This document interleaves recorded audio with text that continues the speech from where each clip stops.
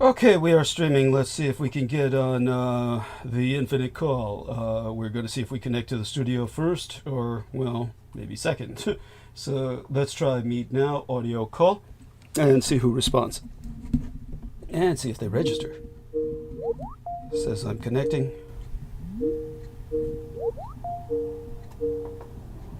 Okay, things look like they're going smoothly as possible.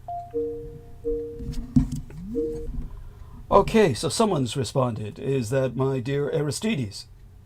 Hello. Oh, good. Let's see if you're registering on the online broadcasting software. Am I registering on the You online are. broadcasting software? You are. Oh, thank goodness. Okay, so welcome aboard as always. And what I'll do is take a short break as soon as we get someone for you to bounce off of. Just simply to take my supplements for the night. Otherwise, I'm pretty much prepared for the evening. T Take Berry says, "Good evening, loud and clear, brother, 100%." And let's hope that he says, "Aristides crystal, diamond symbol." Thank you so much, T Take Berry. We love you dearly. And we love everyone who supports the show. Everybody, welcome back aboard. And I'll let Aristides do the blurb if he's ready. Are you All right. ready? Yeah, I'll get started right away. Okay, great. So, I'll just be here with you. okay. Well, when you arrive, as I just have, please hit the thumbs up upvote right under the program window. It's very important for the algorithm, and that is because there are downvotes placed. You can't see them; they are hidden. They may be placed in numbers or by bots, by those, I guess, Douglas, but that kind of knocks down his ability to be searched and suggested by YouTube's algorithm, and otherwise found. So please hit that right away and make sure hit the subscribe button nearby. Even if you were subscribed before, please do that. That may have become undone for whatever reason. And the notification bell also right next to that, and that puts a little pop-up on your device. It just came up on mine, and I clicked on that, and I got right to the program. So it's handy just to get there on time, even though you should know when it starts, or in the event of a restart or any other unusual occurrence. So please do all that. You do need an account to do these things with YouTube. So if you don't have one, please make one, whatever that takes. It shouldn't be that hard. And then once you do, you can make channels underneath your account. Normally those are for different types of content, but you don't have to put content there. What is cool is they can each do their own uploading. So I've just kind of, and then you can just switch between them real easily. So I just placed a second upvote as one person. You could do similar, and you could even upload some of your own content to your channel that you make. So, yep, please do that, and we will. Let's see, get the PayPal link into the YouTube chat. Help Douglas get a good start on the month with his funds. Thank you. So please contribute if you can. If you cannot find the link, or you're just listening on audio, if you go to PayPal and search Douglas D. Dietrich, all one word, or probably even first and last name, it could probably come up either way. You should be able to find it quite easily, and I believe you do not need a PayPal account to pay through PayPal. You should be able to click somewhere in there and just pay with a credit card, I believe. So please do that, and please also remember, if once the program is not live, after it becomes just a regular video, Douglas will put a pinned comment underneath the program. Those comments are not enabled during the program, separate from the chat window. Please upvote that for similar reasons, so that it doesn't disappear or anything by being potentially downvoted. So please do that. And also at that point, after it's live, if you're listening, you can I still haven't tried to do it on the phone or tried, but on the PC, if you right click on the window at a certain point, it'll pull a timestamp link, and you can refer somebody to a certain point in the program, which is handy. You can also just grab the YouTube link out of the browser bar and save that. That will be the same both during the live and after, and you can share that, record that, what you will, post that, and that will get people there also. So what else do we usually say? That's the main stuff. If you're up to it, please, you can download the episodes of our programs that can do that for you. I think you can maybe do that with YouTube if you pay the YouTube for paid YouTube. It'll let you do that. If not, there are usually free programs to download that will let you do that, and then you could upload them to your own channel. So please consider that if you are capable of doing so. What do we usually cover? Well, I think you're doing a great job. You're very thorough, and I think you've got it down. And I'm, as always, very impressed, and happily so. And thank you so much for doing what you do. Okay, so what I'm going to do is, anything else you can think of at the moment, please go ahead. Troy is here. Oh, is he? Oh, thank you so much, dear Troy. I appreciate you so much. Let me hang out with you for a moment, Troy, and then I'll go take my supplements, and you'll provide me the capacity to do that, the opportunity to do that by maintaining a conversation with Aristides, if you would be so kind. But let's get acquainted with yourself first for our new listeners. Introduce yourself and what you do for a living, and please let people know whatever you feel comfortable sharing, a status report, a situational update. We hope all is well with your family. Oh, all is well. I'm just chilling here. I'm just a regular guy from Florida, just observing the world as I live through it and go through it, and just trying to spread peace and love and some kind of unity, and make people aware and not be afraid of the truth. That's what I like about the discussion. Is open, is free, and right now today is not a whole lot going on in Florida other than I think DeSantis is our governor is trying to audition to be the next Trump, going down and say he's writing a whole bunch of governor executive orders, gubernatorial executive orders, if you will, Yes. to get things done here in Florida. And he's just set up the alligator Alcatraz, which is another nod to Trump. Trump has this obsession with Alcatraz and prisons and what's the one, Guantanamo Bay. He wants to do all that stuff and reopen them and punish people and send them to Hades and whatnot. He wants to. Oh God, we could go on about that for hours, but do continue. Yes, this is all quite alarming. I mean, there's nothing. How would I say it? We can find very dark humor in this, obviously, but this is all. This is people should be outraged. But please continue. Yes, go on. There's no doubt about it. I mean, But by the way, didn't DeSantis already really run for president and fail? Or was I imagining that? He tried last year to see where his mojo was, but most of it takes an 8-year cycle. Everybody just can't burst on the scene like Obama and capture everybody in 3 or 4 years. It usually takes them a couple of cycles.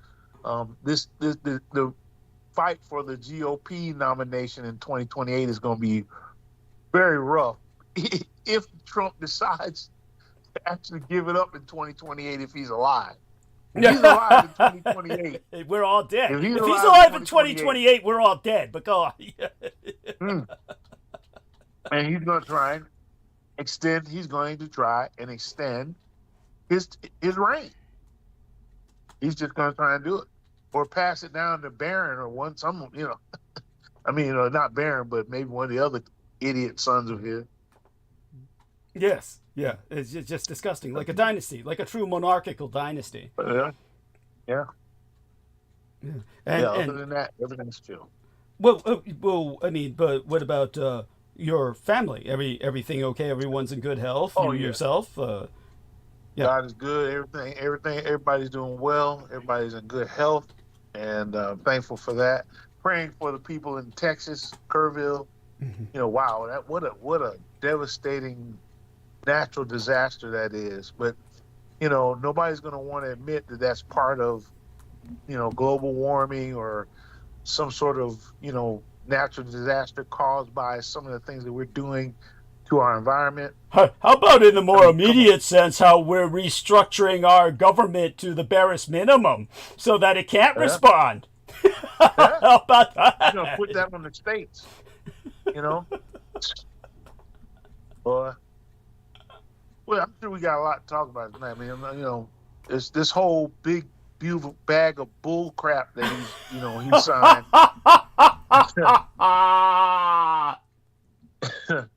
It's really just a backdoor way to try and defund Obamacare.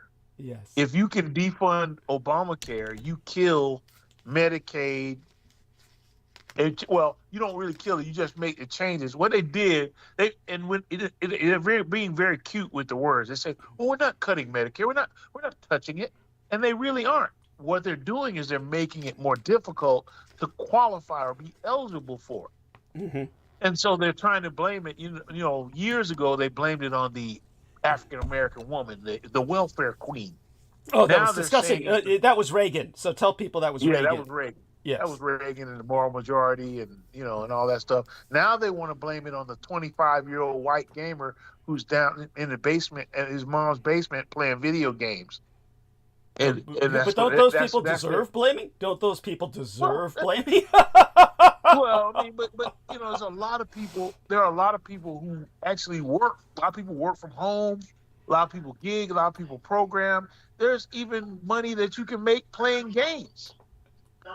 True enough. True enough. But such being said, that's I believe his wife. Well, but it is a way to defund Obama. When John McCain came in and gave the thumbs down on trying to get rid of Obamacare, right? Which is a tremendous plan. Which is actually the crazy. Here's the irony of it all. Still, it was the Republicans' plan. It was Mitt Romney's plan.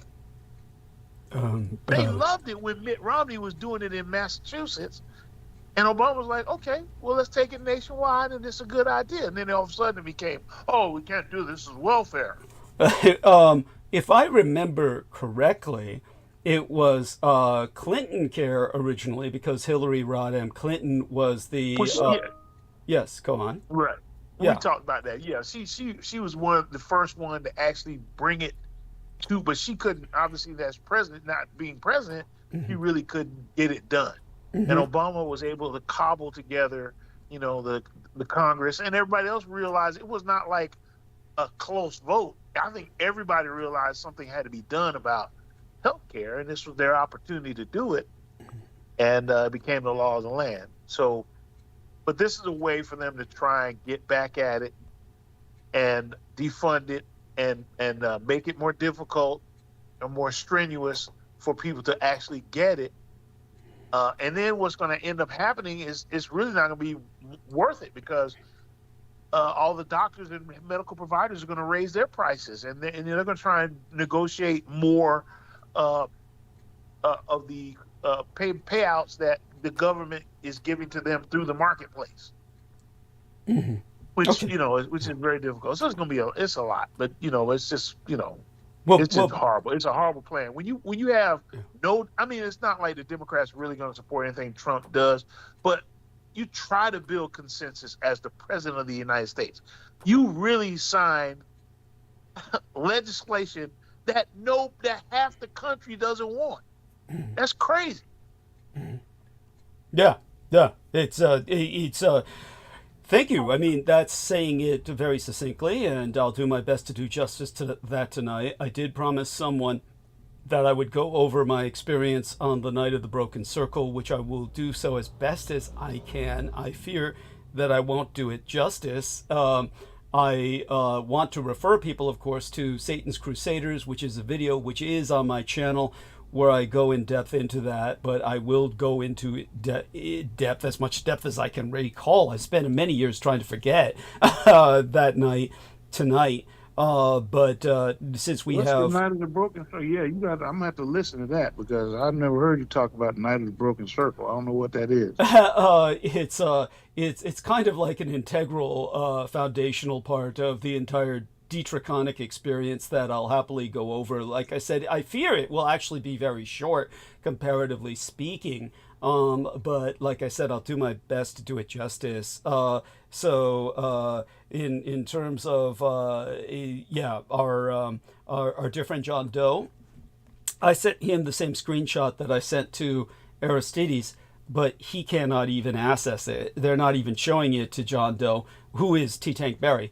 And so I'm glad that Aristides was able to see it. And, it will remain private among Team Dietrich. There's something going on that I'm sharing with them in Troy, which I'll, happily share with you privately as well. It's nothing particularly relevant to our discussion right now, but I certainly consider yourself part of Team Dietrich, Troy, but I try not to burden you with all of the details of the level of harassment that the rest of the team suffers, or certain members of the team.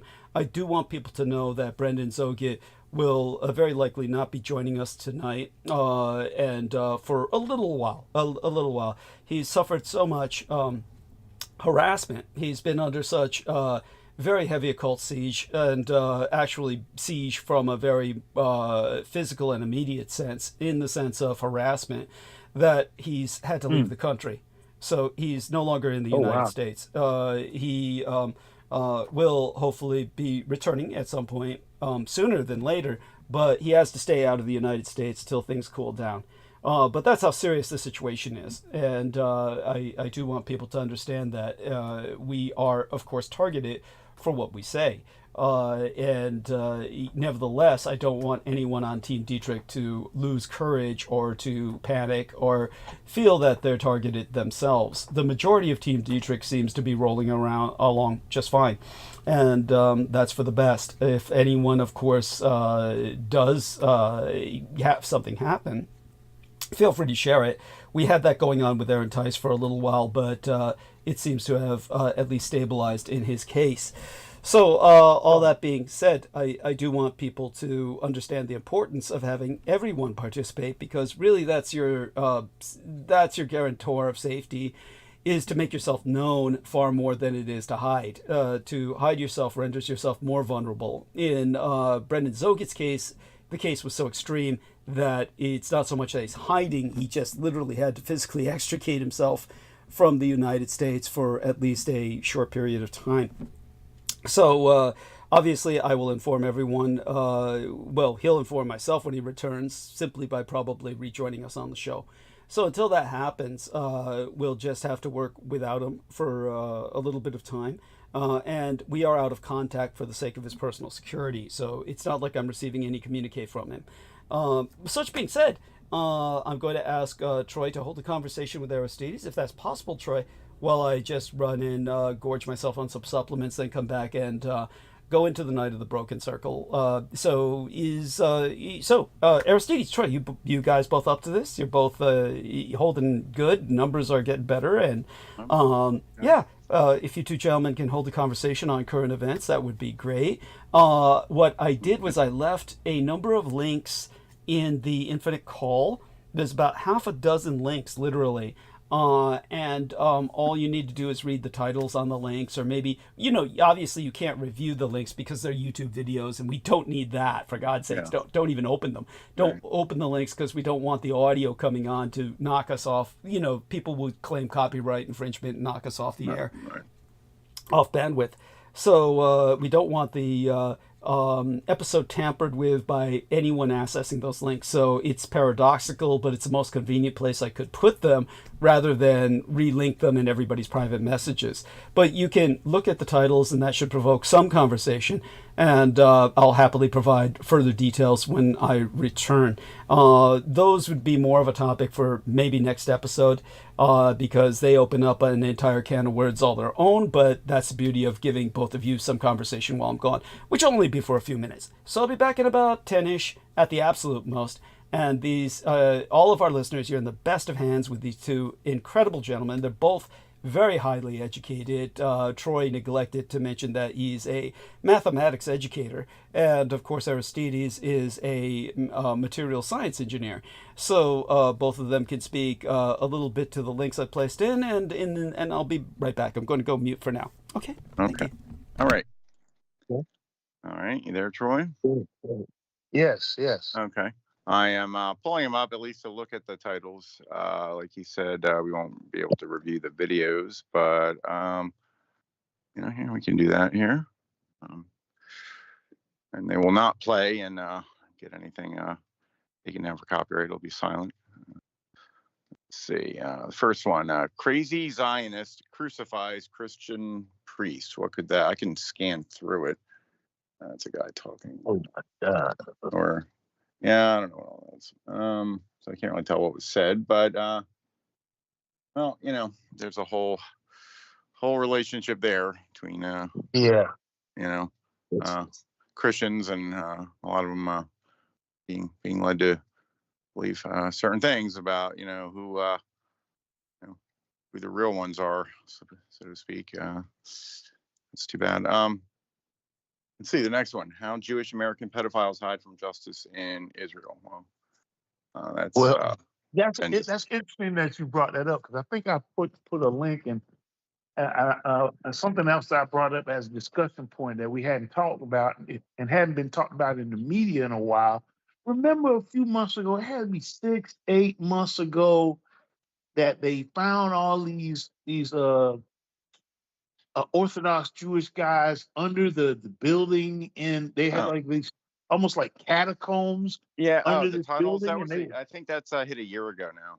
The tunnels. In New York. Yeah. I mean, they just.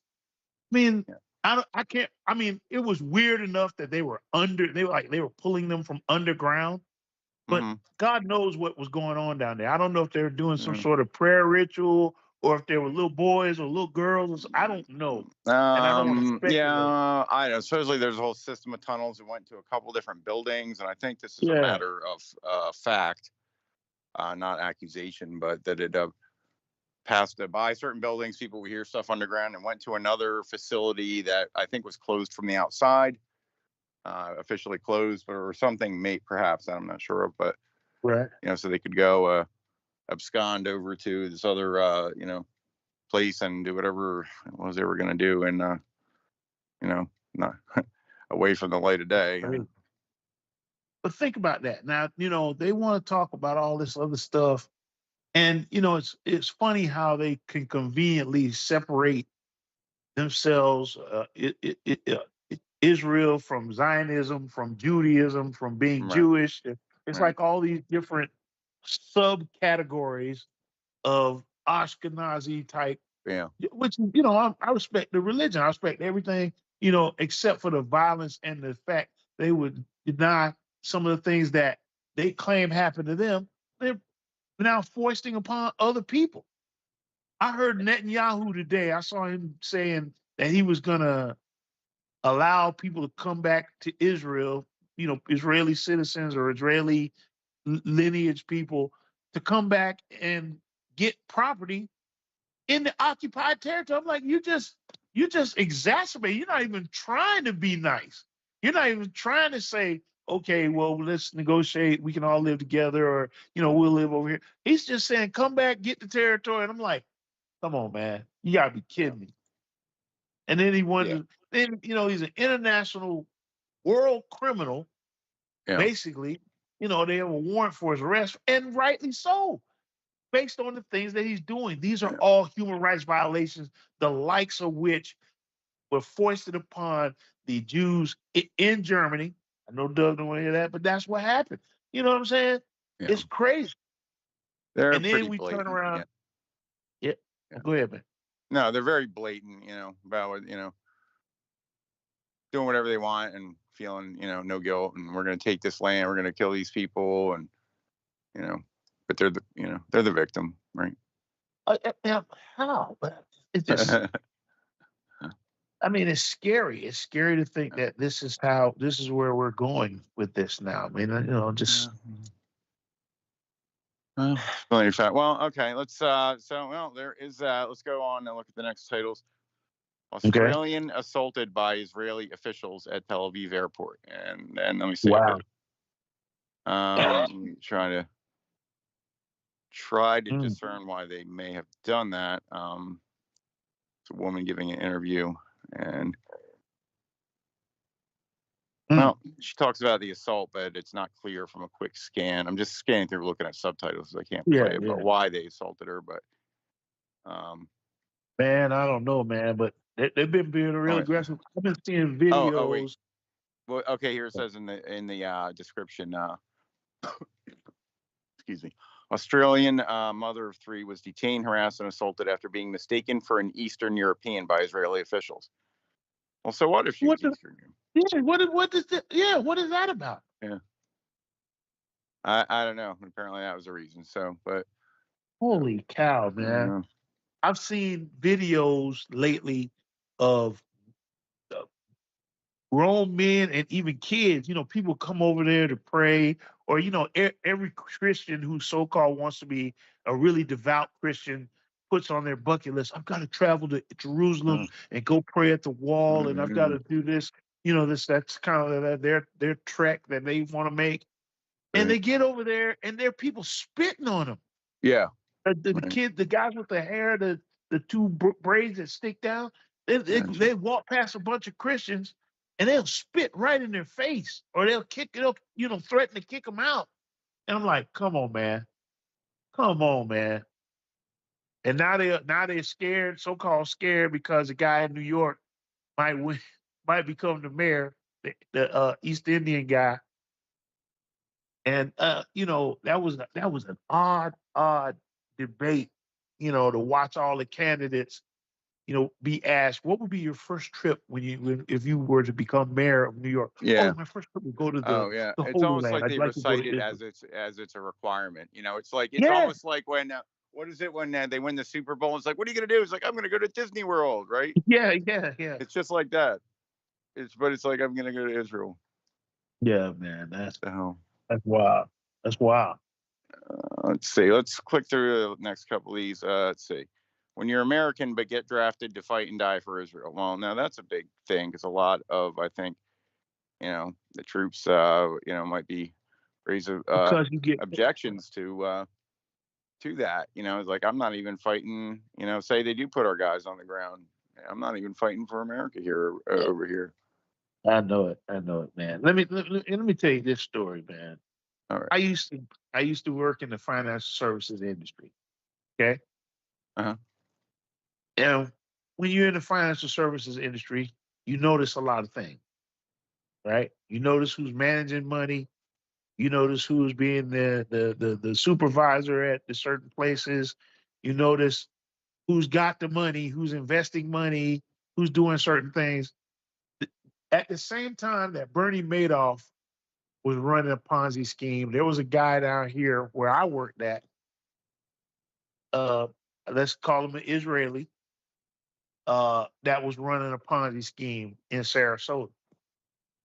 And I went to his place, and I was like, because we were trying to court his business. That was one of my jobs, was to try and get them to do their business through the company I work for.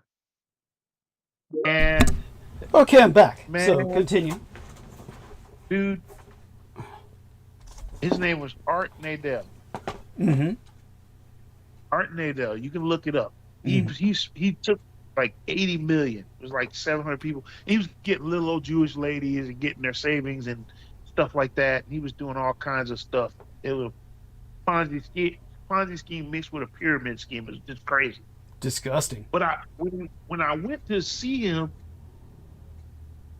I noticed that, there were no FINRA safeguards. I was like, wait, what are y'all doing? You trading what? And you're using what money? I told my boss, I don't think we can do business with them. And like shortly after that, they did that. But the thing that got me was there were a lot of people who had dual citizenship in Israel. And so a lot of people, when I worked in the office that I worked at, you could bring in stock certificates and deposit them into your account. They have a QSIP number, they have, the name on the front and everything. Even bonds. Some people had bond certificates, treasury certificates, triple-E bonds, all kinds of stuff. But I kept getting a rash of people coming in with these, what they call Israeli bonds. So I'm like, okay, there's no CUSIP number on it. How do I handle this?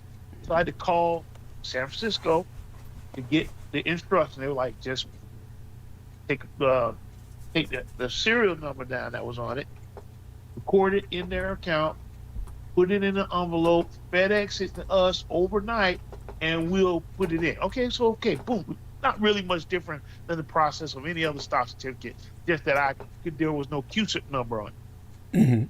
So when you go to the person's account, you could actually usually see the value of that account on that day. If it was a U.S. Treasury bond, it will tell me that the price was 101.5 and the position was worth, $105,000, something like that, or whatever. Mm-hmm. When you go in an account that had Israel bonds, it just said NA. So it had you could not tell the value, and they couldn't tell you the value. I'm still baffled by this. I'd love to find this out. But they literally could make up their own value. This was, to me, the beginning of cryptocurrency. And this was in the 90s. Interesting. They literally could make up their own value. Israel or whoever was running the market there over on the Israeli stock market could determine what the value of those bonds were. Because you could not tell that from the system that we were using, which is covered by the SEC and FINRA. And nobody said anything about it. I was like, this is wild. This, I thought that was the strangest thing, man. Like I said, I've noticed a lot of things. God has blessed me to be privy to a lot of things that I've seen, and I get curious, but I don't question too much. It is what it is. But that was something that really caught my attention. I was like, this is different. Mm-hmm. This is different. And I think that's you got the Sam Bankman-Fried situation. Yes. With the cryptocurrency, and now you got Trump and his sons and son-in-law running the crypto. Yes. Ain't no telling what this thing is, man. I just don't get it. Oh, I've said it before. It's the last bank heist, the last great robbery. They're just going to rob the gold in Fort Knox, essentially. Quite literally, by my analysis. They're going to say that they needed to put a backing behind the crypto. And of course, they're just going to steal it till there's nothing left to steal. They're just stealing everything that's not nailed down. I thought they had done that with the last great bank heist, which was, of course, the bailouts after the crash during the Bush administration, Bush Jr., that is. But Right. They're going to go for everything that's left now. And so when you remember what happened with George Bush Jr., maybe you can describe a little bit about that bailout and just how that was another sign. Honestly, I didn't think there'd be anything left after that. I didn't either. Yeah. That was, you talk about a robbery. Okay, so this is my experience during that time. I was married. Me and my wife had just bought a home. We actually bought her sister's home for less than $100,000. This is in the 90s. Nice home. And so we're sitting around, and we get something in the mail that says, refinance your house. Your home is worth $350,000. We're like, holy shit. We just came up. The house is paid for itself. So we went to our bank and we took out a line of credit. We tried to be smart about it, and which we were. We took out a line of credit, but it was based on the value of the house at that time. Mm-hmm. So at that time, we had owned the house maybe about 10 years, and we're thinking, man, this was a super windfall. It's a nice house. It was a nice neighborhood. We had great neighbors. And so 6 months in, everybody in Florida, especially down this way, started trying to do fix and flips, or buy a house and flip it immediately. To sell it, buy a house for a little bit in a new neighborhood that was coming up and turn around and sell it. And they were getting all this, very, very enticing financing to do it. And man, when the market crashed, basically that was designed to put more cash into circulation, because what people do when they get cash, they spend it. If Oh yeah. you know, if I had taken all that money out, I would have bought my, just thinking, oh, the world is going up, everything's going up. Home prices are not supposed to fluctuate like that. I don't know who was in charge of the appraisals, but if a house that is really less than $100,000 in value when you buy it ends up in 3 or 4 years being worth $300,000 or more, somebody's doing something wrong. And then like right after we did the financing, like 6 months later, they told us that our house was back under 100,000. I'm like, come on, man.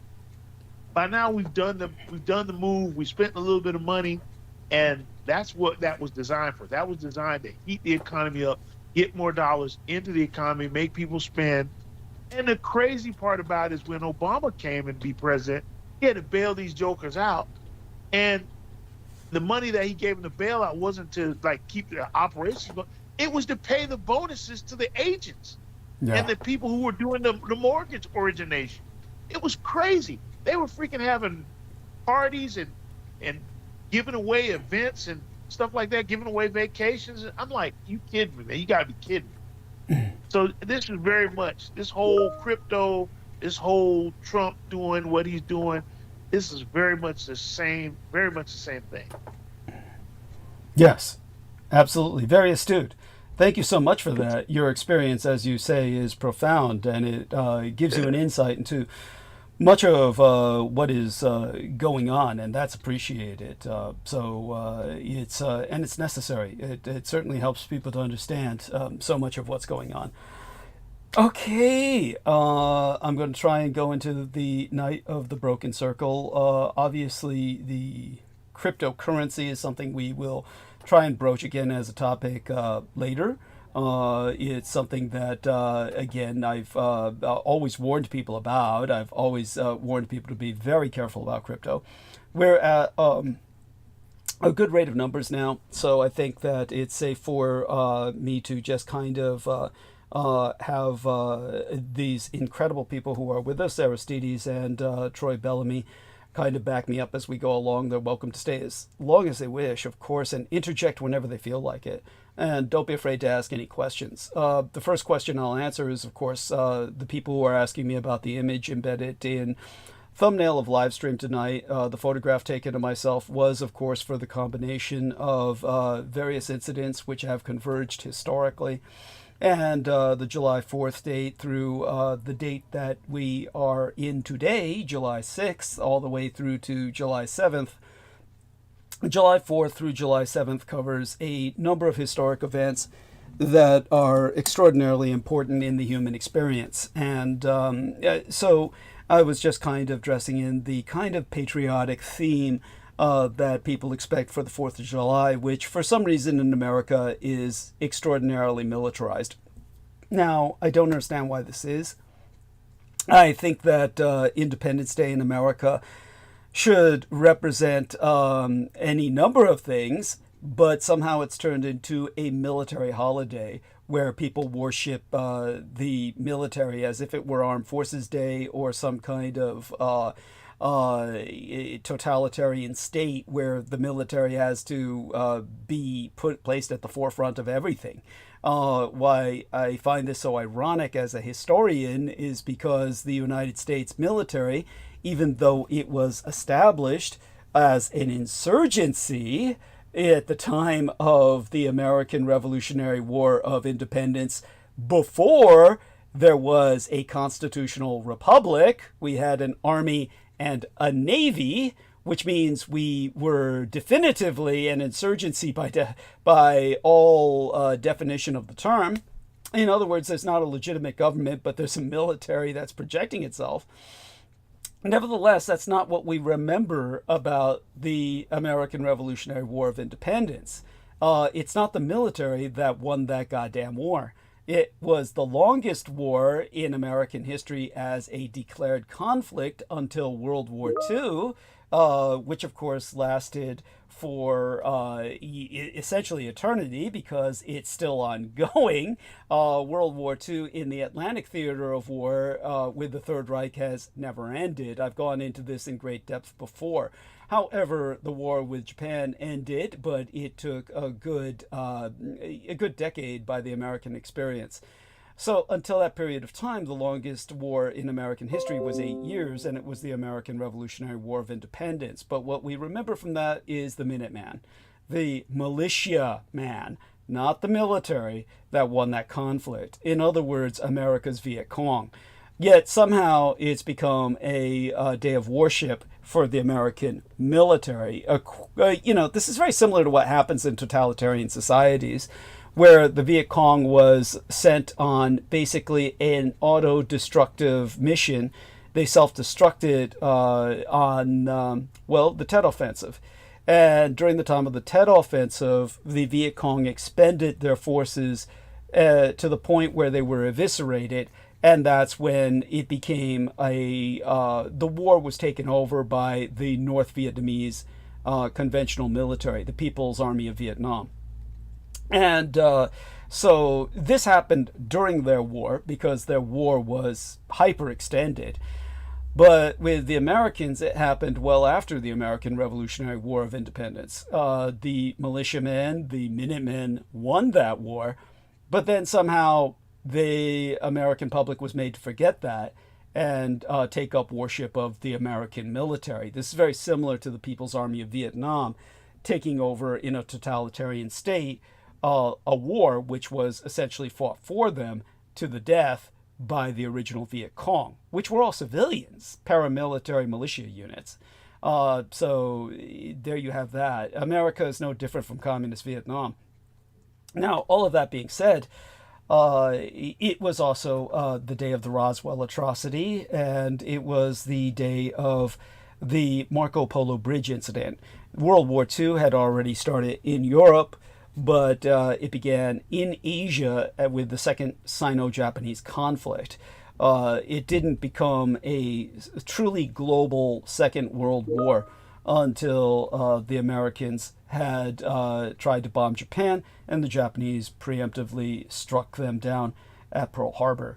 And, of course, struck down their preparations for war in the Philippines, where they were going to bomb my Taiwan, which was part of Japan at that time, from out of the Philippines. And the Japanese, of course, devastated Clark Airfield, and they devastated all of the planes that were on the ground, and altogether wiped out MacArthur's plans to bomb Taiwan. So he was stuck there in the Philippines and ultimately had to escape on a PT boat. All right, all of that having been said, it gives us some perspective on the number of things that happened. I do bring people's attention, I don't think anyone's noticed it, to the fact that I'm really not wearing anything beneath my jacket or my sword belt. I actually have a bare shaven leg that's barely in the photograph. Obviously, we didn't want to put the uncensored photograph, the lower half of it, into the thumbnail. That photograph remains, of course, clipped for the sake of public viewing. But actually, my son taking that photograph, he's very comfortable with myself physically, of course, because he was once a female that, of course, he and I were intimate before he had his sex change. So, yeah, my shaven leg is barely in that photograph. You can see my hand draped over it, which is something I'm sure if I didn't tell anyone, they probably otherwise would not have noticed. Okay, all that being said and qualified, hopefully people have a better understanding of the importance of today. We can always return to that subject. And in the meantime, let's go over the Night of the Broken Circle, and then I'll go into more conventional analysis of what's going on in the world around us, which, as Troy Bellamy said earlier, is so monumental that it's as always, there's just simply too much to talk about. I will concentrate on the domestic tonight, but obviously a little bit of the world affairs is going to trickle in because that's inescapable. We might spend more of Wednesday talking about some of these links that I've provided in the Infinite Call, and hopefully people will have reviewed them by Wednesday. And they're all quite important, and they all add a perspective on a topic which bears going into because it's impacting all of us, whether we want it to or not. Okay, so that having been said, let's start with the night of the broken circle, when I used to work at the Presidio military base as a librarian. I started off, of course, with the position of librarian's aide, and then worked my way into the position of military reference technician. Now, these titles do exist. They are something that were my position was nevertheless very rarefied. It was exceptional because I was carrying on responsibilities that were well beyond my scope of security clearance. And this is because the people with the higher level security clearances were not doing any work, which is unfortunately the case in the United States government. The majority of people do absolutely nothing. And unfortunately, they're still paid to do nothing. So it just goes on. And nothing that Elon Musk has done has put a stop to any of that, because he's attacking all of the wrong places in the U.S. government. He didn't dare to touch the military. He didn't dare to touch the Department of Defense. He didn't dare to touch what needs to be touched. Instead, he took the lowest hanging fruit and essentially declared war on grandma. Well, war which is continuing to be carried out by the Republicans through their one big beautiful bill, which we will get back to. All of that is to put into perspective the corruption of the government. And when it came to the Department of Defense in particular, remember that is a civilian bureaucracy. So I was working for a civilian bureaucracy on a military base. And the end result was that I was told by a bunch of lazy, corrupt, often drug-altered people, people who were engaging in narcotics abuse, or people who were engaging in rampant alcoholism. All of this sometimes impacted people's ability to work to the point where they couldn't do anything. There was also the factor of age. Many of what we call the Carnegie ladies, very old ladies that were so elderly they suffered from Parkinson's symptoms. They could not even commit themselves to data entry. They couldn't type, they couldn't keyboard, and as a result, they couldn't do anything. Of course, we tried to get them to contribute because they refused to retire. So the best way we could get them to contribute was to have them read stories to the children in the children's room. We were able to get them to serve as kind of a tripwire towards the predatory military service personnel who were using the library and trying to take advantage of their ability to access the library to break into the children's room and of course assault the children, sexually assault the children. That was already going on well, shall we say, commonly enough at the Presidio daycare center. Now, if our friend Aaron Tice were to join us on bandwidth, which he cannot because he's on vacation with family right now for the holidays, he would confirm the fact that I took him into the library, which is something I was unable to do with any visitor that I've given a tour of the Presidio before. I was unable to bring them into the library, but I brought Aaron Tice into the library and showed him the children's room, the military room, which was exclusively military materials that were inaccessible to anyone beneath the rank of a commissioned officer, or of course staff such as myself. And aside from that, I showed him what I was able to show everyone else, the daycare center, and of course that was where all the children were truly assaulted on a daily basis. So I've gone quite in depth into the horrors of this before, and it's amidst of the context of all of those horrors that the night of the broken circle took place. Now bear in mind that in order to put this into perspective, because it's otherwise not going to make sense, there won't be context to it. And people just don't have an understanding of how something like this could be happening, or what would motivate American commissioned officers to behave in such a manner, until they understand that you really have to realize that during the Vietnam War, and you take a look at the number of names that are on the wall, and you aren't even going to find that many names on the Vietnam Wall's War Memorial, which, of course, for those of you who do not know, was designed by a half-sister of mine, Maya Yin Lin. And she has my name, my family name. My family Chinese surname is Lin. So it's always presented in China, surname first, family name first. So in Chinese, my name is Lin Yiping. The woman who designed, as an architect, the Vietnam Memorial Wall is Lin Maya Yin. And she, of course, has received nothing but grief ever since. Terrorist threats to the point where she's gone into hiding for the rest of her life. You have never heard of Lin Maya Yin after she built the Vietnam Memorial Wall, even though she dedicated herself to some other architectural projects. She ultimately had to withdraw from public life completely because of the constant death threats, rape threats, bomb threats, because they hate her because they say, oh, the Vietnam Memorial Wall should never have been built by, quote unquote, the enemy. It is a gook, or as she's called, by the Americans. So her life was made a sheer hell by simply providing a wall, your wailing wall, for all of your fucked up, cowardly American veterans who I don't give a shit about.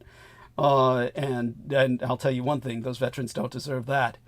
And they certainly showed no appreciation for it. All they did was attack my half-sister thereafter, to the point where she was forced to retreat from public life. So when you take a look at the number of names on the Vietnam Memorial Wall, which we can easily look up, and it gives you an example for the situation again and why nobody understands it, because here we are. We've got 58,320 service members who died in the Vietnam War or were listed missing in action as of 2017. When the memorial was dedicated in 1982, it originally listed 57,939 names. Since then, 379 names have been added to the wall to correct errors or omissions. And believe me, it's done nothing to help. In all of those corrections and all of those errors, there is only one American woman whose name is listed on that goddamn wall. And she's an individual who was a nurse who was killed in Vietnam. But therein lies the rub. They only count people who died in Vietnam on that wall. Now, many people who were injured in Vietnam were medevaced, meaning they were flown out of Vietnam to Hawaii or Thailand, which was if they were in very precarious condition and they needed in-depth surgery away from the front lines. They were often flown to Thailand, which was much closer than Hawaii. And many of these people, of course, died en route. Wherever they were flown, many of them wouldn't make it there. Many of them died under surgery thereafter. Those people do not have their name on the wall. So there is when you had well over 1 million men in country in 1968, at the height of the Vietnam War, at the time of the Tet Offensive, when they obliterated the Viet Cong attack, and the PAVN, or the People's Army of Vietnam, took over, you've got all kinds of men who should have been on that wall, but their names will never be on that wall because they limit to people who died in country. To give you an example of how extreme this is, the number of women who died in Vietnam is orders of magnitude beyond that one woman whose name is on the wall. We had the nurses the female volunteers, the school teachers, government employees who were all on Operation Baby Lift, involved with Operation Baby Lift, where they were helping babies evacuate from Vietnam. And then the plane was blown up with hundreds of babies on board, and over 30 women died. Over 30. None of their names are on the wall. And when I presented this to an idiot one time on one of my interviews, he said, well, that was 1975, and Nixon had Vietnamized the war by 1973. And of course, my response is, what kind of logic is that? It's an undeclared conflict. It was technically never a war, so technically there shouldn't even be a goddamn memorial wall. So with that kind of reason, you're going to go into gradations of an illegal conflict? An undeclared war to claim that after a certain year you arbitrarily say that, oh, the women all died in this year when Nixon Vietnamized the war. It was 2 years later, so they shouldn't go on the wall. So if you add that the number of women who worked with the CIA, Asian American women who were spies, who got captured by the Viet Cong or the Vietnamese regular forces and tortured to death, or you add to that the American nurses who were murdered or raped in country, one of them including a reporter, and I knew the man who raped and killed her. All of this goes on to compound the numbers of women whose names should be on the wall by orders of magnitude. And think of, if that many women, something like 100 more women's names should be on that wall than are on that wall. Multiply the number of American male names that are on that wall by 100 and think of how big that wall should be. It should be about the size of the Great Wall of fucking China by now. But that's how little you know about your war. That's how little you know about history. And one of the things you don't know is was that it was the most dangerous war in all of human history for officers. Now, officers, as I've pointed out many a time, do not normally carry weapons of war. They carry what you would call a self-defense weapon. They literally are incapable of taking war to the enemy on a physical level. They're not armed with machine guns. Not normally. They can always pick one up in combat, and oftentimes they will avail themselves of such a weapon, mostly to defend themselves from their own troops. But otherwise, what an officer has is a weapon of either self-defense or execution, a handgun or a pistol. You can take a look at your toy soldiers to confirm this. The officer is easily discernible by being the man with the handgun, as opposed to all the troops who have machine guns or rifles or various other weapons of war, such as mortars, rocket launchers, etc. Now, the reason that he carries a handgun is to defend himself from his own troops and also to execute them if they don't obey his orders, to execute them if they don't advance. His job is to shoot them from behind. In other words, if the enemy doesn't get you, I sure as hell will. That's the whole point of an officer. He is there to kill his men so that they are forced to be more afraid of him than they are of the enemy. Otherwise, nothing's going to get done. Well, in Vietnam, all that calculus was reversed. You had 20,000 officer fraggings in Vietnam. 20,000. The entire officer corps, in effect, was wiped out. And entire units refused to advance, leaving Nixon no choice but to Vietnamize the war. He was giving orders to advance, and nobody moved. He asked, why isn't anybody moving? Well, Mr. President, all the officers are dead. How'd this happen? How did the Vietnamese do this? Oh, the Vietnamese didn't do it, sir. Their own troops have killed them all. So the officers' corps was wiped out and replaced. Now, throughout this period of time, they were replaced by officers who had become a part of a new officer cult. Officers who had been converted to Satanism. All of the officers that were killed were Christian, and all of the officers that replaced them were satanic, literally satanic. It was during the Vietnam War that Michael Aquino was entranced by the Jewish magus Anton Szandor LaVey, a satanic Jew who took Ayn Rand's Jewish atheistic capitalism and added magical rote to the philosophy, enabling you to realize your capitalistic aggrandizement by ritual magic. It's an atheistic religion in which you realize yourself as Satan through a form of deistic practice. Buddhism is very similar in that it's an atheistic religion. Originally, as incepted in India, Buddha never intended himself to be worshipped as a god. That happened as the religion migrated across Asia. The end result was it became something very different from its inception point. When it came to the Satanism of Magus Anton LaVey, it was the same.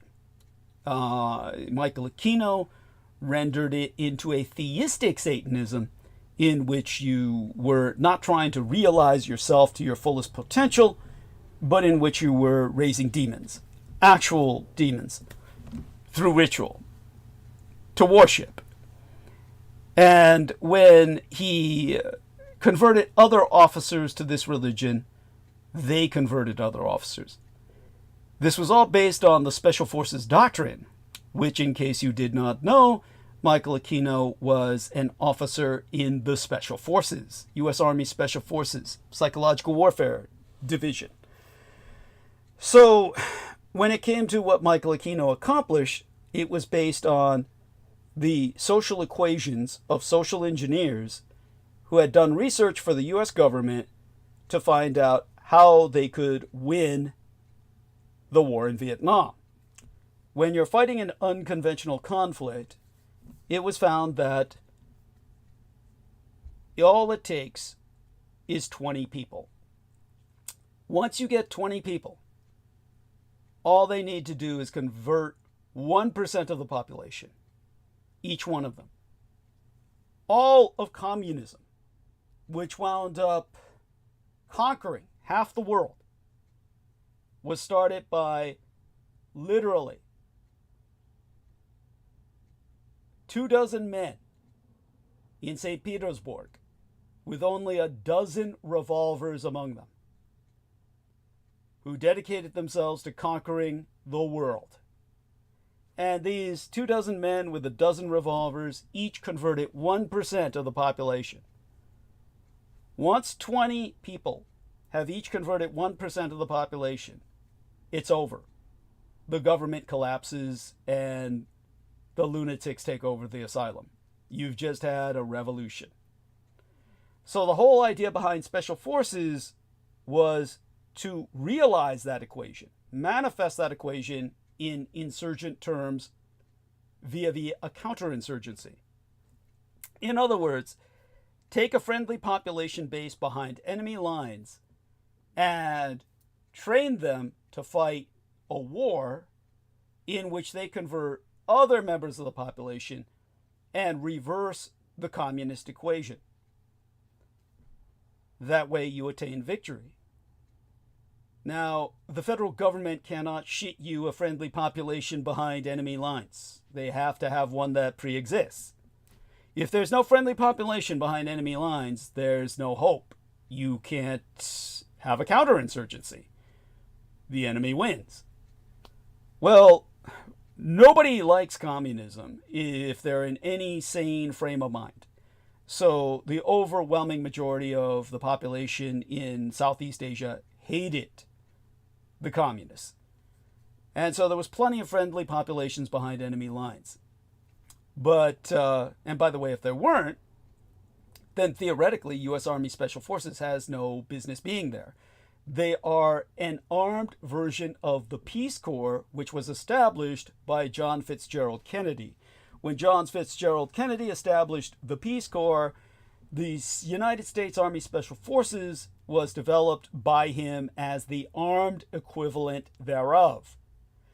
So if there's no friendly population to train, to vaccinate, to socially engineer into using American latrines and refertilizing their crops using something other than night soil or human shit, to deliver babies, to do all kinds of shit to make their lives an improved, higher quality of being so that they realize there's something else to live for besides communism, then there's no one to, well, if there's no one to do that to, there's no point in deploying the Special Forces.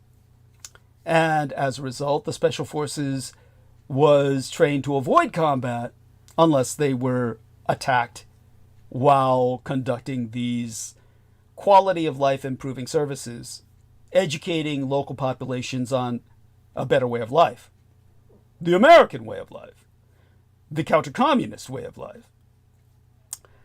Now, Michael Aquino took advantage of that, and he used the social engineering equation to take over the United States Army. He wrote the Chaplain's Handbook. I mean, the Chaplain's Handbook, the fucking handbook, the Bible of all your armed services. In other words, every chaplain in the United States military, every chaplain in the Marine Corps, every chaplain in the United States Air Force, every chaplain in the Coast Guard, every chaplain in the Army and the National Guard, any chaplain in the military at that point, and ever since, has been using the handbook written by Michael Aquino on their chaplaincy.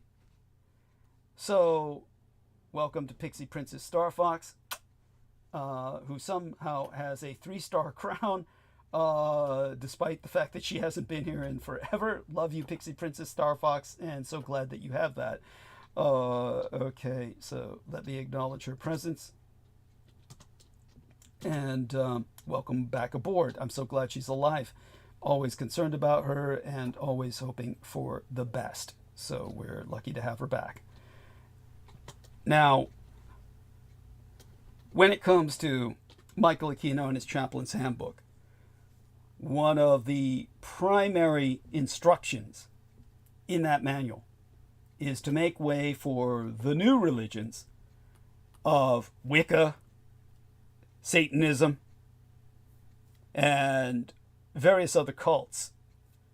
In fact, the orders are very specific in the Chaplain's Handbook that any rabbi, any deacon, any priest has to step back and stand down whenever a chaplain of Satanism appears on the scene. In other words, the official religion of the entire United States military, all branches of service, is Satanism. And all other chaplains are just window dressing.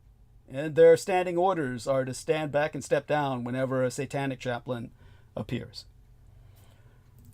Now, for those of you who don't believe this, I've always recommended a video called The Dark Side of Aldura, which should still be on YouTube. I'll look it up right now, see if I can find it.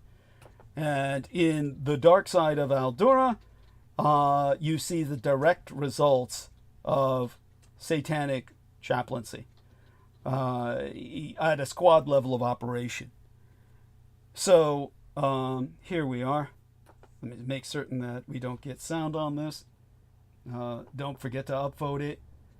And what we're going to do is get the share. And I'll put this inside of our text box and our chat room.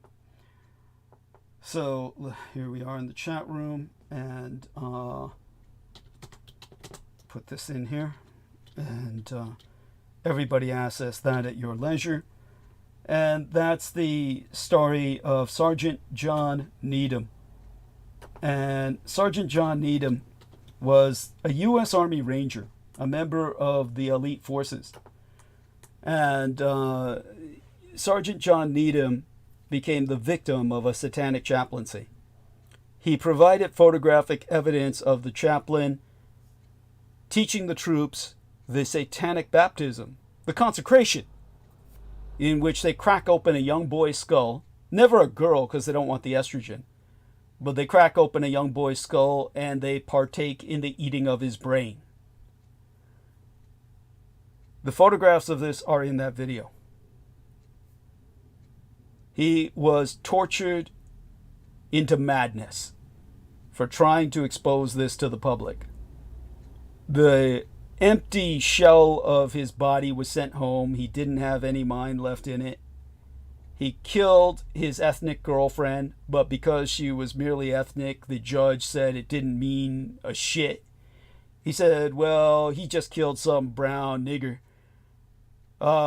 We just want to make sure he doesn't do this to any white woman. So he let him go without charges, without any punishment, without any repercussions, into the care of his father. And while he was in the care of his father, he died. Just like that. They were walking along a beach and like somebody flipped a switch. He just dropped and died. And of course, there were plenty of Satanists in the military who took credit for that, saying that that was an occult assault. Now, I've personally seen occult assaults that work that efficaciously. Yes, you can be killed from a distance without weapons. And that'll take us towards the night of the broken circle in effect. When it comes to myself, it's because of the night of the broken circle I cannot be taken out like that. So there's advantages to everything, I suppose. But before the night of the broken circle, I was vulnerable, but at the same time, I was considered to be the heir apparent of Michael Aquino's Temple of Set. And I want to thank our dear friend T. Tank Berry for bringing up further links concerning the dark side of Aldura. It opens up with Dick Cheney saying how we have to go to the dark side. And now, when it came to one of the long-distance assassinations that I was witness to, an occult assassination, it was not the night of the broken circle. It was beforehand. And it was one of those instances where I witnessed the true power of the occult. It's important to remember that after Vietnam, you had a satanic officered military. The chaplain's handbook was satanic. The instructions were universal, that the satanic chaplains took precedence over all other chaplains. The satanic chaplaincy became pervasive enough where all the soldiers were effectively satanically serviced, consuled. And as a result, your entire army is seething with baby raping Satanists, as is evidenced by the dark side of Aldura as but one example of an evidence leak. Now, it's in this environment where I worked, to the point where I worked with serial killers. Michael Aquino boasted about how he had established a little league of serial killers in the state of California. And, of course, this included the Zodiac Killer. It included the Golden State Killer. It included, of course, the Night Stalker. And the most egregious examples were how the Zodiac Killer went around killing women dressed in full combat uniform, right down to the point where the footprints he left in the ground were United States Army combat issued boots, the easily identifiable by their sole print. And the Golden State Killer, Joseph James D'Angelo, just a case study in the creation of a serial killer. And the kind of man who got away with it because of his U.S. Army background. He was the product of a MK Ultra program that rendered him what he was. He was a former police officer, a mechanic who served in the U.S. Navy during the Vietnam War, was finally identified as the serial rapist and killer who terrorized California for decades. He was busted for a total of 12 counts of murder, but they know he was responsible for hundreds more. And he was produced because when he was 9 years old on a U.S. military base in Germany, 2 officers took his 7-year-old sister away from him and raped her in front of his eyes and said, "This is what you're going to be doing the rest of your life." At which point he did so. And this is the horror, is that he created like an entire second family in which to do this. He ended up in South Korea, had another set of kids given the same name as his first 3 children: Rebecca, Joseph Jr., Constance. Rather, I mean to say his father did this. His father was an Air Force officer, which is why he grew up on an Air Force base, where 2 other officers raped his sister in front of his eyes. And his sister was, of course, Rebecca. He was Joseph Jr. And the other sister was Constance, who he himself attacked as he got into the age of spewing his own seminal fluids everywhere. And the exact same thing happened to his half-brothers and sisters in Korea. By the way, Troy says, "I'm going to listen on YouTube. Great show. Good night, Aristides, Holly, and Doug." Oh, yes. Thank you for bringing to my attention that Holly's here. Say good morning to everyone, or good night if you would be so kind, Troy. And then I'll get back into narrative. Good night, Troy. Good night, everybody. Good night, Good Troy. to hear your voice. Always. Great show. Listening. Always a pleasure. Yeah. Always my pleasure. Talk to you guys a little bit later. I'll be listening. Thank you. Okay. Appreciate that, Troy. Okay. Love you dearly and share that love with your family. So his father set up this other family of hybrids, half Korean, half white, gave them the same names as kids in the United States. Same pattern over again, produced by the same man.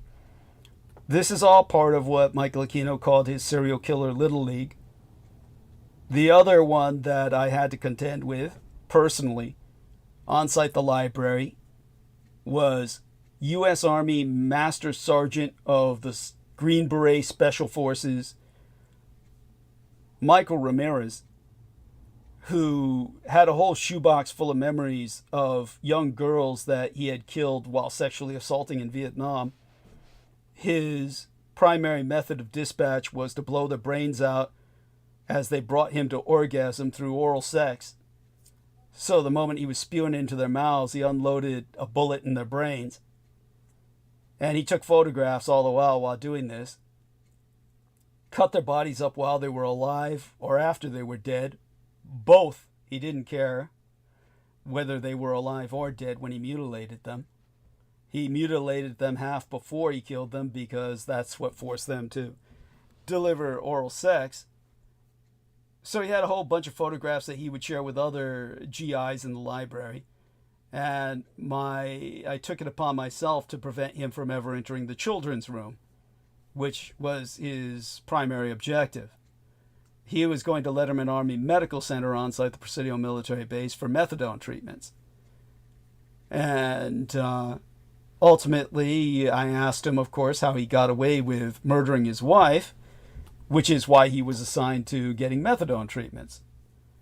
And for those of you who don't know, GIs are almost always let off for murder. They just kill their families, they kill their girlfriends, And they pull the same bullshit about, oh, I'm so post-traumatically stress disordered, I'm a, and then the judge just goes, oh, pity, pity, and lets them go. And in his case, the sentence he got was being sentenced to methadone treatments. And while he was getting treated at Letterman Army Medical Center, and I once confronted him about how did you get away with killing your wife? It wasn't even so much that question I presented him with, because they always get away with it. I asked him instead, was how did they even find out? Because most of these GIs get away with it and nobody reports it. Everyone's too scared around them, and everybody worships the military and thinks, oh, they're just, post-traumatically stress disordered. Let them kill whoever they want. That's how fucked up Americans are and how brainwashed they are into worshiping their fucked up satanic military. So when it came to his case, he said the only reason that he was found out was because he killed his wife in front of his nephew. But his nephew became addicted to violent sex after that, because he shared with his nephew all of those photographs before he killed his wife in front of him, of his raping and killing young girls in Vietnam. And he said his nephew used to take those to the cemetery and jack off. And when I asked him who his nephew was, well, it turned out that was Richard Ramirez, the California Night Stalker. So I'm happy to report that ultimately Master Sergeant Michael Ramirez of the United States Army Green Beret Special Forces, just like Michael Aquino was a commanding officer in the U.S. Army Special Forces. Just understand that your special forces are not John Wayne. They're a bunch of baby raping Satanists. At any rate, I'm happy to report Michael Ramirez ultimately died of a heroin overdose. All that being said, his brother went on to do his damage and got me, indirectly, the job at the Presidio military base. In a sense, actually, it was Dan White that did that. Dan White blew away Mayor Moscone and Harvey Milk at City Hall. He pushed to the ground their lap secretary, which was just basically the woman who was on the payroll working at City Hall, named Leanne Prifty, who was giving him blowjobs under the desk. Well, she was giving blowjobs to George Moscone, the mayor of San Francisco. Harvey Milk was flaming gay. But when Dan White came in to blow them both away, he pushed her to the ground and said, I'm too much of a gentleman to kill a lady. I'm here for the men, and took them out. She got fired immediately because, without ever being elected, the Jewess, Dianne Feinstein, became mayor by secession. So without an election, by assassination, the Jewess mayoress, Dianne Feinstein, entered the scene and fired Leanne Prifty. She wound up working at the John O'Connell Vocational Institute, where I attended school, a vocational school as opposed to high school. And she talked me into getting a summer job at the Presidio military base, because she was working with the State Department at the time, and because she spoke Shqiptari, the Albanian language, she was being used by Radio Free Liberty, Radio Free Europe to broadcast American propaganda behind the Iron Curtain into the North Korea of Europe, Albania, and in the Shqiptari language, of course. But because of her connections with the U.S. government, she helped me get a job in the library. And after I got a job there, one of the first things that I became aware of was all of the occult materials that were being stored at the Presidio military base library in refrigerated safes and other safekeeping places that we had for them. Now, the reason for this was because when you're ordering occult grimoires bound in human leather, written in human blood, all of these very ancient tomes, texts from all parts of the world, you're ordering them from museums, from universities, from various private collections sometimes, private libraries sometimes. that were willing or contracted by the U.S. government, willing to work with the U.S. government for quote-unquote national security purposes, none of this could be taken home. It all had to be stored on site, the library itself, which is why many of the spells were conducted at the library. Many of the occult rituals were performed at the library. And when it came to Michael Aquino, I got to know him while I was still a librarian's aide, tasked with collating and destroying documents I did not have any security clearance to even handle. So when I was working there as a young man at the age of 16 and first encountered Michael Aquino, I was working with the incinerators. And the incinerators were heavy duty, like the kind you have at Langley, Virginia today. They could handle human coffins if need be. Now, the document cases were the size of human children's coffins, and especially the older ones, which were literally wooden lock boxes. And my job was to collate the documents, destroy them if they fit into the category of documents destruction, usually based simply on an expiration date. And by the way, oh, here we are. All right, U.S. Army, Vietnam, Miguel Angel Valles. Okay, thank you for that. This is from El Paso, man charged after wife shot. Thank you. Yes, this brings up my point from our dear friend T-Tank Berry. And so thank you for that. Now, when it comes to, again, what I was working with at the library, while I was working with this responsibility, dealing with documents I didn't even have the security clearance to legally handle, all because the people who were supposed to be doing this weren't doing any of the heavy lifting or any of the incinerator work. It was very dangerous work. A man had died while working with the incinerator. He was someone who, of course, showed up to work pig-faced drunk, as people often did, and was trying to work with the incinerator in that condition. And my impression was, from what I learned about him, he had so much alcohol constantly saturating his clothes that it probably added to his flammability.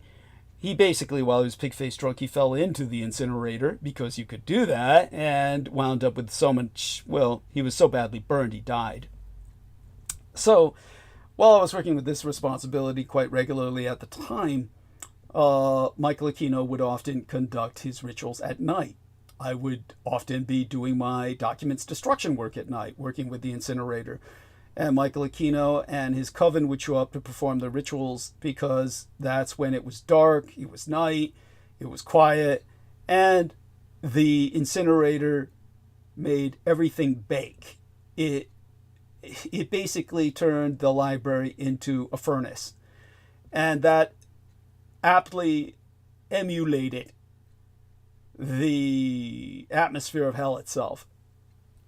So there was a particular charm in it for Michael Aquino and his coven. And they would arrive in their satanic cloaks naked, a detail I've never brought up before for some reason. But they were naked under their black robes. I was made aware of this by their flashing each other and myself. And the end result was one night when they conducted an assassination based on remote occult summoning. They summoned the angel of death itself. They had before them a wax hand, which they had imbued with the fingerprints that they had captured of their target.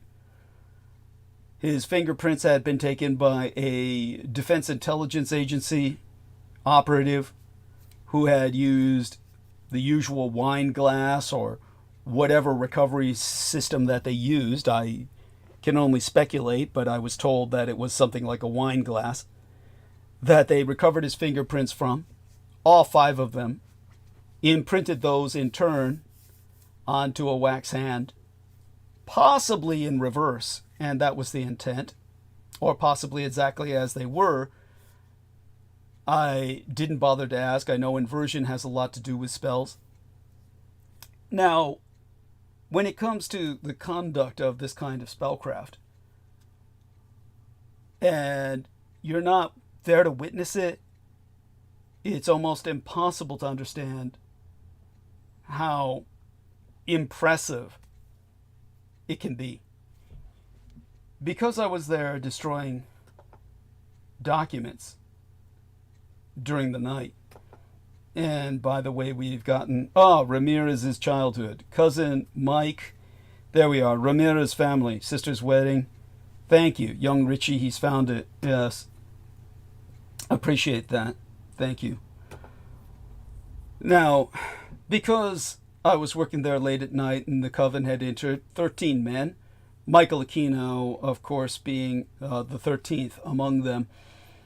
He was someone who basically ran the show. He was someone who had the commanding presence to maintain everybody in line and keep them from getting too giggly, so to speak, and keep them from drinking before the spell.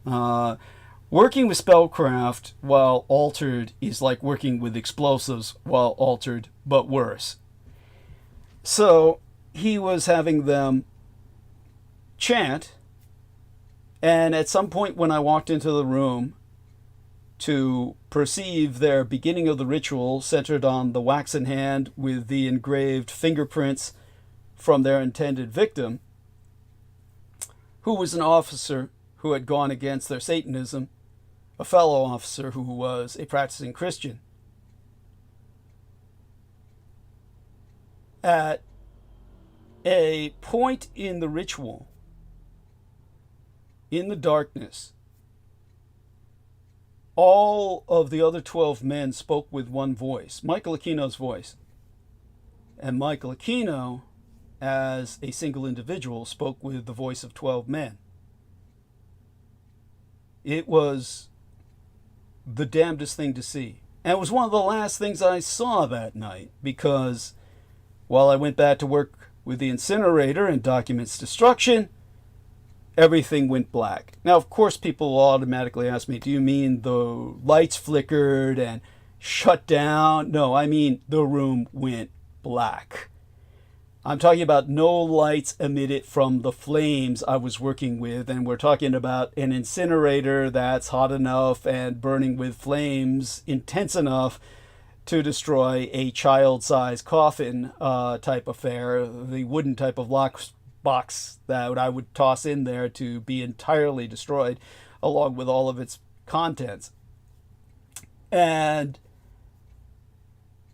the heat was still emitting from the flames that night, but not the light.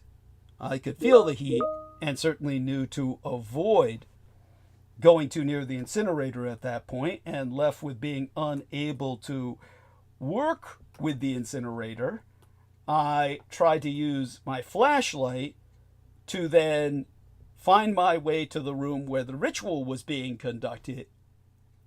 And I had to ultimately rely on my ears and follow the chanting, because none of the light from the flashlight could pierce the darkness. In other words, the lights did not flicker out. A blackness had enveloped the interior of the library. A blackness that was pitch itself. It was beyond the night. It was true blackness. Was the environment of the library that night. It was, their light could not pierce it. Those of the fluorescence overhead, those of my flashlight, those of the flames in the incinerator. When I followed the chanting to the room where the ritual was being conducted, they came to a conclusion, and they received a telephone call. We were still using landlines in those days. Michael Aquino he had placed himself in his position near a landline for that very reason, near a phone. He picked it up and received the news that their victim had died that the summoning of the Angel of Death had been a success. All of this was just a prelude to the Night of the Broken Circle, in which,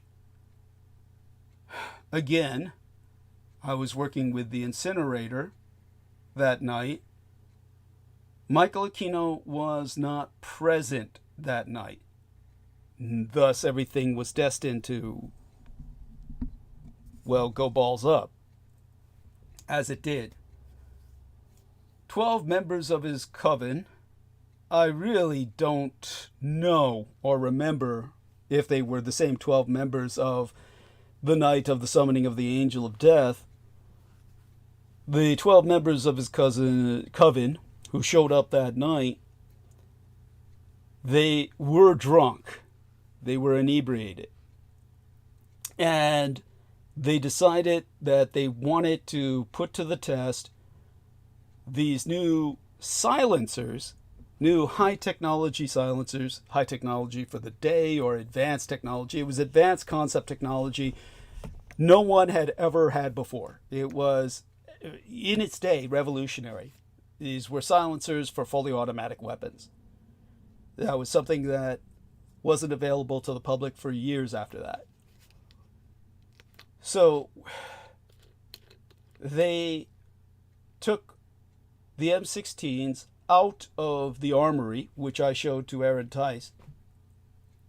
The armory was very near the library. Still is to this day. Again, Aaron Tice got to see something no one else got to see. He got to see the armory open. And he could see the thickness of the walls of the armory. And they are several feet thick. It's a small building, but its walls are several feet thick. You would think there's not much room in it. But that's where they kept the shells for the cannon for the daily ceremonies. These were all blanks. And where they kept live ammo in case a riot broke out in San Francisco and the army was called in to control it if martial law was declared. Also, explosives, grenades. That's why the thickness of the walls, in case it all went off, it would suffocate and be contained within the, theoretically, within the confinements of the armory itself. And they took the kind of M16s that were originally manufactured by Colt.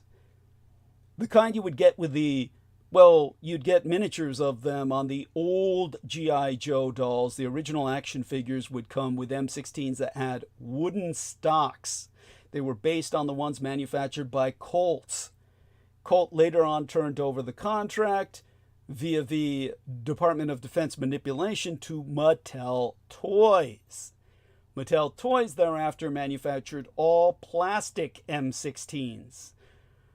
And that's when the quality of the M16 became execrable.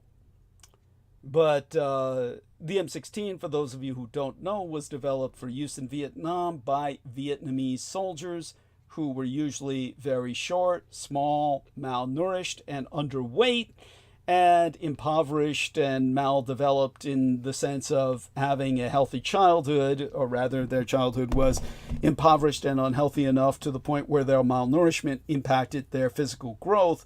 And as a result, your average Vietnamese soldier could never take the recoil of an M1 Garand, which had proved itself throughout World War II.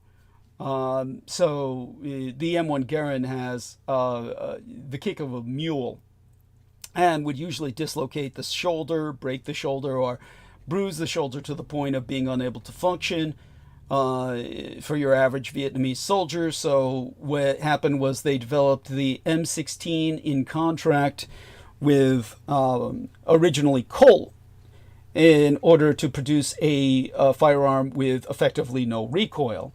When the U.S. government wanted to cut costs even further and mass produce the M16, they had Colt sell the contract to Mattel Toys. Literally, this is not a rumor, it's not a joke, it really happened. And Mattel Toys thereafter made M16s completely out of plastic except for a metal firing rod, a metal firing pin, and a few other metal components, but the rest of it was just black matte fucking plastic. And it was a piece of shit, and still is today.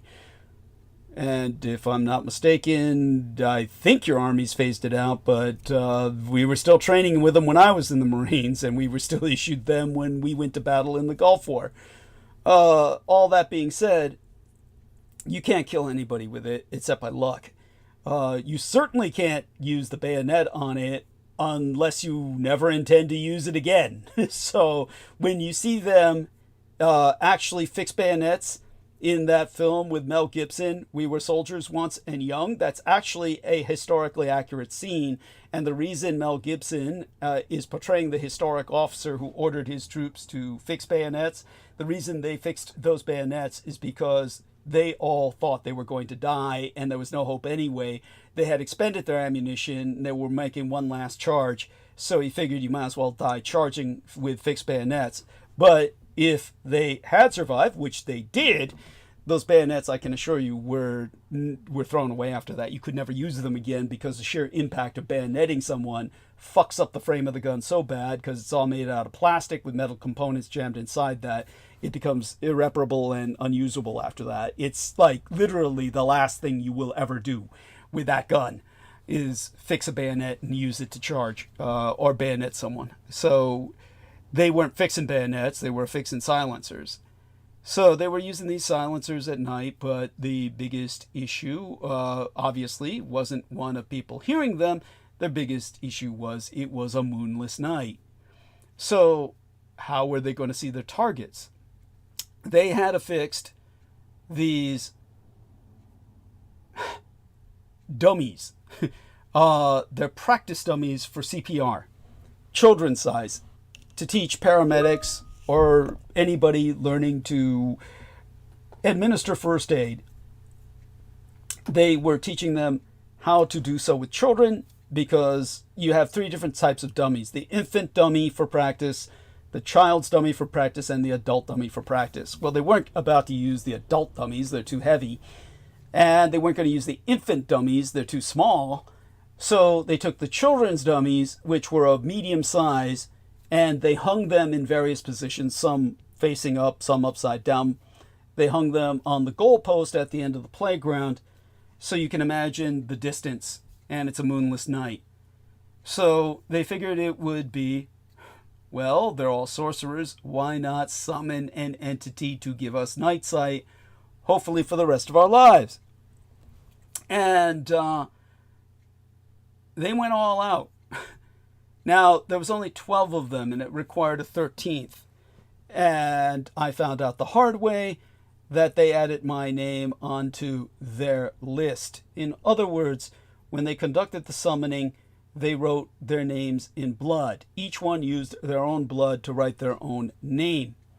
And they all contributed a little blood to write my name as the 13th name on the parchment that they then burned in their offering to Taush Maliek, the peacock angel, Lucifer himself, to summon Lucifer for the night to provide them with their night sight.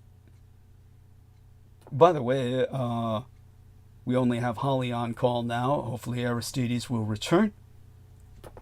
And I don't know if it's a technical issue, but as my executive producer, I hope he's all right. There he goes.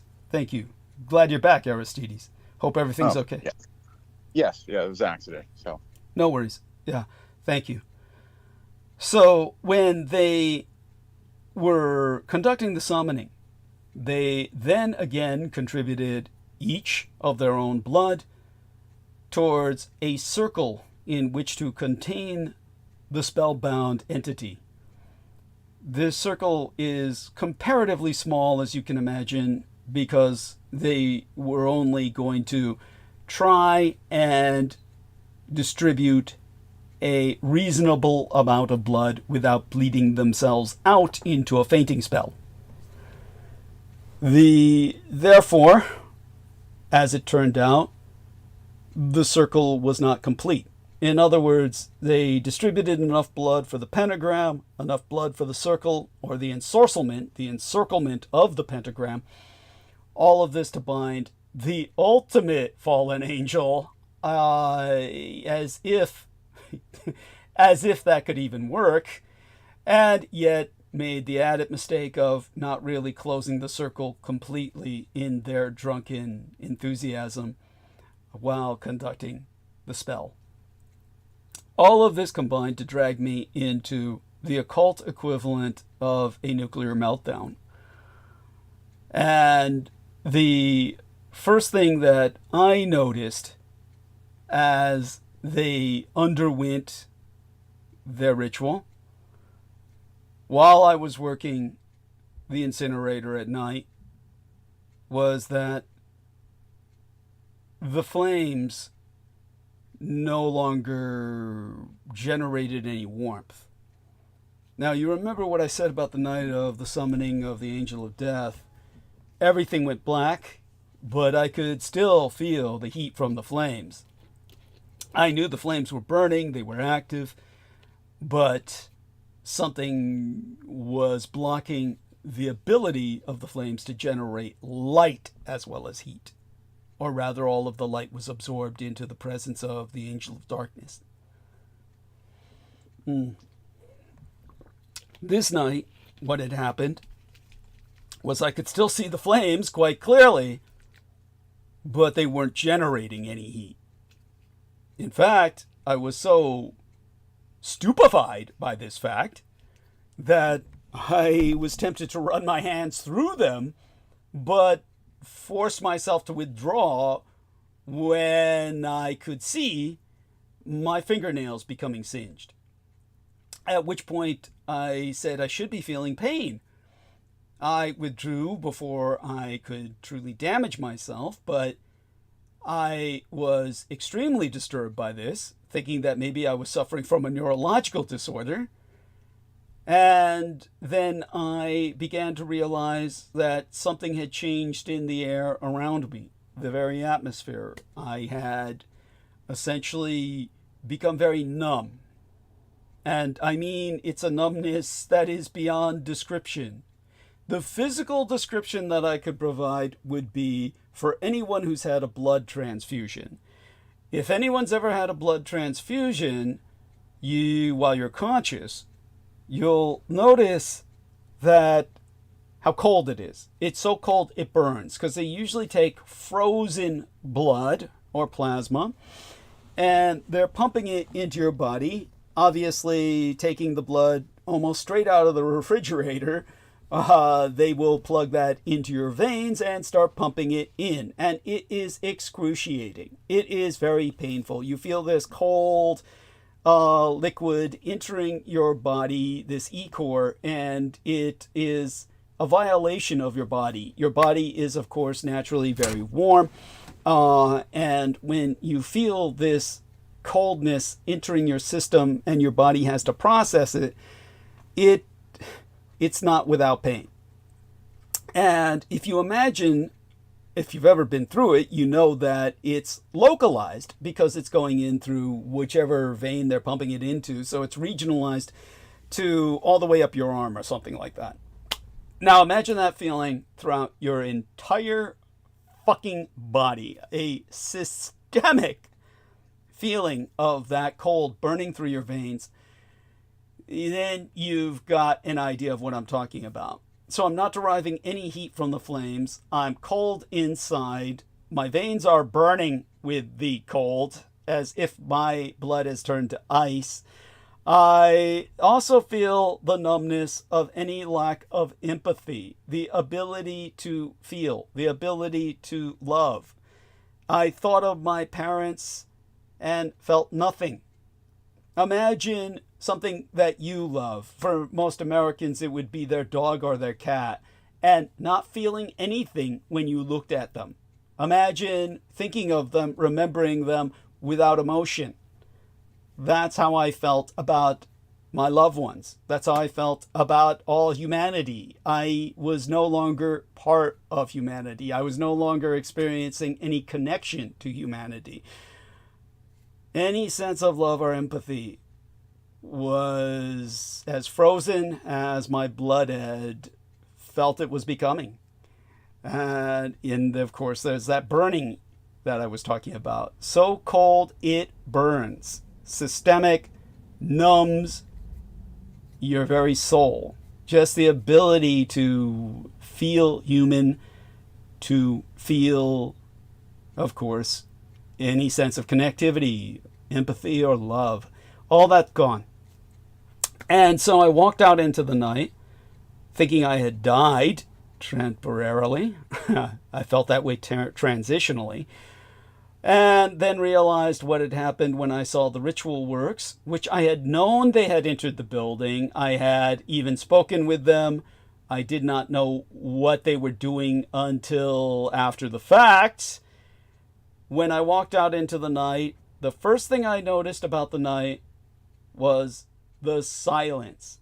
Everything was gone in terms of any sense of noise. There was a moonless night, no chirping of crickets, no sound of frogs, no barking of dogs, no chirping of birds. All wildlife was gone. Vacated the premises. No life except the plants. And they weren't moving. A dark night, engulfed in silence. The only thing I could hear was the muted chortling of silenced machine guns firing full auto. So the officers had these tied up children's mannequins for CPR practice at the far end of the playground, the playing field, tied up to the goalposts at the other end of the field, standing at the opposite goalposts and firing full auto and hitting the children every time. I could tell they were hitting the children every time, the child dummies, the CPR mannequins every time. Not only because I could hear the thwack of the bullets as they hit these rubberized plastic dummies, but because I could see them, the dummies, at the other end of the field. On a moonless night, I realized immediately how unnatural that was. And when I approached them, I saw, as they turned to look at me, that all their eyes were glowing. Glowing in the sense of reflecting ambient light. Remember, this was a moonless night. There was, however, still ambient light from the stars. Ambient light from, well, lights in the library. Ambient light from the environment that the cones of their eyes were suddenly amassing and reflecting in a, well, luciferous fashion. That's the scientific term. Because like a predatory nocturnal animal, something had caused their eyes to change where they were amassing ambient light and refracting it, and thus able to see in the dark. And it was around that time that I spoke to them. I still did not realize I also had that condition. That I, too, was seeing with the ability of nocturnal sight that I had never had before. And when they turned to look at me and I confronted them as to what's going on, I think I noticed it at that point that all the wooden stocks of their M16s, the original Colt manufactured M16s, the limited editions, if you will, had pentagrams carved into the buttstocks, the wooden buttstocks, which you could not do with a modern M16. The pentagrams, of course, were to reflect the power of ensorcelment of the circle of blood with the pentagram inside that they had drawn on the ground, outlined in their own blood. Now, when we began to talk, that was when I told them that something has gone terribly wrong. Have they not felt this? And that's when I was told, oh, nothing's wrong. We've summoned and bound. Tavush Malik, the peacock angel, Lucifer himself. He's within us and gifted us the gift of sight at night, the gift of night sight, the gift of vision in the darkness, the gift of the night itself. And that's when I told them, no, something's gone terribly wrong. And I pointed at the circle, which I had shown Aaron Tice, where it had been drawn in the concrete park bench area, where they had a concretized base for the park bench. That's still there today. And I said, the circle you've drawn is broken. That Lucifer is not bound. He's in us. And he's fully active. And he has total control of the situation. It's not the other way around. And I said, how is it that I'm involved with this? How did I get drawn into this? That's when they informed me they had added my name to complete the Circle of 13 when they had ignited the parchment in the summoning. That made me, of course, part of a situation I had never asked to be in.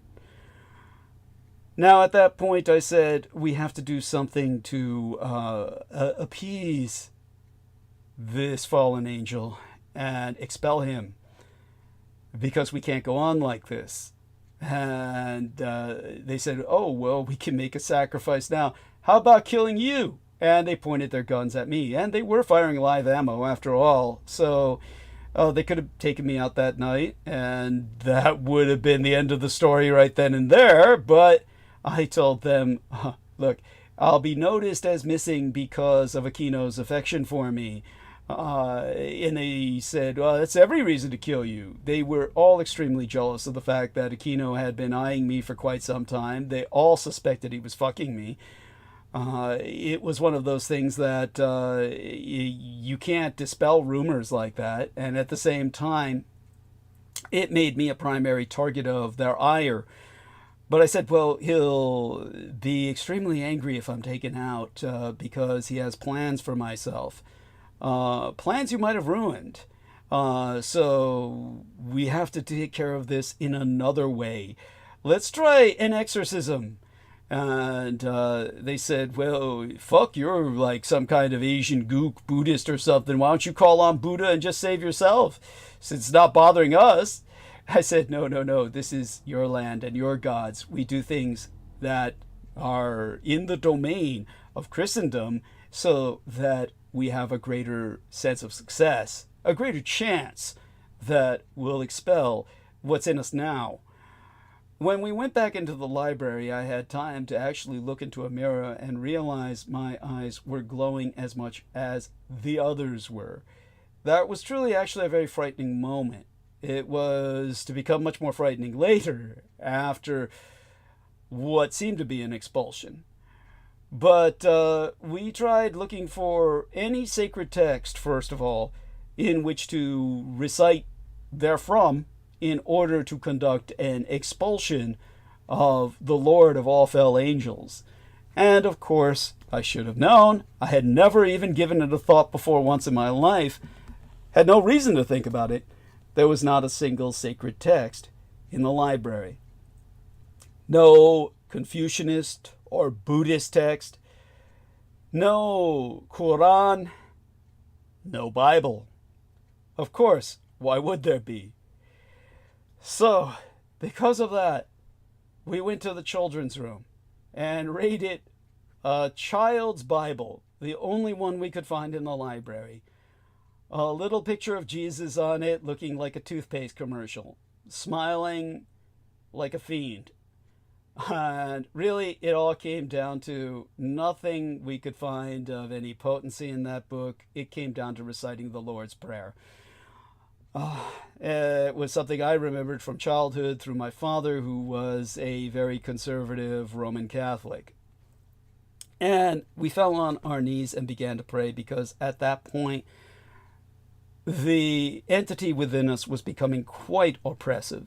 We could feel the weight. They were beginning to feel it because they were crashing from their euphoria.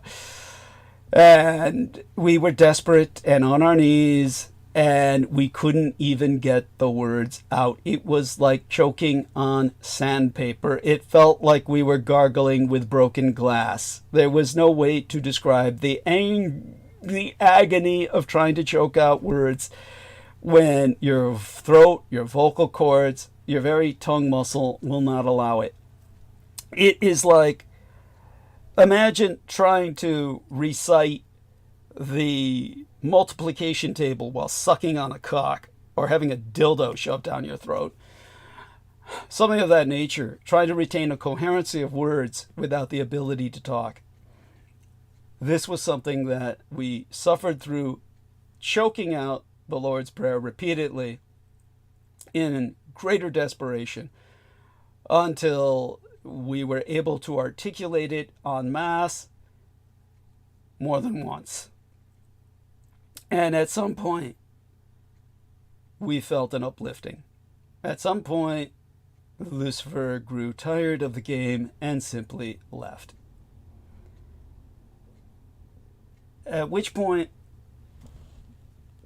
well, we dropped to the ground, vomiting, enervated, diaphoretic, sweating, just a tidal wave of sweat, convulsing violently until we were just tremulously enervated, limp and weak, spent rag dolls on the floor.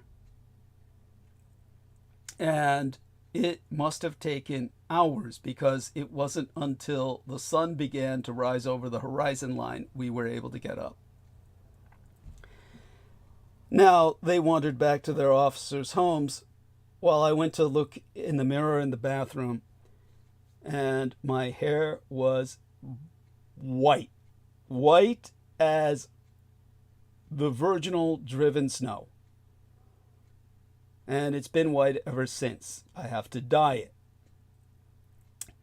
My irises were black, and it stayed that way for years. It was the most literally damning night of my life, and I never recovered. Lucifer took something with him, a happy memory, some part of my mind I'll never recover, some part of my soul I'll never retrieve. But the reality was, he never left, and I got used to his presence within me. It's what they call ultimately a perfect possession. The way that our dear, what was her name? Somebody help me out here. Jennifer Hawkins.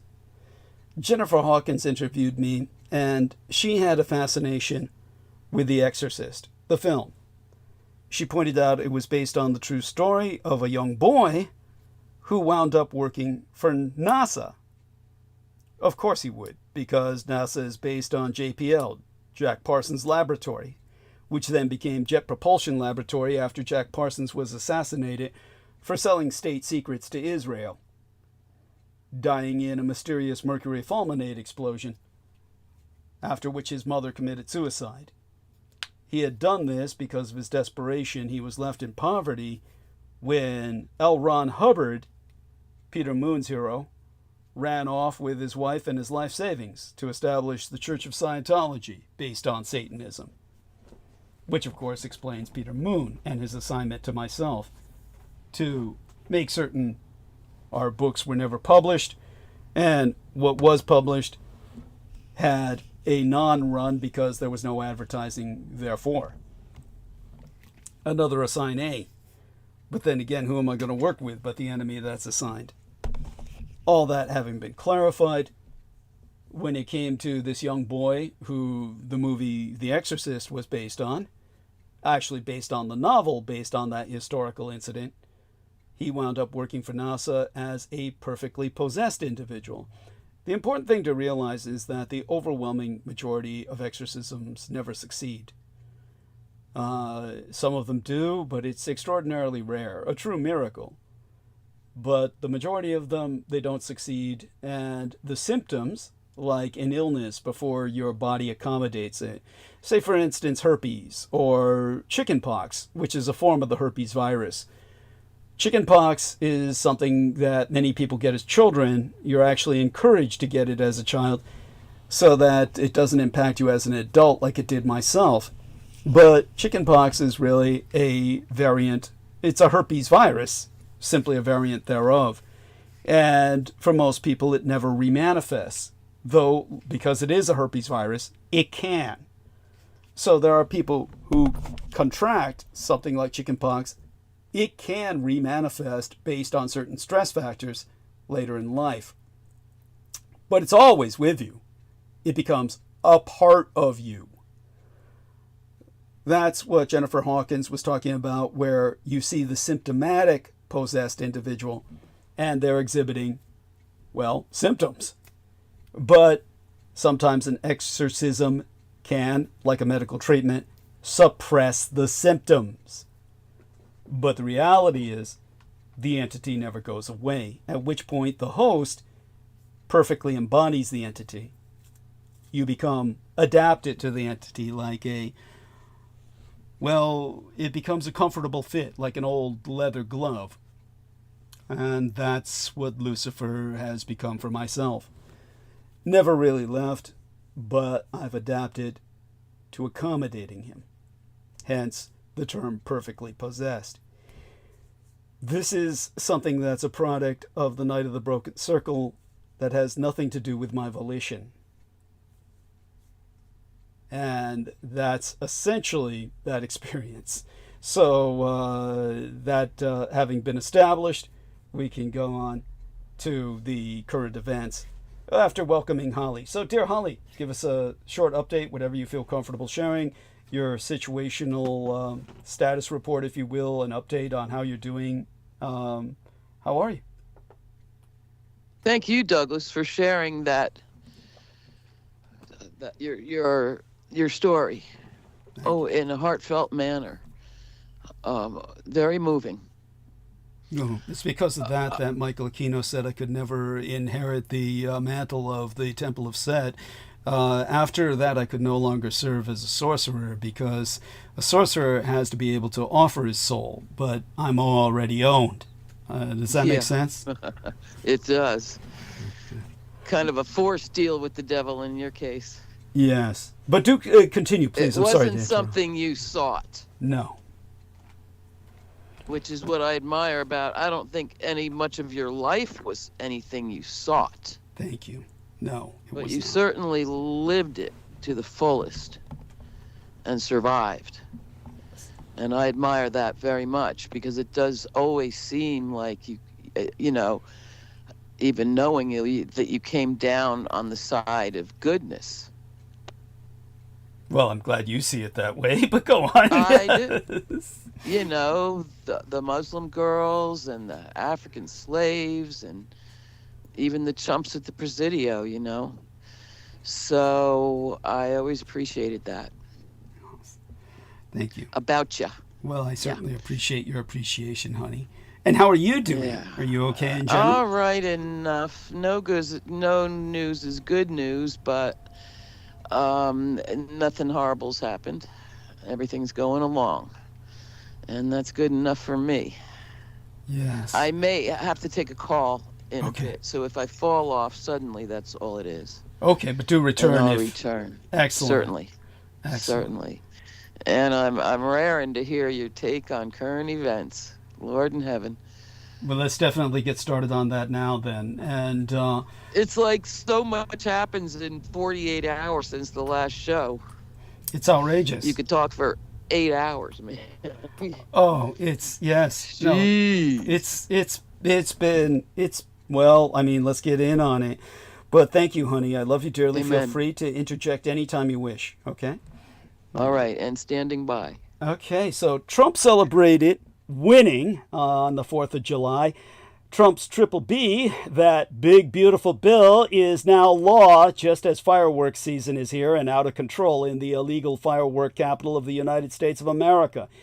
Trump displayed his dominance over Congress in passing the big, beautiful bill in the midst of a worldwide polycrisis. As America enters the 250th year since the signing of the Declaration of Independence, the director Ken Burns has gone on record to remind us that the American Revolution was a civil war that became a big world war by the end.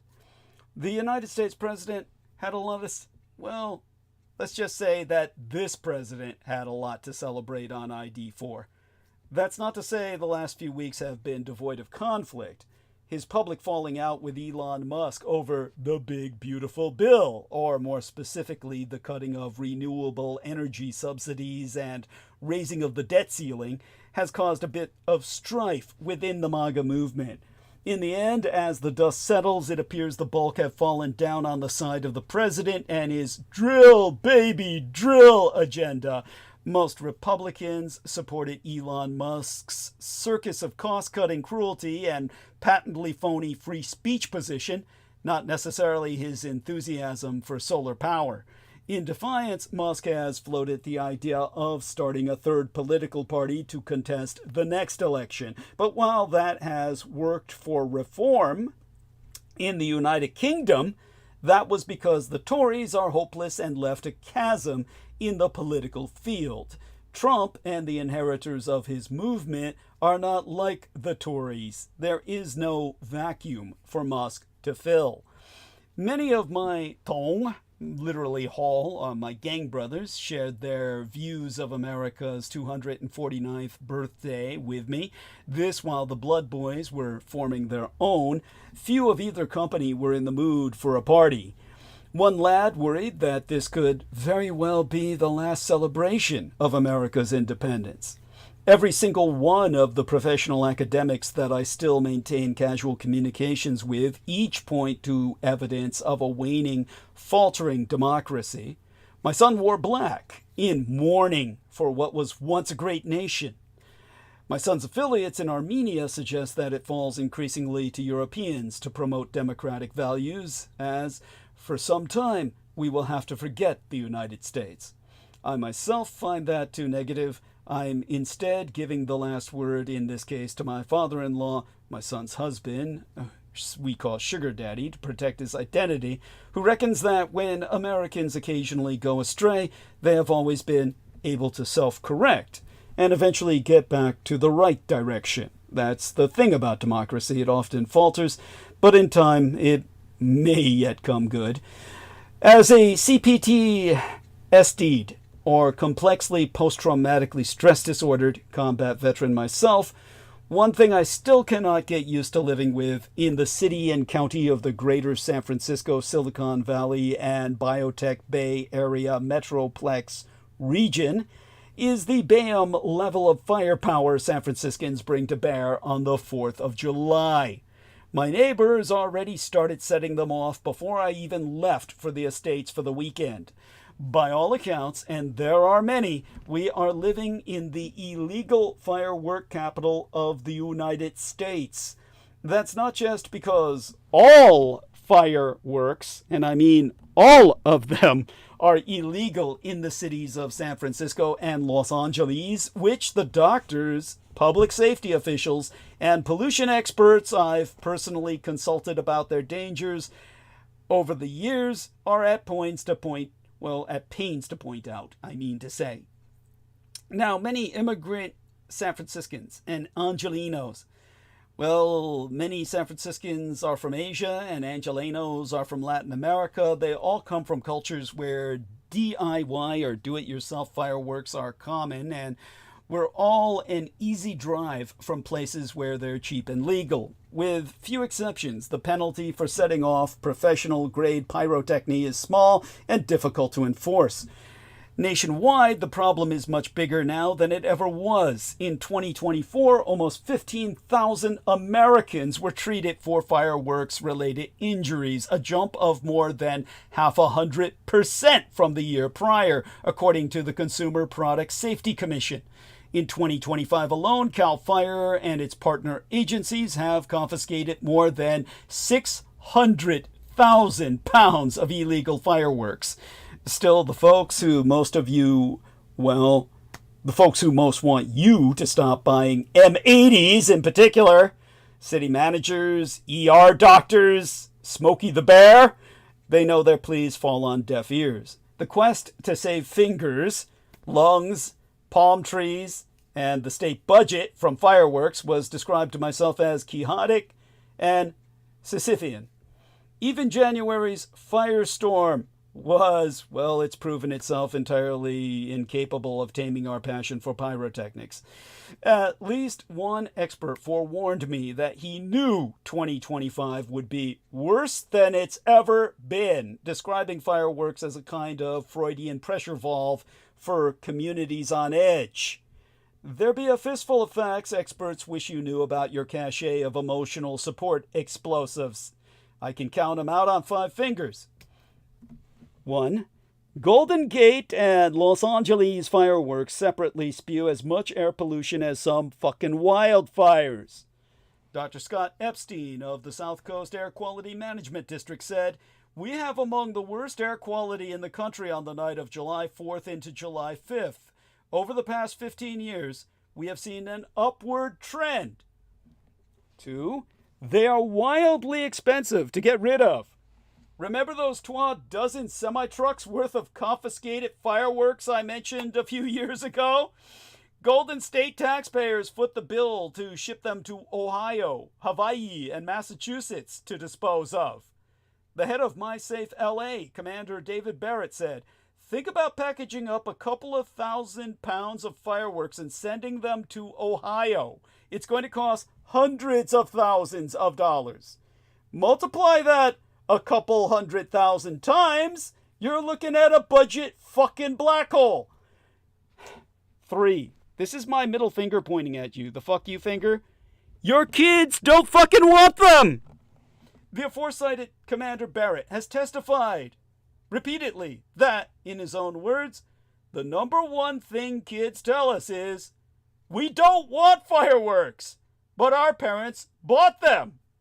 The message doesn't need to be for kids, it needs to be for parents. Something like, "How do you feel about your kid having 4 fingers?" Now my pointer finger pointed at you. Injuries are common, even with smaller incendiaries. Per Dr. Jeremy Swisher, a sports medicine doctor in the orthopedics department at UCLA, he's explained that the majority of burns he treats come from sparklers. To quote his tea at length, "The things I've seen the most are loss of a finger or a hand, or severe damage to the eye. Burns are the most common. When it's over 2,000 degrees Fahrenheit, holding it for a few seconds can cause a lot of damage. It can cause deeper burns into the skin, which can lead to the need for skin grafting, many surgeries, and needing to stay in the hospital for a week or more." And finally, my thumb. The second half of the 2020s could see a pyrotechnic apocalypse. About Los Angeles, the thrice-sourced Commander Barrett concludes, "If you look forward to the next 3 years, we have the World Cup, the Super Bowl, and the year after that we have the Olympics. They're all summer events, so the inevitability for out-of-control fireworks is significant. The last thing we need is for the Hollywood Hills to burn down because of fireworks." Well, now we're among the ashes on Sunday, the 6th day of July in 2025, and our entire world has been set on fire by America's self-display. Families ripped apart in these United States. The world's worst humanitarian crises in the Sudan. Infants being starved in the Gaza as desperate Palestinians are casually dismissed as being AI creations. Putin's radioactive chokehold on the world. The civilian nuclear industry has 2 main markets: building power stations and supplying enriched uranium fuel toward, fucking nuclear bombs. A single empire dominates both, Russia, as the Kremlin dominates the cross-border business of nuclear fuel and technology. Western governments are unsurprisingly trying to reduce their reliance, and a possible rival supplier is emerging. Trouble is, it's the fucking communist Chinese empire. And communist China on the Asian mainland is a mass producer of data as much as manufactures. It's about to exploit that fact for purposes malevolent. What the monolithic communist Chinese superstate plans to do with its data profusion presents ill implications for the democracies. Meanwhile, carbon pollution is the highest in 800,000 years, and 1 million species are howling on the edge of extinction. We are living through one of the greatest upheavals of life on Earth, yet governments are slashing aid and accelerating climate chaos. Donald Trump wanted his domestic priorities bundled into one big, beautiful bill. Republican lawmakers were skeptical about that approach, but complied. And so, late Friday afternoon, a triumphant president signed the mega bill he muscled through a divided Congress, displaying a mastery over his party that many of his predecessors would have envied. Of course, the rich get richer, and the poor pay more under Trump's triple B. His BBB. Republicans in Congress have just passed Trump's big, beautiful bill, widely dubbed the cruelest piece of legislation in American imperial history since, well, post-Civil War. It will, remove over $1 trillion from Medicaid, which will leave 12 to 14 million Americans without health care. Adjust Medicaid payments so that most rural hospitals will have to close their fucking doors. Slash food stamps and food assistance for approximately 42 million Americans, mostly children and senior citizens. Give and extend already unaffordable, already budget-busting, damn near theft tax cuts to wealthy Americans and corporations, while increasing the already bloated federal deficit by $3.4 trillion fucking dollars, which will affect interest rates and our children's cost of repaying the national debt to foreign governments, including the People's Republic of fucking China. Joined by Republican lawmakers during Friday's annual White House 4th of July picnic, President Donald Trump signed the big, beautiful bill into law. Fighter jets whooshed by and a stealth bomber streaked through the air during the Independence Day military family picnic on the south lawn of the White House. The display of might outside was unmistakable, as was the soft power inside the building. President Donald John Trump signed into law his nearly 900-page, big, beautiful bill of tax cuts and spending cuts affecting millions of Medicaid recipients while growing the Immigration and Customs Enforcement Agency by thousands of workers. The Senate had already passed the bill earlier in the week, while the Republican-controlled House voted 218 to 214 in favor of it on Thursday evening, with all Democrats and 12 Republicans opposed. What about the political backlash, you might ask? Ever so clever, the Republicans delayed cuts to medical coverage until after the midterms, so they won't suffer any professional or political consequences. Now that the bill is in effect, it's a good time to review what's actually inside. Allow me to break down what the passage of this bill means for our empire. Clean energy gets pummeled as one big beautiful bill slashes through the American climate and justice drive. Previous tax breaks meant... Wait a sec, Doug. Yes. Wait 1 sec, Doug. Sure. Are you saying that none of the provisions are effective until like 18 months from now or whatever it is? No. That's only for the Medicare. The Medicaid. Okay. The Medicaid shit. That's something anyway. Something. Yeah. A little delay. Yeah. Huh. Because even Okay. Trump said, "Hey, don't get too wild with it. You still need to get reelected." And so they all said, "Oh yeah, Exactly. oh yeah," and so they said put a delay on it till after the midterms so they could get reelected. So they won't shut the nursing homes down next week. No, it'll be after the midterms. right after the Oh, midterms, but after the interesting. midterm. Very interesting. So if you're going to get in now Yeah, of course. with benefits for somebody that doesn't have them yet but is qualified. Yeah, but good fucking luck. I mean, that's Yeah. give it a try. Yeah. I'm not going to Yeah. discourage Yeah. anybody, but yeah, No. it's but It's a schmoozing thing. Yeah. but get on All it right. now. That's what I'm telling Oh. Amy. Amy's trying to work on that. Go on. Yeah. Yeah. Before I forget, you did hear about the fireworks factory that exploded, right? Oh, it's yeah. I'm waiting until The Brendan. footage is very impressive. Oh, it's horrific. And Yeah, tell us what you know.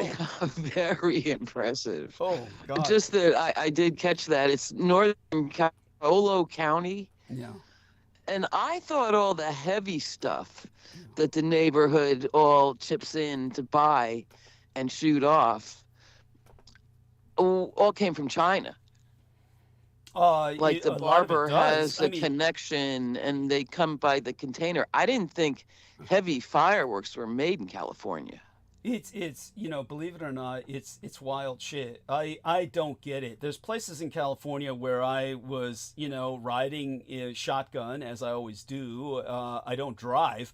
So when I was driven, I can't remember who I was even with, but we passed a sign that said fireworks sale. It was before 4th of July several years ago. And I was like, gee, aren't they illegal? And it's like, that's like, why aren't high schools raising funds by selling fucking firearms next? I mean, it's just like... Well, those are like cats and bottle rockets and sparklers. They're not the heavy professional grade stuff that like Oakland does, stuff place, and Seaside, California. It's tradition. Oh yeah, even the cops are pretty cool about it. Yeah, but it's heavy. Yeah, it's ammo. Jeez. Go on. Yeah, I mean, Munitions. it's killer shit. It's killer shit. I get that stuff at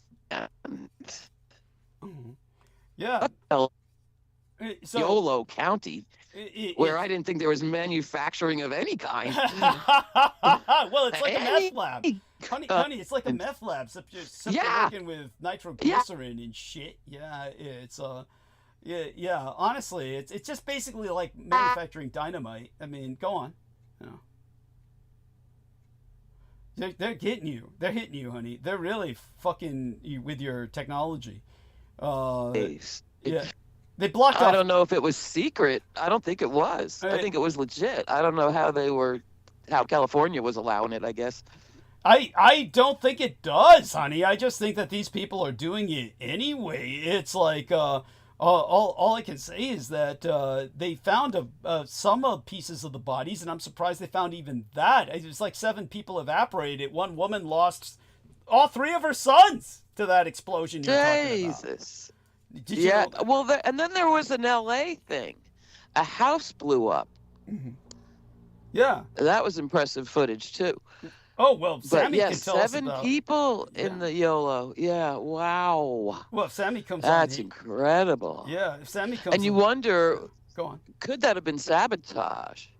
I wouldn't put it past that happening. Right? Yeah, I mean, the Iranians said they were going to get back at us any way possible, though I'm not saying it's them at all. It's just, but why not? Fuck. I'm thinking more the hatred that small neurotic dog owners have for fireworks, frankly. Rabid hatred. Oh, yeah. And so I was wondering if, like, the whole ice thing might put a little damper on things. No, it made it worse. Around me, it was restrained, but it still happened. Yeah. And, I enjoy it. I always have.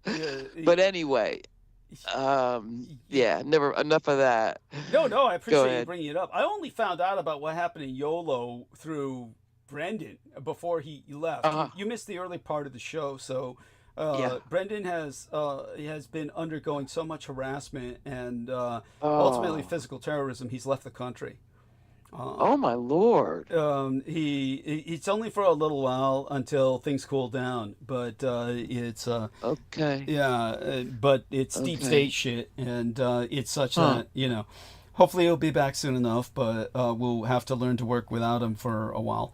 little while at least. Okay. And A but change of scene may be quite refreshing too. well, he needs it. He needs it really. But Everybody does once in a while, yeah. yeah. But what happened to him was, well, before he left, he told me about what happened in YOLO and told me about the 7 people just vaporized. And Yeah. and like that one mother losing all 3 of her sons, they couldn't find the bodies because there was nothing left to find. There may have been some Yeah. remains they found now, but that means whatever fell back to Right. the ground. Teeth, yeah. Yeah, some shit. Yeah, I Jeez. hear you. No, it's Right.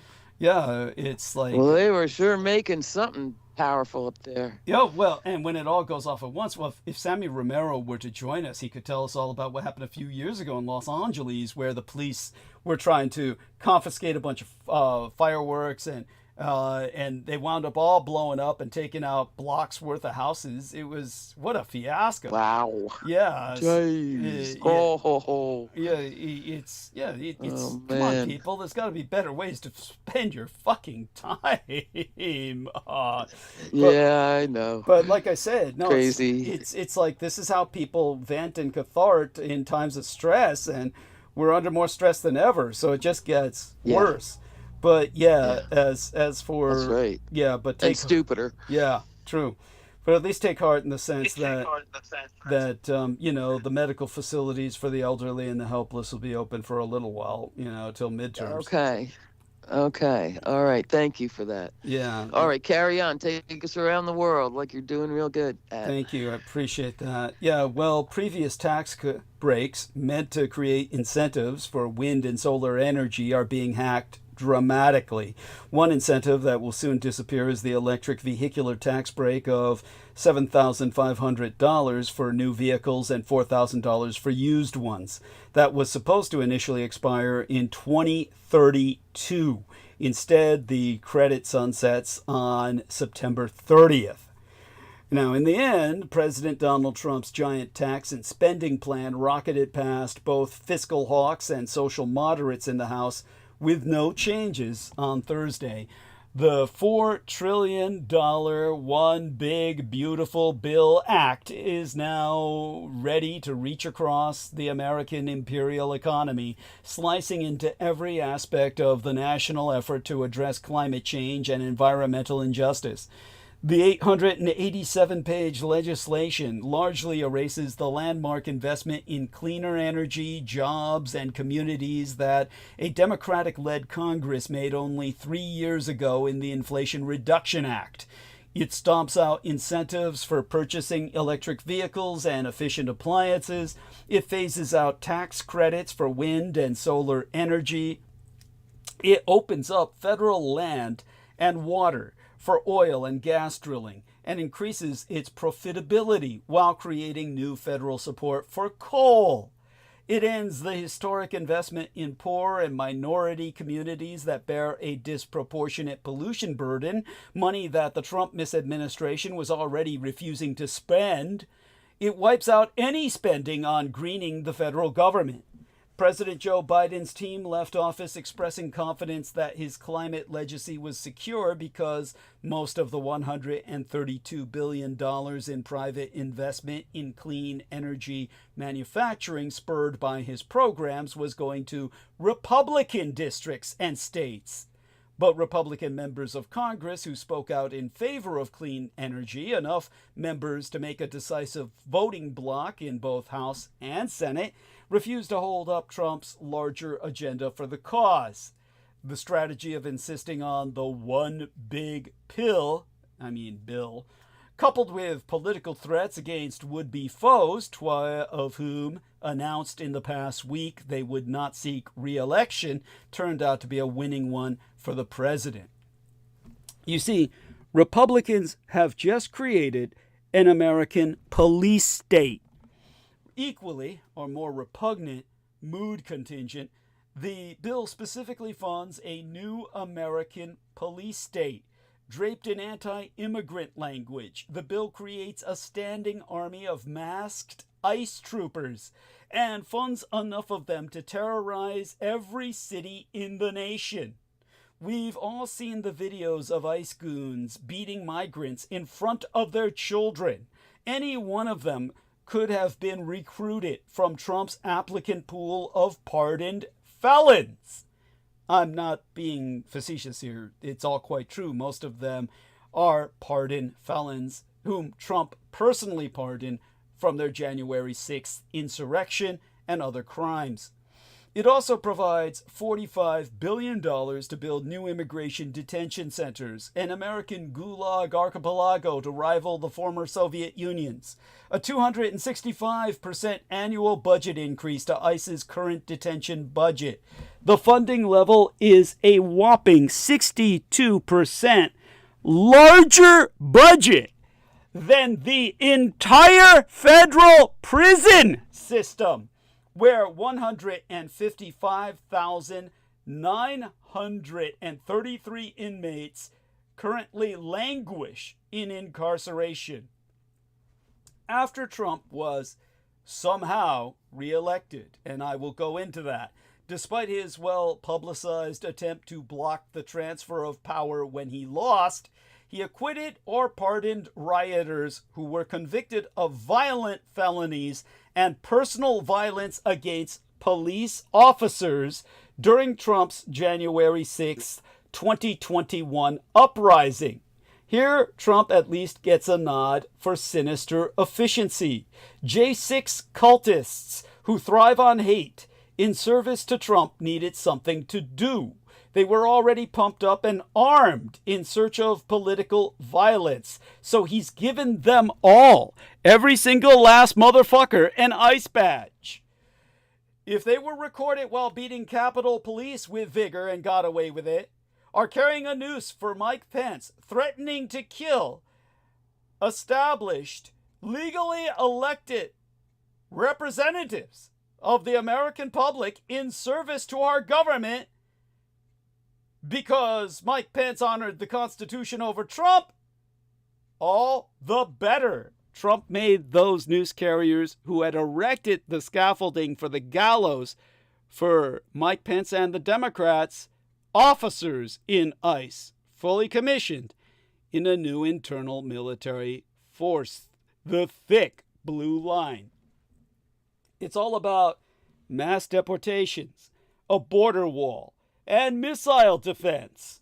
Another $350 billion is being allocated for border and national security, which includes spending on the United States-Mexicano border and 100,000 migrant detention beds, complete with handcuffs to secure you to your mattress. ICE will receive funding to offer $10,000 signing bonuses to any new employees, with the aim of hiring 10,000 officers and agents in the next few days alone. Immigrants will fund all of these projects by paying new increased fees, including when they apply for asylum. In other words, only the wealthy can buy their way into American citizenship now. And they fund the mass deportation of everyone else. In toto, the Department of Defense will receive roughly $1 billion in new funding for border security. Another $25 billion is being set aside for the United States to develop its own Israel-modeled type of Iron Dome missile defense system called the Golden Dome. Trump's $1 trillion defense budget will not end well. Trump now has $1 trillion fucking dollars with a capital T to spend on his defense budget. Anyone wondering how he's going to spend it after shamefully withholding military aid and weaponry Congress already approved for Ukraine should consider Pete Hegseth. Hegseth recently testified before Congress and described how national defense under Trump is transitioning from a force fighting foreign threats into a, his words, domestic affair. His words, I think we're entering another phase, especially under President Trump with his focus on the homeland. where the National Guard and reserves become a critical component of how we secure that homeland. Now juxtapose that promise over Trump telling reporters that the worst threat to national security is the enemy within. It asked Democrats, independents, and Republicans who don't support himself, and it all comest into view. Pan wide for Trump's new gulag agenda. ICE facilities where migrants, as well as political prisoners and journalists, are baked alive, fed to the reptiles, or denaturalized and deported en masse. And of course, all this while somehow tax cuts take center stage. The BBB contains roughly $4.5 trillion in tax cuts and solidified the ones from Trump's first midterm. On the teeter-totter of benefits, according to the nonpartisan Congressional Budget Office analysis of the House version of the bill, the wealthiest families will enjoy an average of $12,000 in tax savings, while the poorest people will have to pay an additional $1,600 a year on average, mainly due to reductions in Medicaid and food aid. While temporarily adding new tax deductions on tips, overtime, and automobile loans, the bill also adds a $6,000 deduction for older adults making less than $75,000 a year. The child tax credit is bumped from $2,000 to $2,200, though millions of lower income families will still be unable to get the full credit. Caps for state and local tax deductions, known as SALT, will quadruple to $40,000 for 5 years, offering some benefits to residents of higher taxed states like my own Golden, California.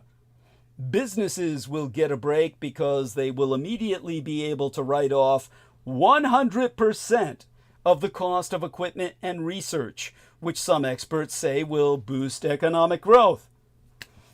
So, because my son Ed Beth insisted that I try to learn to interact with expert systems in front of the Blood Boys so that the Blood Boys would learn how an old man interfaces with artificial intelligence, which is really not intelligent, but basically a very cunning expert system.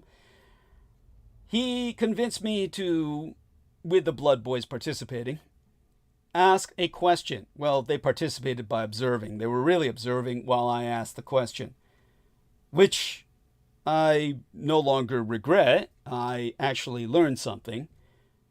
So I asked ChatGPT, which is the most used when one is on the internet, what would happen if billionaires paid taxes at the same rate as the middle class? Now, taxes can get you thinking about fairness, which we're trying to teach the Blood Boys about social justice. For instance, when I'm calculating deductions on, well, if I had a salary, well, I do. So because I get my check deposited on the 3rd of every month, I calculate deductions. Well, my bills. It would be my deductions if it were a conventional salary. And I always watch a decent chunk go to Uncle Sam if that were the case. In this case, I watch it go to private corporations that provide me services. And I can't help but wonder, what if the ultra-wealthy paid the same percentage of their income in taxes that regular people do? You know, like the Blood Boys will when they graduate. Well, as they always have when they graduated. And, it's a yearly thing. Annual. So I decided to ask ChatGPT, to the Blood Boys in front of them, still among us at the estates, a simple question. What would happen if multi-billionaires paid taxes at the same rate as the middle class? And the AI's response was more nuanced than I expected, and revealed some surprising truths about how our tax system really works. So here's where we set the record straight. First, ChatGPT corrected a common misconception that I myself had held. Based on actual data from PolitiFact, and ProPublica investigations, or ProPublica, the 25 wealthiest Americans currently pay an average federal income tax rate of 16% under existing law. Meanwhile, households earning $50,000 to $100,000, where most teachers, firefighters, and other middle-class workers fall, typically pay an effective tax rate between 0% and 15%. So contrary to what I've always thought, billionaires don't actually pay less than teachers under current tax law, but here's where it gets interesting. How wealth grows versus how wages work. You see, ChatGPT explained that the issue isn't necessarily the tax rates themselves, but how different types of income get taxed. This is where the system becomes genuinely unfair. The AI explained, billionaires benefit from tax strategies that lower their effective tax burden compared to what ordinary income earners face on wages.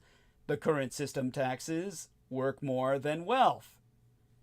Here's what that means in practice. When you get your salary, taxes come out immediately. When a multi-billionaire's stock portfolio increases in value by millions, they don't pay taxes on that growth until, or unless, they sell those stocks.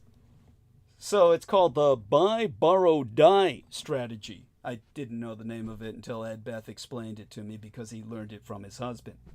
You see, ChatGPT broke down something called the buy, borrow, die strategy that wealthy people use to minimize taxes. It sounds like financial wizardry because, honestly, that's all it is. Here's how it works. Multi-billionaires borrow money against their stocks holdings, which are never taxed, live off those loans, and then pass their assets to heirs, largely tax-free, when they die. Meanwhile, regular people like you can never defer taxes on your paychecks or borrow against your retirement accounts without major penalties. So the AI used ProPublica data to illustrate this. The top 25 billionaires saw their wealth grow by $401 billion from 2014 to 2018, but paid just $13.6 billion in federal income taxes, an effective rate of 3.4% on wealth growth. Now that 3.4% figure is what really stings.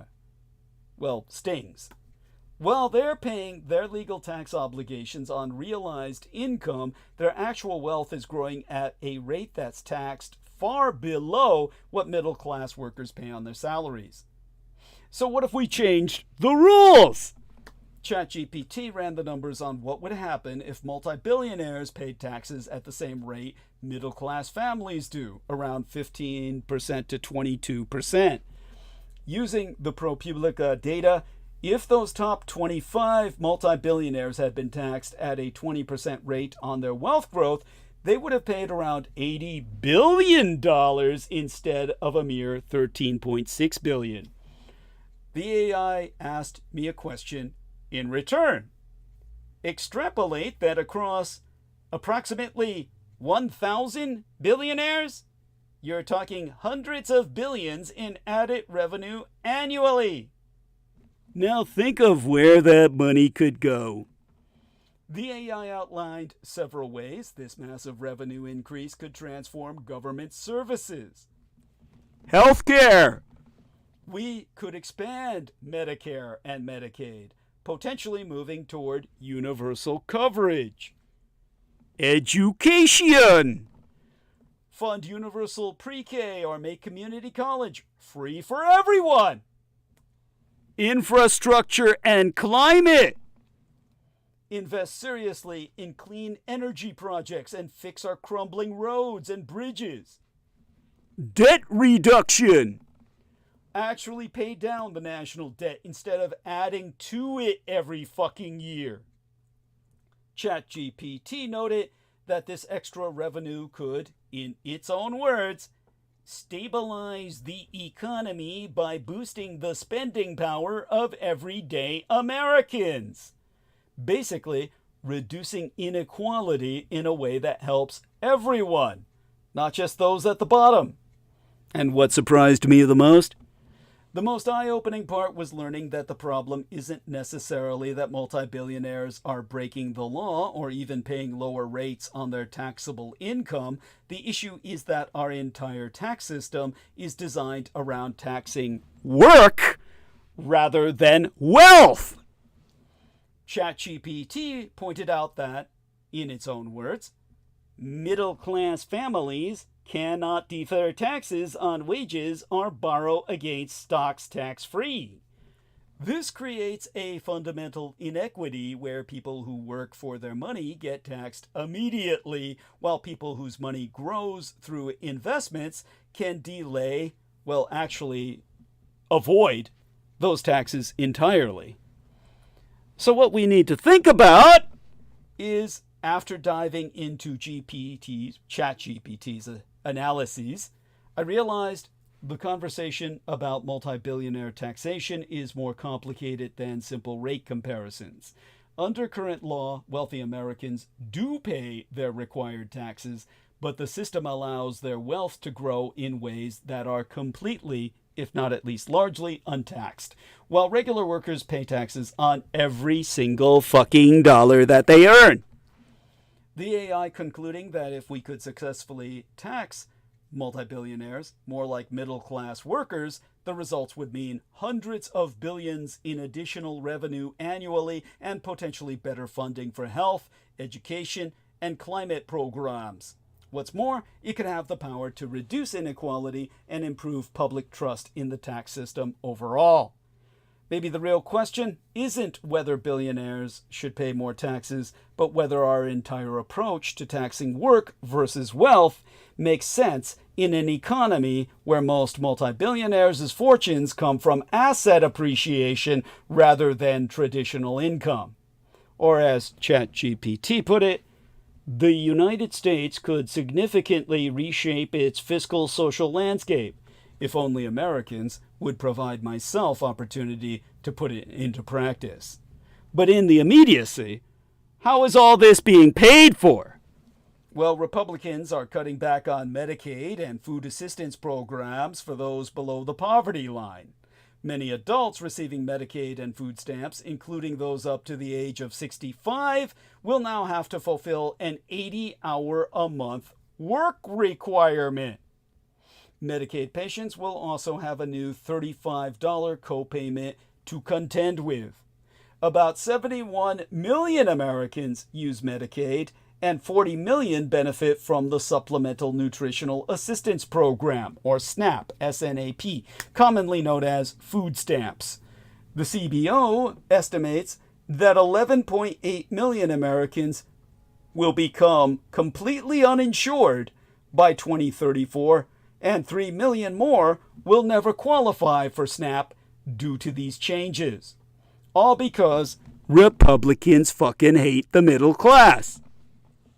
Now, a Pew poll published last week finds that 59% of Americans say the Russo collaborationist, red Republican insurgent party's big, beautiful bill that cuts taxes for multi-billionaires and raises them for working class people and was passed by the Senate on Tuesday and voted, well, signed into effect by our president on Friday, just in time for the holiday weekend, would hurt lower income people, and 51% think it would hurt middle income people. And they're right. According to the nonpartisan Congressional Budget Office, the bill will measurably reduce the income and spending power of low and middle income people while giving a $4 trillion gift to the morbidly rich. Americans have figured this out. According to Fox News, in quotes, poll published last week, and reported by Newsweek, only 38% favored the bill, while 59% opposed it, a 21-point gap against the bill. About half of all voters believed the legislation would be detrimental to their families, and just a quarter thought it would deliver any benefit whatsoever. So why would Republicans want to further reduce the size and wealth of America's middle class? Turns out there are good reasons to answer that question. Not good in the moral sense, but good in the sense for evil fucking Republicans. The first and simplest is that ever since 5 corrupt Republicans on the Supreme Court made it legal for billionaires and big corporations to bribe politicians, the Russo collaborationist red Republican insurgency has done the bidding of the morbidly rich to the exclusion of everyone else. And there's considerable truth to that argument. The court opened that door with their Buckley and Bellotti decisions in the late 1970s, laying the foundation for Ronald Reagan's war against unions and working people and his so-called Reagan Revolution on behalf of the wealthy. As Justice Ketanji Brown Jackson pointed out in the Diamond Alternative Energy versus EPA case that was decided on June 20th and made it easier for the fossil fuel industry to challenge environmental regulations, and here I quote as she at length and verbatim, "This case gives fodder to the unfortunate perception that moneyed interests enjoy an easier road to relief in this court than ordinary citizens. Our ruling will no doubt aid future attempts by the fuel industry to attack the Clean Air Act. I worry that the fuel industry's gain comes at a reputational cost for this court, which is already viewed by many as being overly sympathetic to corporate interests. For some, this silence will only harden their sense that the court softens its certiorari standards when evaluating petitions from moneyed interests, looking past the jurisdictional defects or other vehicle problems that would typically doom petitions from other parties. This court's simultaneous aversion to hearing cases involving the potential vindication of the rights of less powerful litigants, workers, criminal defendants, and the condemned, among others, will further fortify that impression. The court's remarkably lenient approach to standing in this case contrasts starkly with the stern stance it has taken in cases concerning the rights of ordinary citizens. The Constitution does not distinguish between plaintiffs whose claims are backed by the Chamber of Commerce and those who seek to vindicate their rights to fair housing, to segregated schools for our privacy. But if someone reviewing our case law harbored doubts about that proposition, today's decision will do little to dissuade them. So let me just check into chat for a moment here. But while it's true that Republicans have been naked toadies for rich people and big corporations for over a century, there's a larger reason why Trump and the Russo collaborationist Red Republican Insurgent Party are working so hard to immiserate and impoverish working class Americans. That reason has to do with something called modernization theory, which I first learned of through the social engineering equations that were taught to the United States Army Special Forces. You see, back in 1959, one of the inventors of modernization theory, Seymour Martin Lipset, famously wrote, "The more well-to-do a nation, the greater the chances that it will sustain democracy." Lipset having proven that industrialization led to unions and higher wages, which in turn funded higher education opportunities and urbanization, which both grew a larger middle class. As people's material conditions improved, Lipset noted, their focus shifted from survival issues like food and shelter to more aspirational elements like democratic values, civil and human rights, representation in government, and, of course, the rule of law. In other words, The wealthier the middle class becomes, the more it will demand a vibrant democracy and a government that represents its interests. On the other hand, and here is the Russo collaborationist Red Republican insurgency's real objective, if you can do away with, or at least diminish the wealth and political power of the middle class, you can more easily loot the government and act exclusively in the interest of the morbidly rich. As Barrington Moore noted in his book titled Social Origins of Dictatorship and Democracy, no bourgeois, that means middle class in French. The communists use the term. No democracy. In 2003, the researchers Carlsboy and Susan Stokes found strong evidence that wealthier countries are more likely to be democracies, and once established, democracies are far more stable in richer nations. Similarly, in their book titled Economic Origins of Dictatorship and Democracy, that's to disambiguate their book from Barrington Moore's book titled Social Origins of Dictatorship and Democracy, Darren Acemoglu, a Romanian, and James Robinson prove that when economic growth empowers new classes, especially the middle class, those groups will demand political reforms. Using examples including my own true homeland and heartland of Taiwan, South Korea, Eastern Europe, and Tunisia, multiple cross-national studies using World Bank income data and Freedom House democracy scores show a strong correlation between per capita income and democratic governance. As people become wealthier, they more vigorously demand a small d democratic political system. This happens because middle-class people have economic security, giving them the time and energy to demand their rights, want property protections, honest courts, education, and fair governance, and typically have relied on meritocratic systems, education, hard work, to achieve their status instead of using corruption or inherited wealth and privilege. By 1981, the American middle class was at its peak because of a 74% top personal income tax bracket, a 50% top corporate income tax bracket, a strong and healthy social safety net, cheap health care because hospitals and insurance companies were required to be nonprofits in most states, and free or near free college.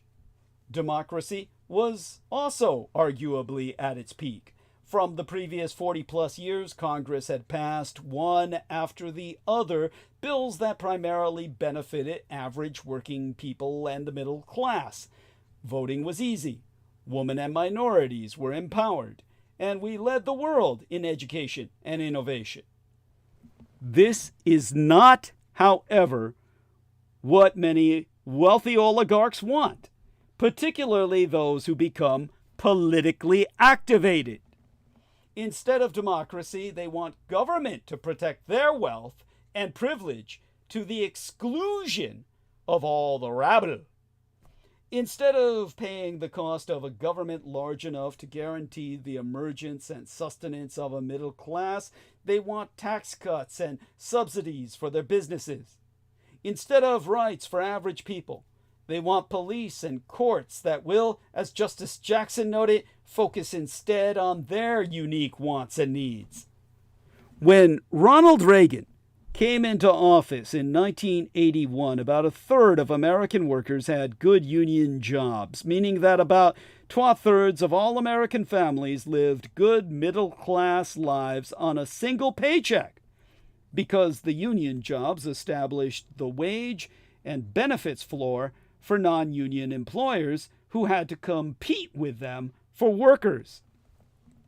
That was the year the Russo collaborationist Red Republican insurgency declared war on working class people because, in the estimation of the Nixon and Reagan era Republicans, our democracy had gotten out of hand. Workers were demanding good pay and benefits. Women, racial, and gender minorities were demanding equal rights, and students demanded an end to the war in Vietnam.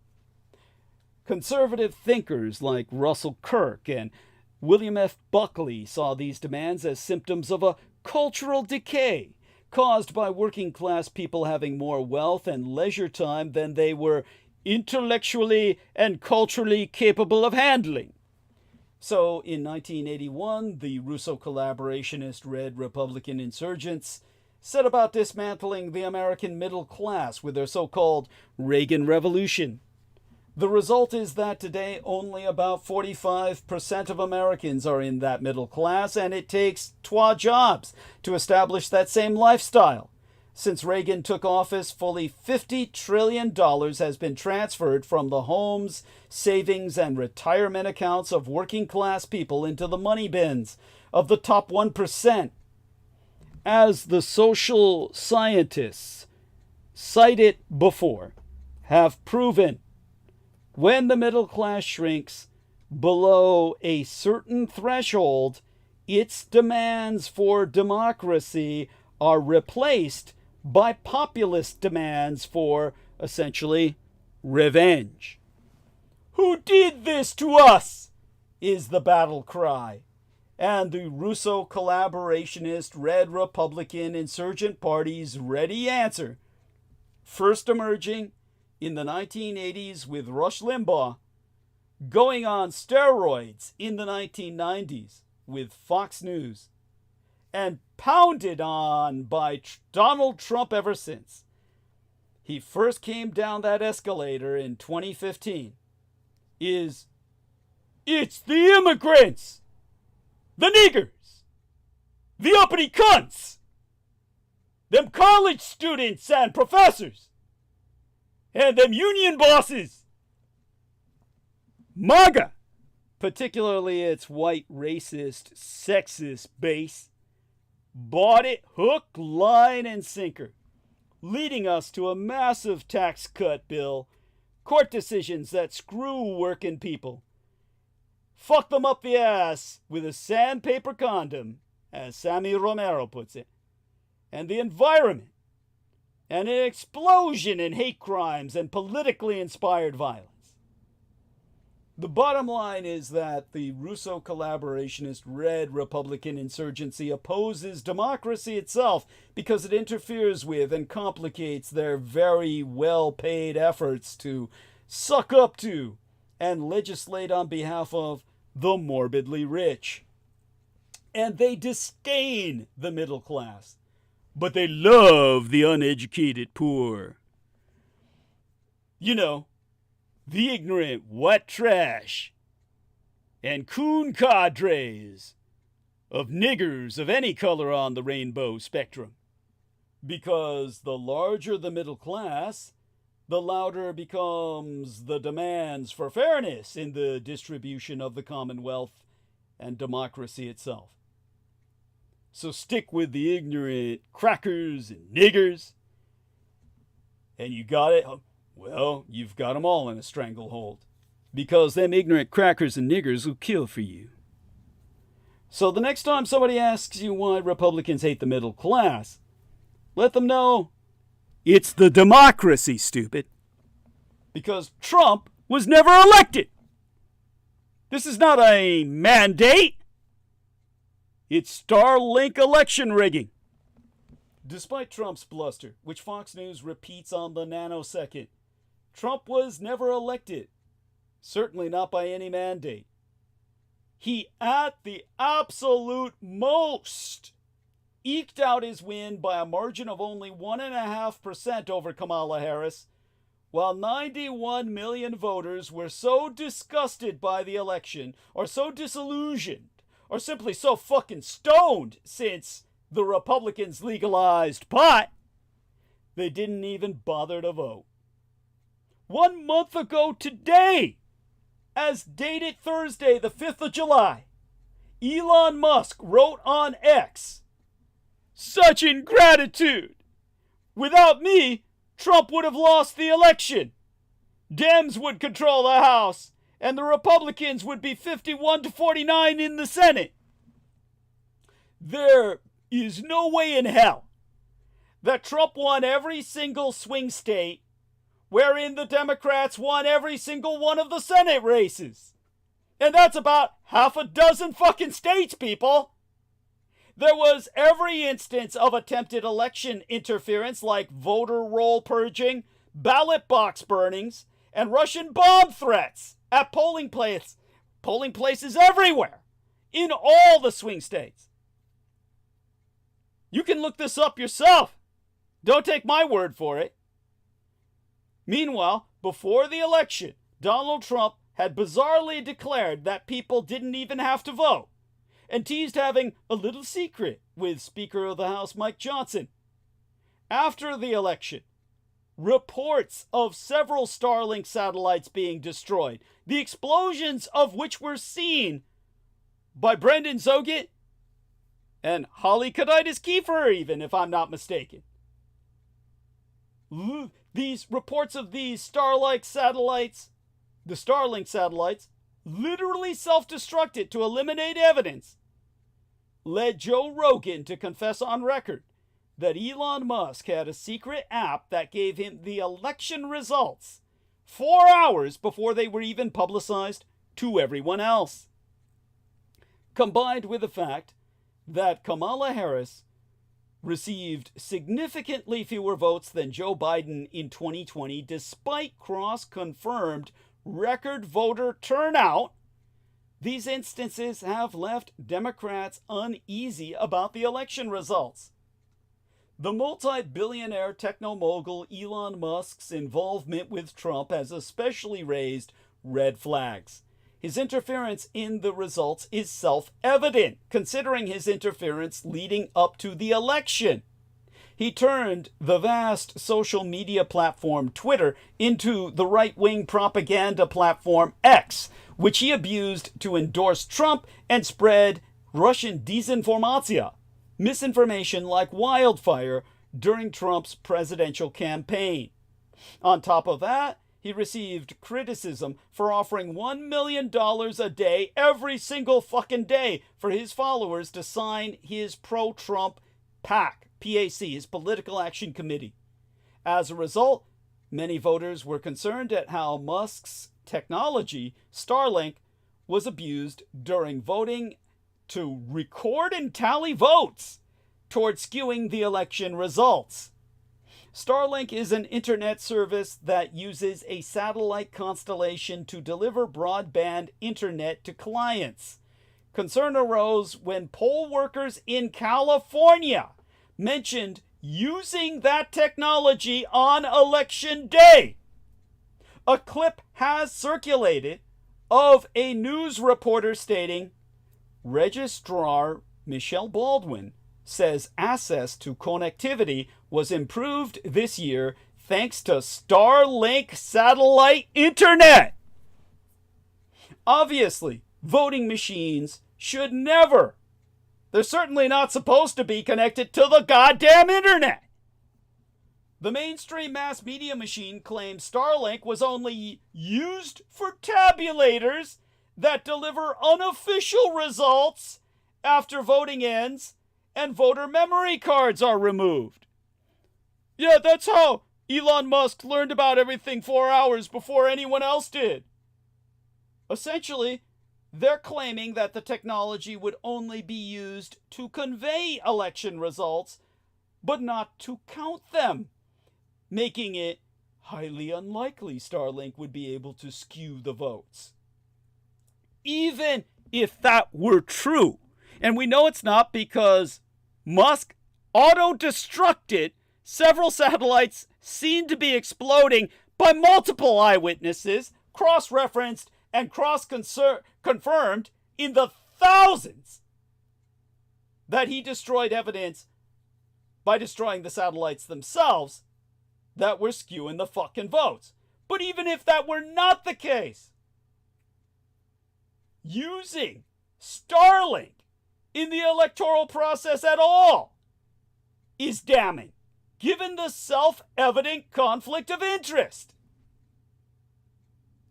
Trump's abominable bill squeaked by in the Senate by 1 vote when J.D. Vance voted to break the 50-50 tie. It passed by only 12 votes in the House. No Democrat voted in favor in either chamber. Polls prove most Americans oppose the bill that was just passed, which suggests one of the following. Point: Republicans in Congress assume Americans' world-renowned short attention span and memory loss will save them.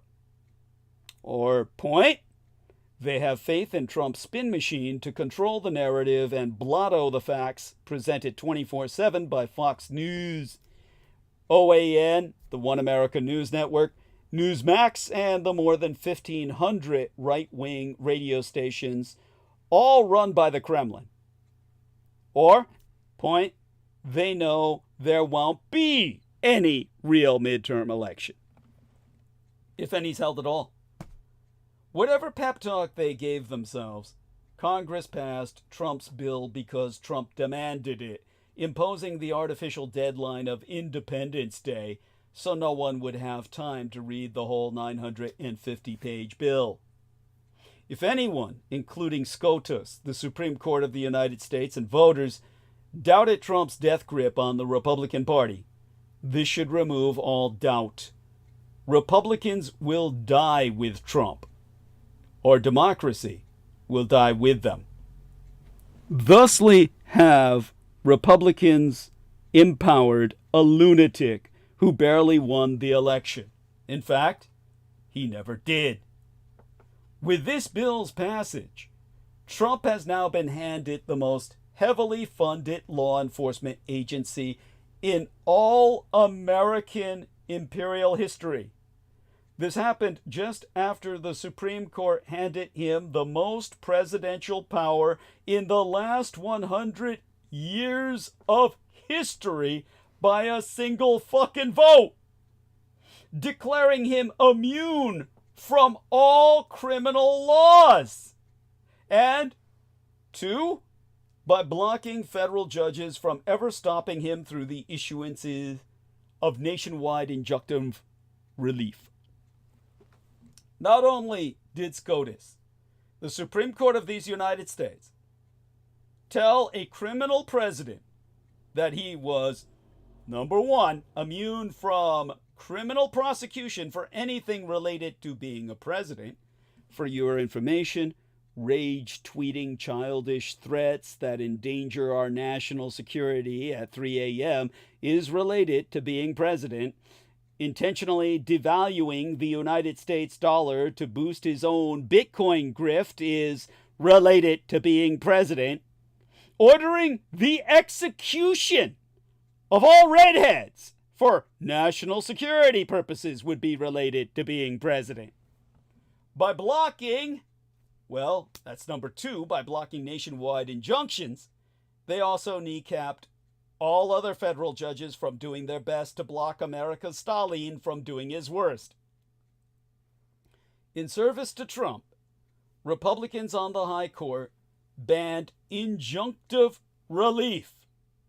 Nationwide injunctive relief, despite its use throughout the last 100 years, with no discussion or even a thought about how, under a criminally insane president who wants to put military tanks on every city street, it might have been important.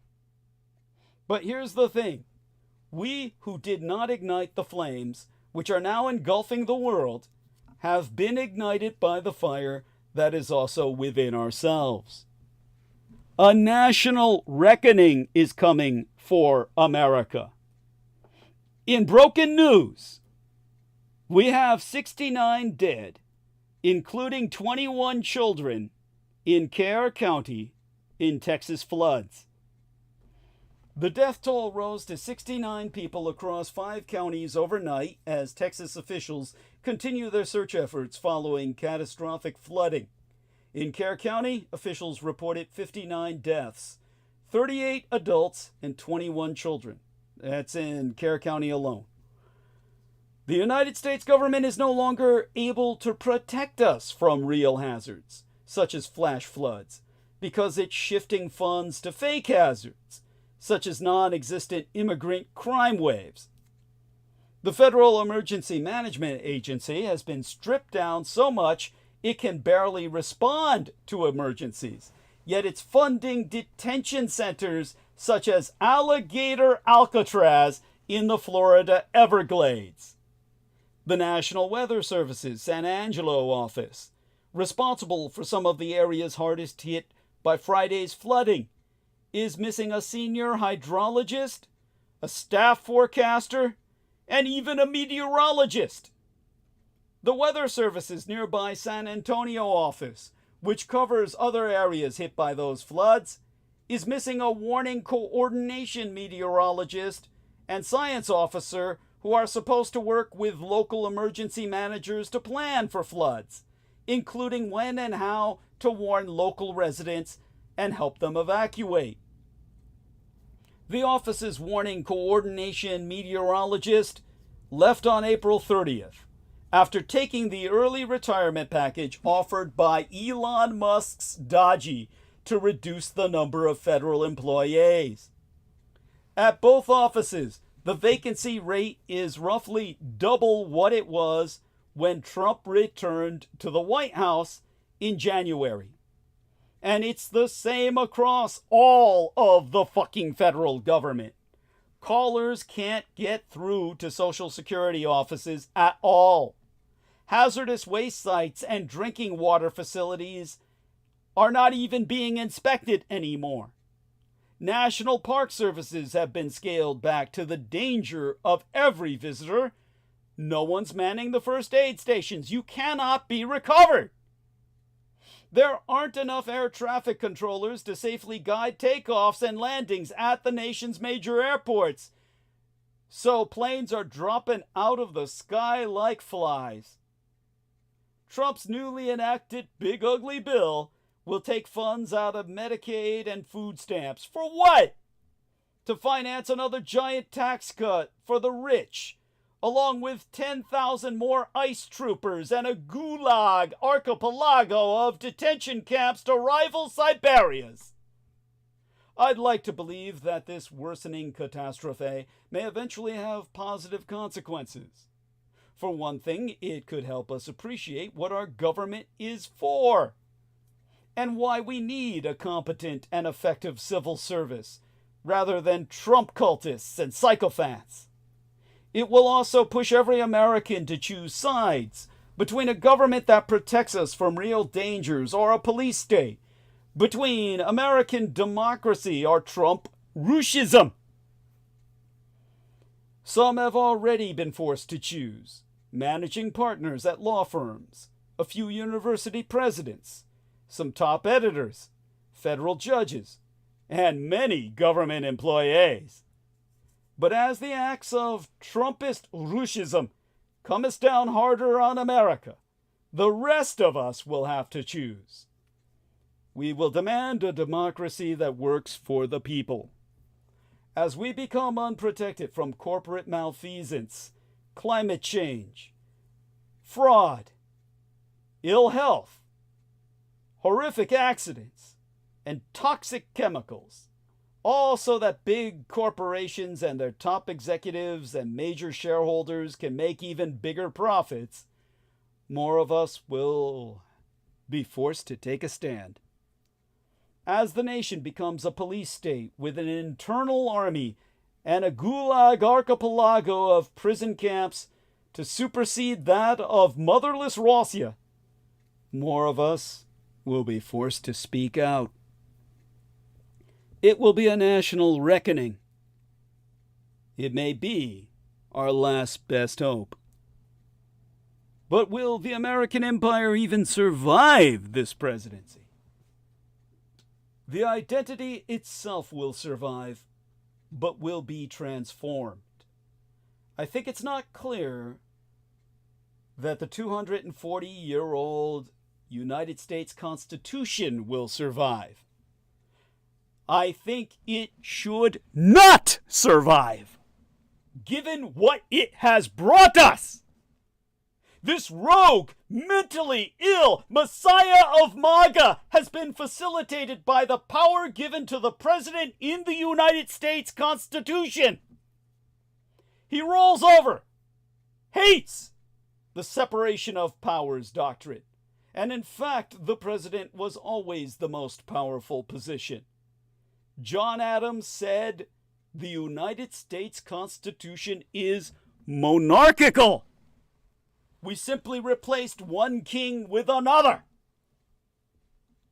Clearly, the United States Constitution has failed to protect the masses of ordinary people who are being harmed by the neo-Russist MAGA authoritarian regime. But this is only the beginning of the problem. MAGA channels a tendency in American imperial society that's been growing since the neo-Confederate and social Darwinist types began the constant attacks and smears on the opposition that got going with Gingrich and Limbaugh back in the 1990s. A sizable fraction of the white population have apparently resented the gains made by previously discriminated and disadvantaged groups through the social movements of the 1960s through the 1970s. Black people, LGBTQ plus people, women, even people with disabilities. The label DEI, DEI, the very Latin name for God, is abused by them to refer to all measures and initiatives to try to move towards equality of opportunity. That's why MAGA will say, if they see a black person or a woman in a job, they'll say, it's a DEI hire. This assuming that, of course, only straight white males deserve to get preference for jobs, bank loans, school slots. Putting it this way, we can see the implicit white supremacy in the anti-day, meaning the anti-God orientation of Trump and MAGA. This tells us this regime wants a return to the older America, its brutal, racist past. But they will deny this, saying they aren't racist, but just think merit should determine. They, or God, doesn't say people should be hired who can't do the job.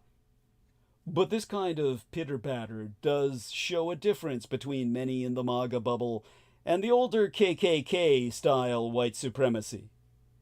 This new variety is sometimes called colorblind racism, allowing patterns of discrimination to persist whilst denying reality itself. The Matrix, the curtain, has been dropped, and there's no red pill to fix it. Indeed, the red pillars are the worst. They're the men behind the curtain, glaringly white, with the smallest of penises. Now, the United States of America has gone through a very long and bitter struggle to evolve away from its brutal, violent, racist past. Still has a longer ways to go. This MAGA direction only really has stable support in a minority of the population, maybe 30% at most. I think that there is likely to be a very strong reaction against this in the majority of the population, and this is developing right now. And we see this in the constant protests. And this, just like the Israeli war against the world, is just the start. The sectors of capital who have financed this disgusting, destructive, racist, and misogynistic direction, this misdirection, are likely to regret this, especially the dying ecocidal oil and gas industry. The MAGA regime has given them what they want, for now, but this will only slow down the green transition, which is inevitable and necessary to decarbonize our economy. There will be a major reaction, and it's not yet clear just how damaging to American imperial capitalism this will be. And the population will also have to come to grips with the absolutely undemocratic and dysfunctional United States Constitution, and the fact that it's way past time for a new, more democratic constitution, which, of course, I've written myself and have always read aloud in the past, because the Supreme Court's timing couldn't be worse, as Trump's latest press conference is seen as a clear sign of cognitive decline. You see, deep in the marshy wetlands of the Florida Everglades, less than 100 miles west of President Trump's resort in Miami, sits the latest battleground in his misadministration's immigration enforcement efforts, a makeshift detention facility dubbed Alligator Alcatraz. Now, yesterday, last week, Trump traveled to Florida to inspect the opening of the facility known as Alligator Alcatraz, accompanied by Homeland Security Secretary Kristi Noem, Florida Governor Ron DeSantis, Republican of course, and other state emergency management leaders, with the president examining the site, itself a controversial transitory concentration camp designed to accommodate migrants and already expected to begin accepting detainees within hours of the Trump tour. Situated in the Everglades and built in just a few days following federal approval the week before, featuring multiple rows of secured bunk beds surrounded by razor wire. In a matter of days, workers have transformed the Dade Collier Training and Transition Airport from an 11,000-foot runway into a temporary tent city that Trump toured on Tuesday.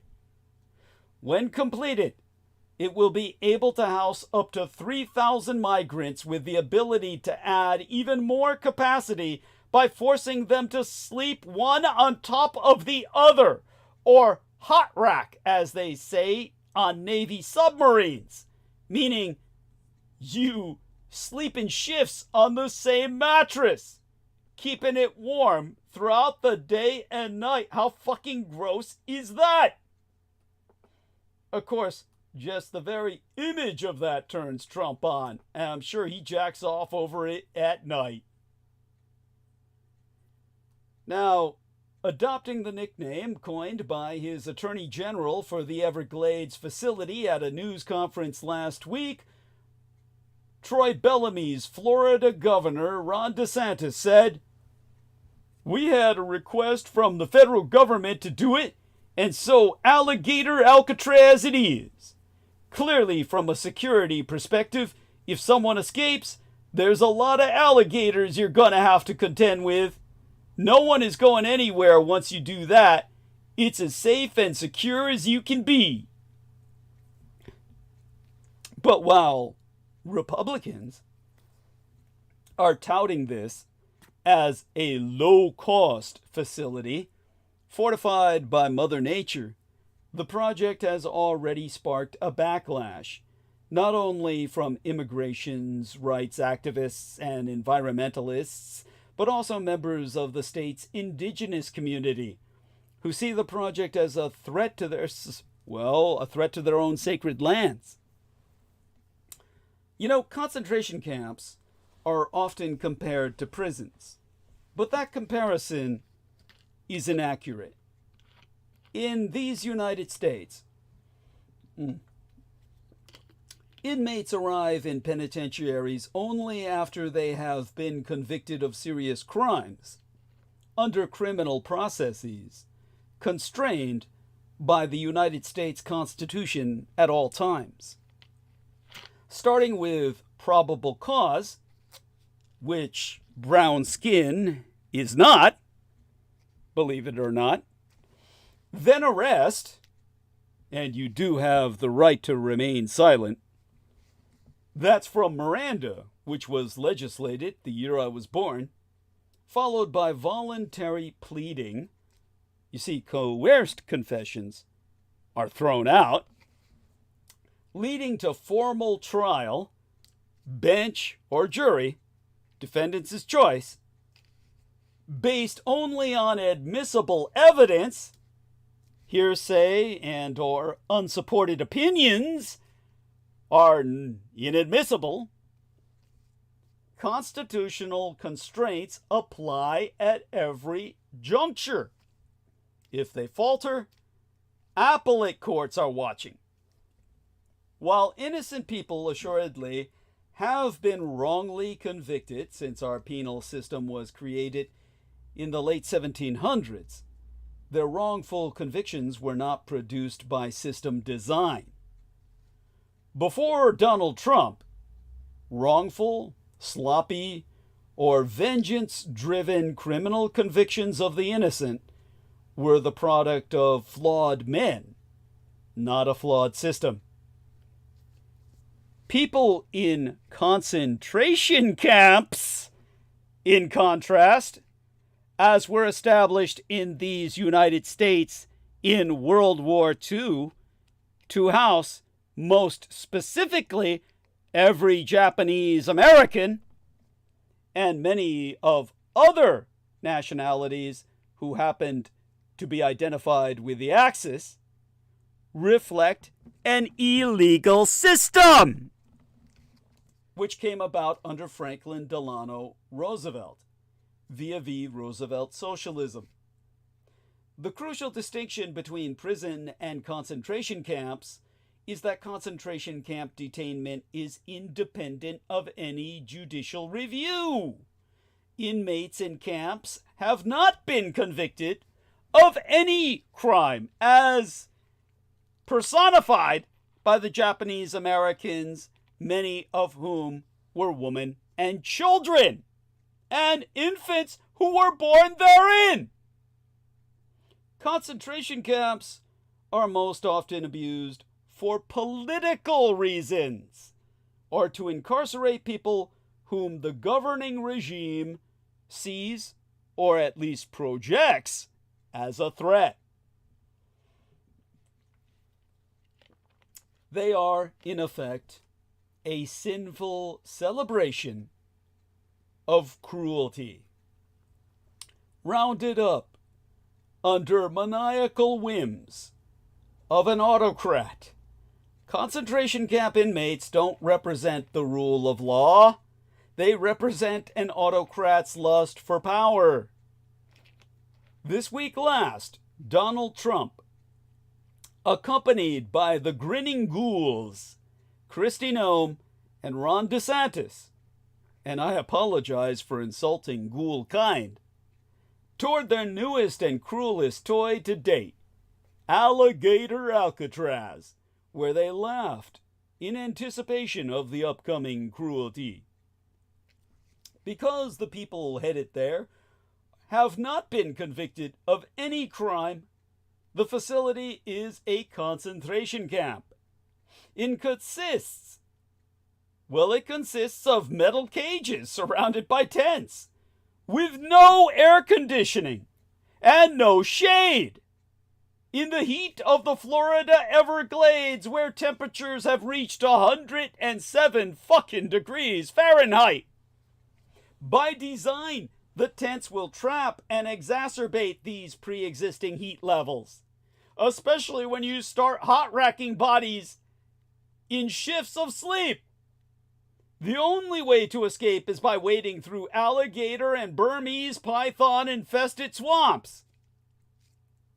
This level of cruelty, by design, is new even to America, even as Fox News celebrates it, and Trump laughs about it. Father Federico Capdepon, a retired priest from the nearby Miami Archdiocese who is monitoring the situation, describes both the camp and the inhumanity it reflects as, quite simply, his words, sinful. The 6 Catholic justices who paved the way for Trump's cruelty must know that their complicity is an assault on the teachings of Christ. But this brings us to the Catholic majority on the high court that paved the way to hell itself. Contrary to Trump's misinformation spread on the hour by Fox News, multiple studies prove that immigrants, whether documented or not, account for disproportionately low crime. The most recent nationwide data proves that only 3% of people who are jailed are non-U.S. citizens, even though that group comprises over 14% of the population. Supreme Court justices are aware of these statistics, just as they are cognizant of the sinister methods Trump has cooked up to dismantle the Constitution. At least 192 judicial rulings have blocked or paused Trump's initiatives, while the Supreme Court itself has conducted multiple reviews of Trump's executive orders. And yet, informed by the gross inhumanity and illegality of Trump's official actions to date, on June 27th, the court outlawed nationwide injunctive relief, the main tool available to protect people from Trump's lawless mass cruelty. 72 hours later, in but 3 days span of time, Trump celebrated the opening of Alligator Alcatraz with the promise of still yet more to come.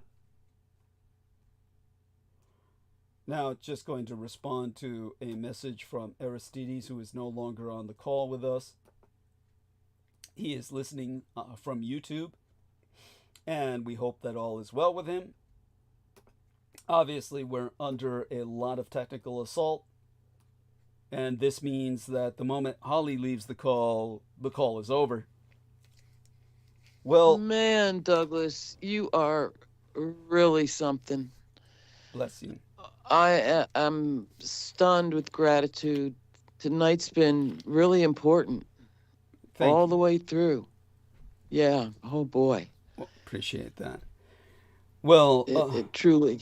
Well, stay with us as long as we you got can a footnote. This, yeah. Yeah, I know. And it's hard because it's so very brutal. Oh, boy, is it ever. I saw a picture of the flood up to the bottom of those racks. There, tell us about that. I don't know. Who knows anymore, right?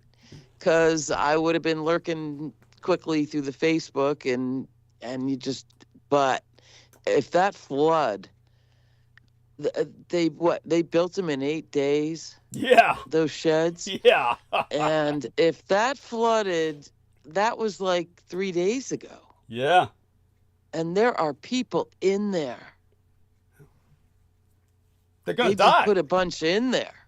Like today. It's not only that, the alligators will come in with those waters, as well as the Burmese pythons, honey. Well, for God's sake, Florida is kind of infected. We're talking brain-eating amoebas. Yeah, there you go. You know, you get a drop of water up your nose. 24 hours later, you're brain dead. Yeah. That's why they never could have the Disney Water World. That's right. On the Gulf. Remember? Oh, fuck yeah. Oh, man. Any kind of infection. One thing about Florida, you know, I don't care about little cuts and shit, but when you get one in Florida, it's infected. Yeah. No. I mean, bugs you that had kids drill dying into at you Disney. to have their families. Oh, my God. Say that again. I mean. Yeah, say that again. Chiggers and shit. Oh, yeah. Those are nasty. So, yeah, it's Edomic. I don't know. It's that Indeed. bad. Yes, indeed. And so at least I'm not crazy. Most certainly Thank not. you Yes. for proving it out so very diligently Thank you. and articulately. Thank you, thank you, thank you. Well, thank you, honey. And as I said, stay as long as you can stand it. The stream will continue once you leave, but the call will end. Right. Yeah. And if I do have to go pretty soon here, but I swear to God, I'm on the edge of my seat. Everything you said was right on to the core.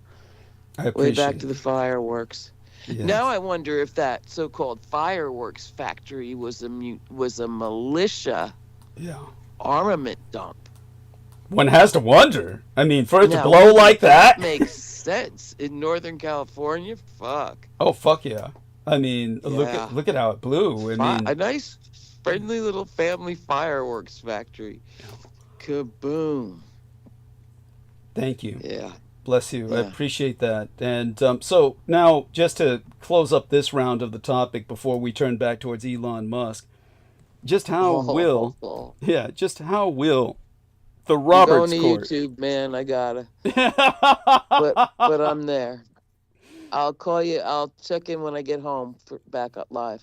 Okay. Love you, honey. All right, Do dear. that. Love you. Okay, My thank you. God.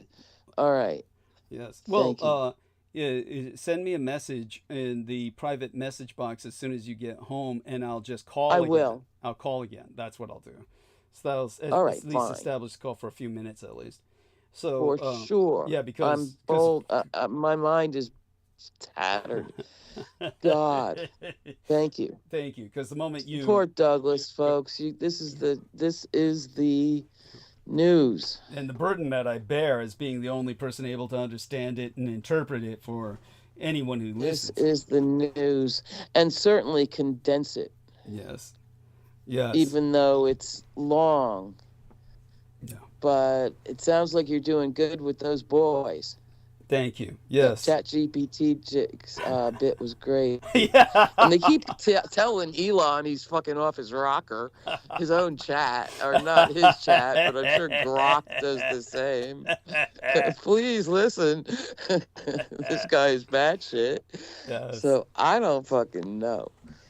But I'm going to head home listening all the way, and I'll check in when I get there. I love you. Okay. Thank you. Love you too. Stay safe Thank and you. be well. Bye. Bye-bye. You for too. now. So how will the Roberts Court defend Trump's alligator cruelty? The Eighth Amendment, which prohibits cruel and unusual punishments, does not just apply to United States citizens. It applies to everyone within the United States, regardless of their immigration status, which means an 8th A case from the Florida Everglades will eventually reach SCOTUS, the Supreme Court of these United States. One dreads the verbal gymnastics the majority will employ to defend cooking migrants alive or feeding them to alligators as something other than cruel and unusual.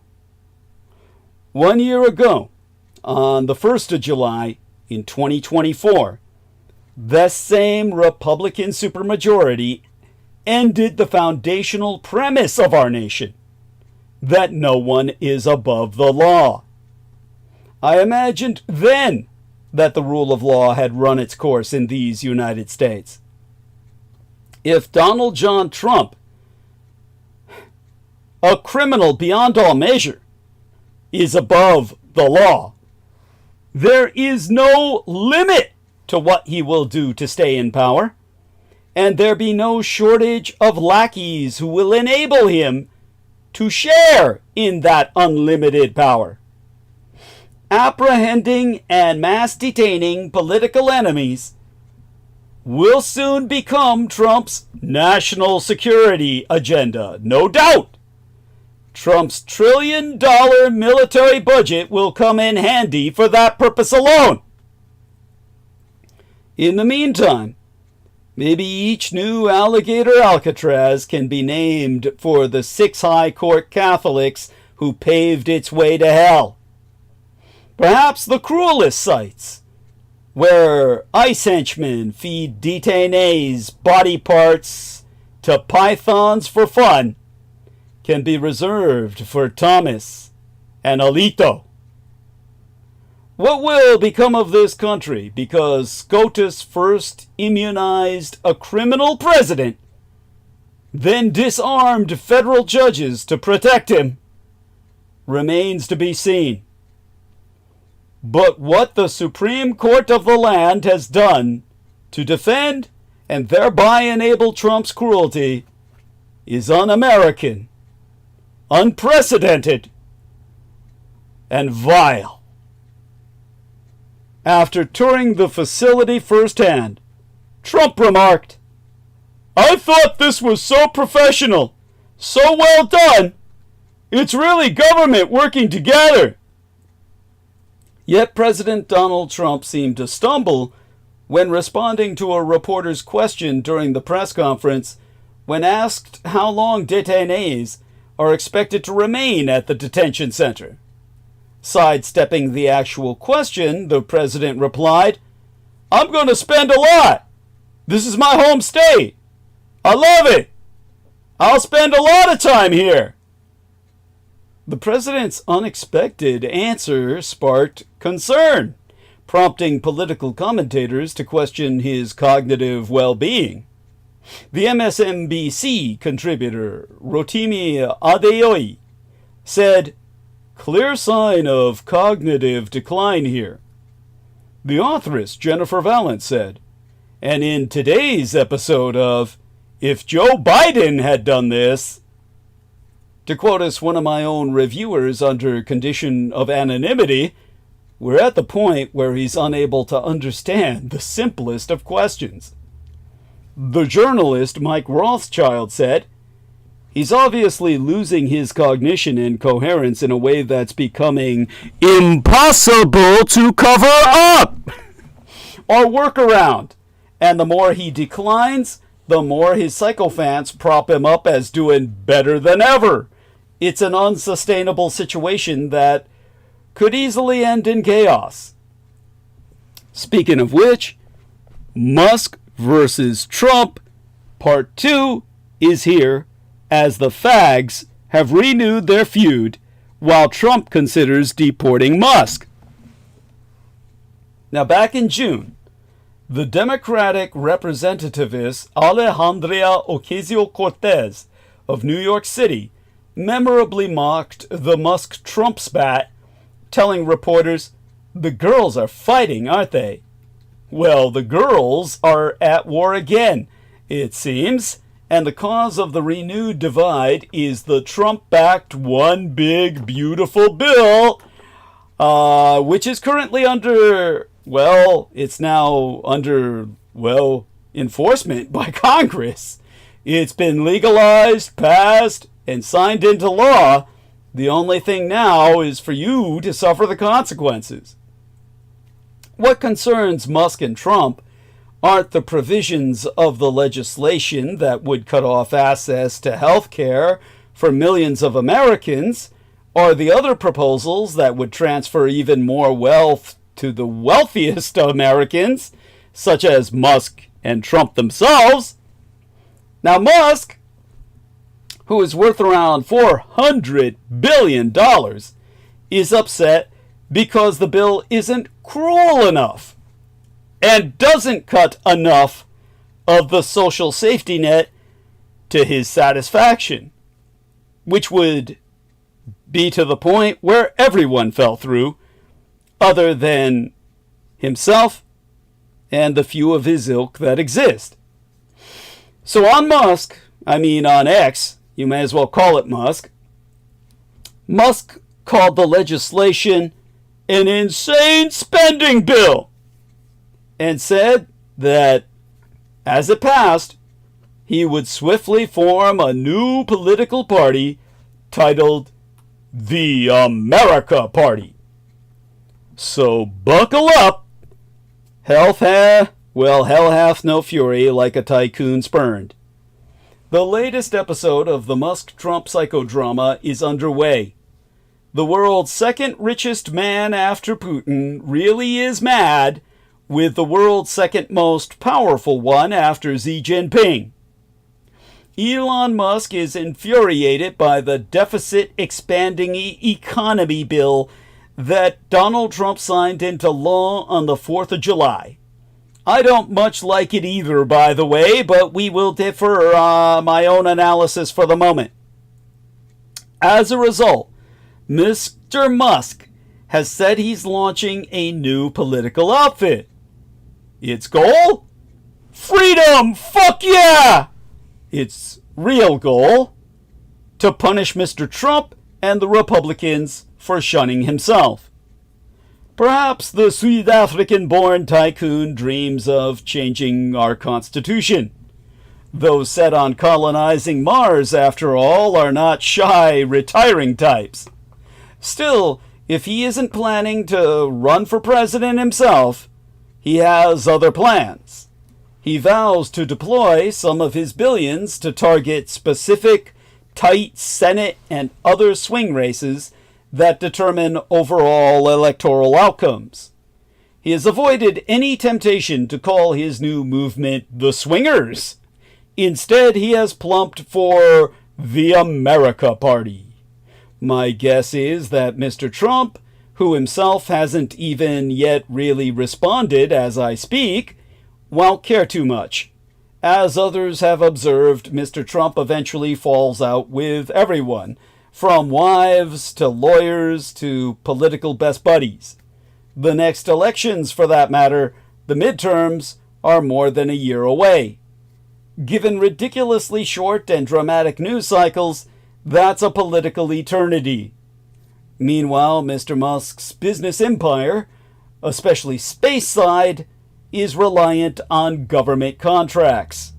Rivals, such as the newly affable Jeff Bezos, may find business opportunities opening up. Mr. Trump has ways to hurt his rival that I will articulate soon enough.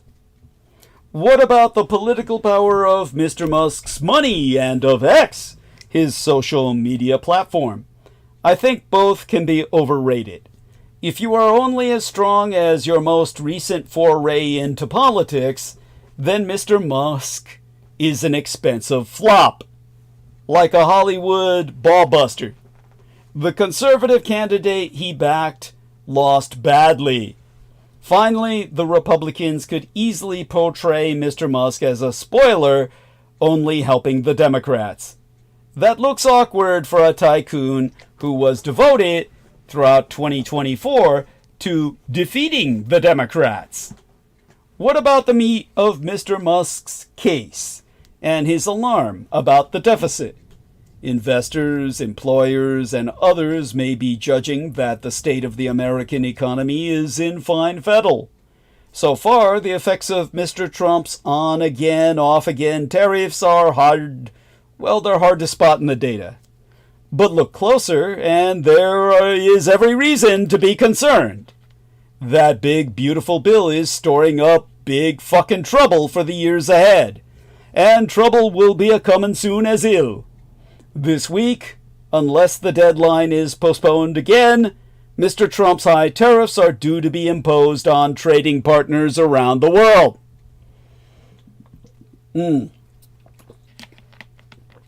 And that's more fuel to the fucking fire. So, will Trump deport Elon Musk? Last Monday, or the Monday before that by now, I think it was last Monday, Musk kicked off everyone else's work week by writing, "Our country needs an alternative to the Democrat-Republican Uniparty so that the people actually have a voice." Despite his claims, much of the Democratic Party's platform is supported by a decisive majority of the electorate. This is what brings us to Elon's Bannon transference. Close to midnight, on Truth Social, President Trump lightly threatened, "Without subsidies, Elon would probably have to close up shop and head back home to South Africa." But Musk, who is proposing the formation of a new America Party in reaction to Republicans passing the big, beautiful bill this week, doesn't seem to really care about electric vehicle subsidies.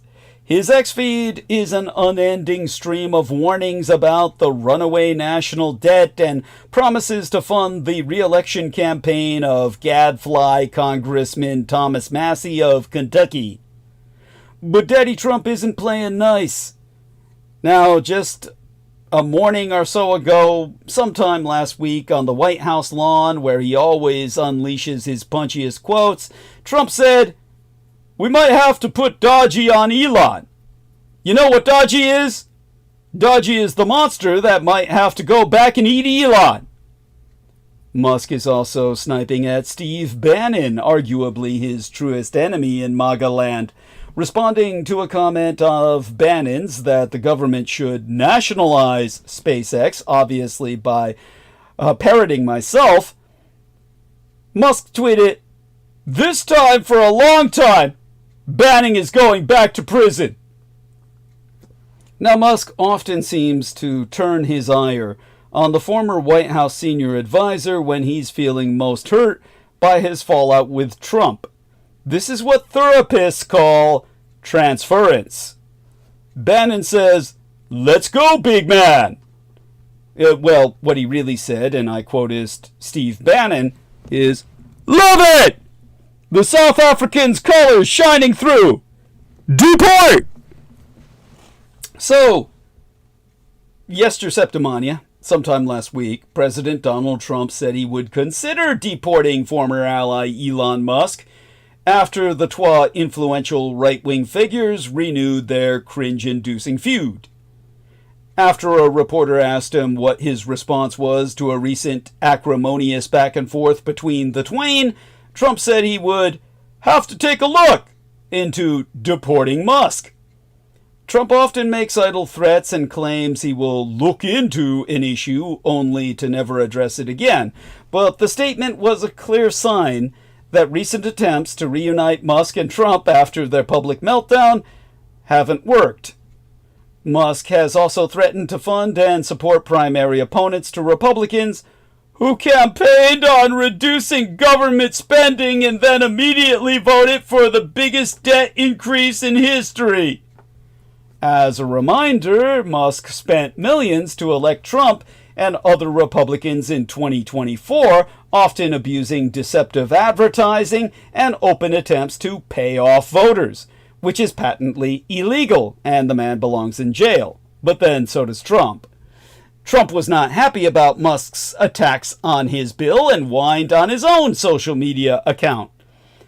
Just a little past midnight, midweek last, Trump posted, "Elon Musk knew long before he so strongly endorsed me for president that I was strongly against the EV mandate. It is ridiculous and was always a major part of my campaign. Electric cars are fine, but not everyone should be forced to own one. Elon may get more subsidy than any human being in history, by far, and without subsidies, Elon would probably have to close up shop and head back home to South Africa." Trump also threatened to have the so-called Department of Government Efficiency, which he created as a vehicle for Musk to attack our federal government, look into Musk's billions in government contracts. The Trump-Musk fight was predicted shortly after the twa man-cunts first united during the 2024 campaign, and it has played out on the biggest public stage that exists, to the amusement, annoyance, and harm of millions. They both have such an inflated sense of self-importance, there was never a chance they could keep themselves in check for long. But when they worked in concert, via the presidential campaign and then Dodgy, their unified work took a sledgehammer to decades of infrastructure, funding, and international and domestic relations that helped and protected millions of people. Also, a new study published in the esteemed medical journal The Lancet has calculated that ongoing cuts to the USAID, the United States Agency for International Development, one of Musk and Dodgy's top targets for elimination, will lead to at least 14 million additional deaths by 2030. The girls are in a feud state again, but they have destroyed real lives along the way. Millions of them. And everyone will be dealing with the mass murderous fallout from their work for years to come. 14 million killed by Elon Musk is far, far more than 6 million killed by my biological father, Adolf Hitler.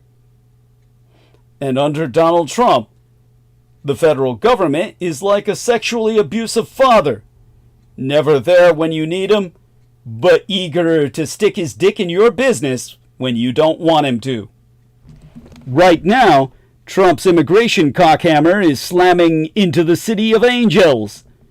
When will it ejaculate? Protests over ICE raids in the Los Angeles area last weekend highlight the crackdown on undocumented workers at businesses and the overall impact of immigration, legal or otherwise, on the economy. The United German Deutsche Bank has proven that the collapse in immigration represents a bigger negative supply shock than President Donald Trump's tariffs do. And a 1931 immigration raid, well, that parallels or presages today's Los Angeles. For months, Donald Trump and his mass deportation dream team, the border czar Tom Homan, the White House Deputy Chief of Staff Stephen Miller, and the Homeland Security head Kristi Noem, have warned any city, state, or county that seems even somewhat sympathetic to illegal immigrants that their day of reckoning will come. Well, for Los Angeles, it's now. Since Friday into this last weekend, or the weekend before last, I should say, the city of Quartz and its suburbs have seen federal officers from various agencies face off against protesters who have unsuccessfully tried to stop them from conducting workplace raids or transport people suspected of being in this country illegally to mass detention facilities. And the scenes have been ugly. Federal agents have abused flashbang grenades and tear gas to disperse crowds from Paramount to downtown to the Garment District. They even arrested my own healthcare union's SEIU, Service Employees International Union California President David Huerta, for allegedly blocking a federal vehicle. Protesters, meanwhile, have fought back with rocks, bottles, and fireworks. A row of Waymos was set on fire near Olvera Street the Sunday afternoon before last, emitting an eerie swan song of honks. A fleet of highway patrol vehicles parked near a 101 freeway underpass was pelted by protesters from above with cement shards, e-scooters, and even papers set on fire. In the proverbial thick of it are Los Angeles Police and Los Angeles County Sheriff's Departments, whose leaders have continuously stressed that their agencies aren't involved in any immigration actions, even as they have assisted La Migra by keeping crowds away with batons and less than lethal rounds. Some of the 2,000 National Guard troops Trump called up over the strenuous objections of our Governor Gavin Newsom and Mayoress Karen Bass are now in Southern California. This is the first time something like this has happened since Lyndon Baines Johnson sent the Guard to Alabama in 1965 to protect civil rights activists from white citizens and corrupt law enforcement. Trump's incendiary maneuver has set a city whose nerves have been frayed all year further on edge, fearing there's worse to come from him. And worse things are coming. Angelenos, though not from activists and professional rioters. What we saw the weekend before last was Trump bonking L.A. with a toy mallet while itching to swing his federal sledgehammer. One of the many news conferences held over the past 3 weeks by outraged community leaders happened on a Sunday, the one before last, at I think it was La Placita Olvera. We best remember it as the birthplace of Los Angeles, but this serene spot also offers a lesson from the past for what's happening today, and will probably happen soon. On February 26th of 1931, about 400 people were hanging out at La Placita Olvera at 3 p.m. when dozens of federal agents from as far away as my Golden Gated San Francisco and the mad state of Arizona suddenly surrounded the plaza.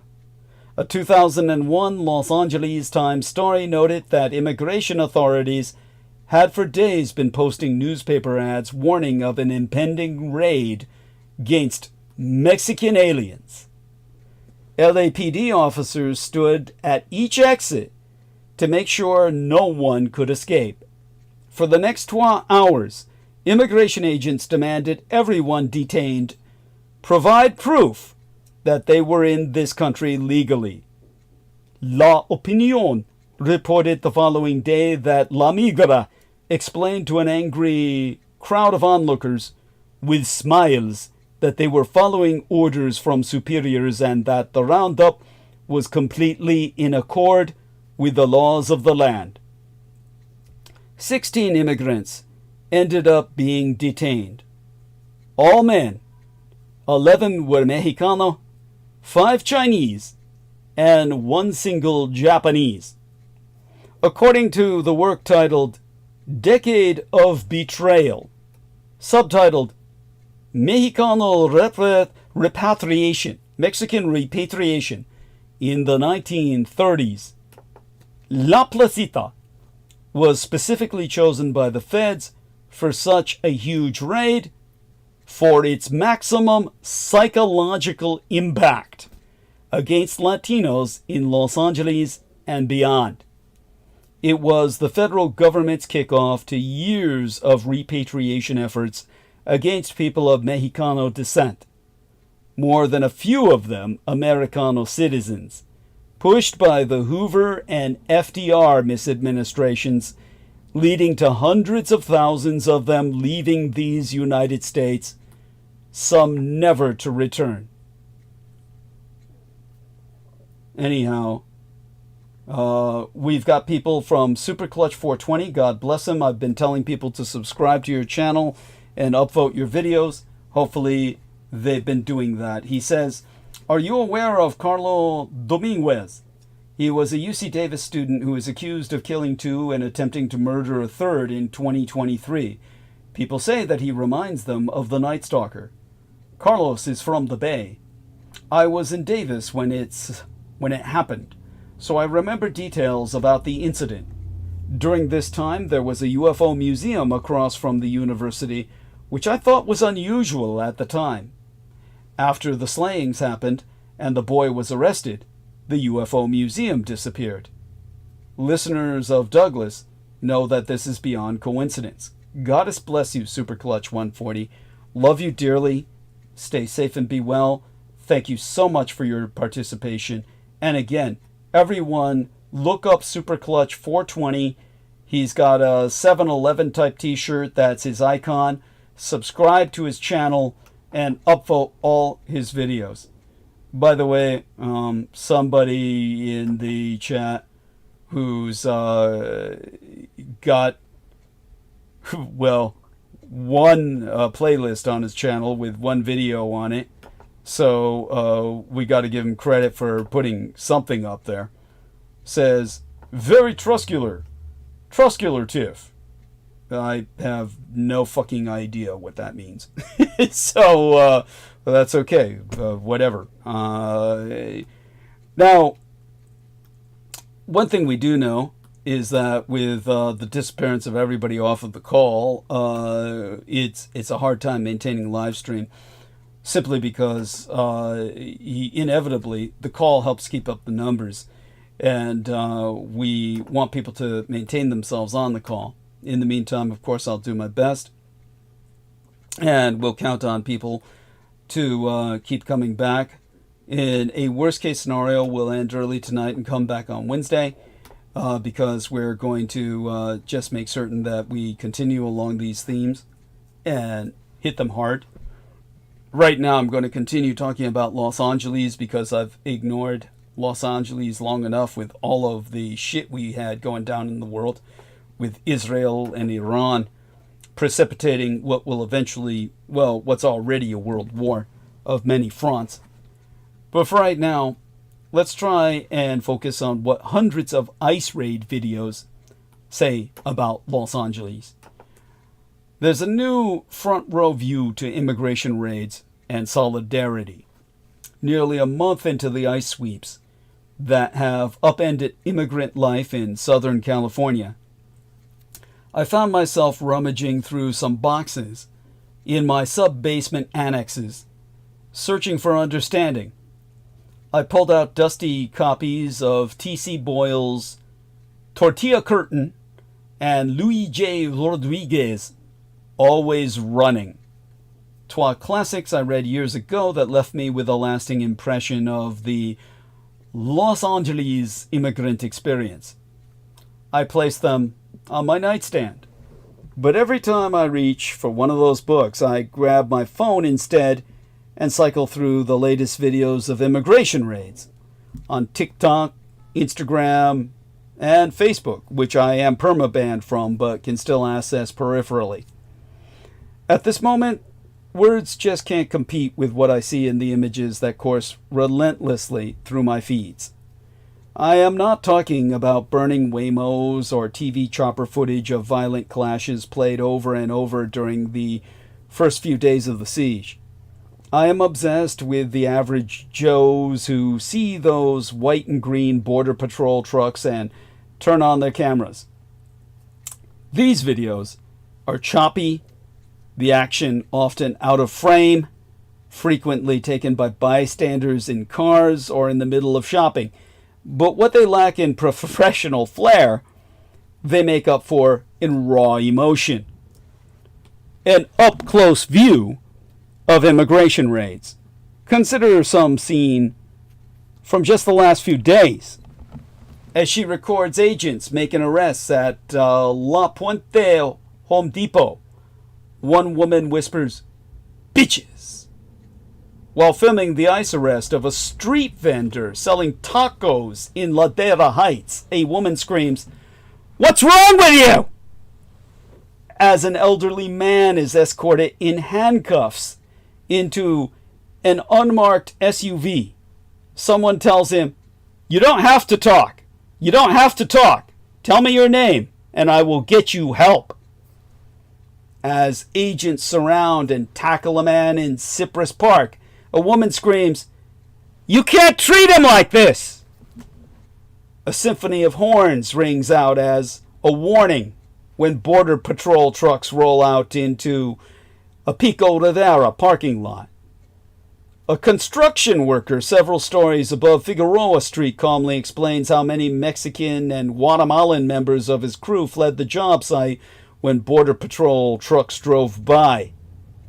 A Border Patrol truck, siren blaring, gives chase through a foggy strawberry farm in the city of Oxnard. All this looks familiar, but you see, these images hold such power because they are both familiar and foreign. I know that corner in Koreatown. I've brought groceries at that Walmart. I used to drive by, rather ride by, when my gang brothers would drive by that shopping center in Santa Ana every morning for a period of time that we were doing deals down there. The locations are recognizable, even comforting, yet the vibes are anything but. A row of camouflage Humvees on the 105 freeway, abandoned work sites, food trucks, fruit vending carts, and even lawnmowers left running after the gardeners were arrested. The images are so incongruous that they bring to mind those early pandemic views of Los Angeles' empty freeways. or the CGI-generated destruction of the downtown skyline in the final act of a disaster movie, or the disoriented expressions on the faces of people after the shaking of an earthquake finally subsides. I know this place, but what has happened to it? This is to Sammy and Isaac Romero out there, if you're listening at all. This is your rapture. But videos show a new community forming. You know, that book I recovered, Tortilla Curtain, was published in 1995 during one of California's anti-immigrant waves. The year before, voters had approved Proposition 187, which barred undocumented immigrants in California from receiving many public services. Boyle's novel captured those times and won acclaim for its uncomfortably biting satire of white fear and brown exploitation in one of those perfect LA suburbs that those with means regard as an escape hatch. The undocumented workers in his book are treated with unrelenting, almost comic cruelty. They have no allies. And that is where 2025 is different from 1995, at least according to my own algorithm. You see, it's remarkable how often strangers come to the defense of those swept up, even risking arrest themselves by getting into it, throwing down with the agents. Consider, I was scrolling my phone Monday night when I stopped on one reel. I know that intersection, that 7th Street right around Cal State Long Beach, a traffic nightmare. In the median, one man is selling fruit and another is selling flowers. The person holding the camera screams from across the street, "La migra!" and urges them to leave. After a bit of confusion, they take his advice and pack their things. Another video starts with the sounds of a woman wailing behind a truck in West LA. She's heard crying in the Espanol. "My father was on his way to work. They must have pulled him out by force. Oh, father, he's an elderly man. He couldn't do anything to them." The camera finally reveals her on the ground, but she's not alone. 4 seeming strangers are at her side, comforting her. But given Trump's love of spectacle, what his agencies have unleashed on Los Angeles over the last few weekends seems like the opening notes for something even bigger. Expect resistance from residents even stronger than what we've seen so far. Bien trucha, Los Angeles. Be vigilant and be careful out there, because it's all war all the time inside Steve Bannon's war room in Capitol Hill.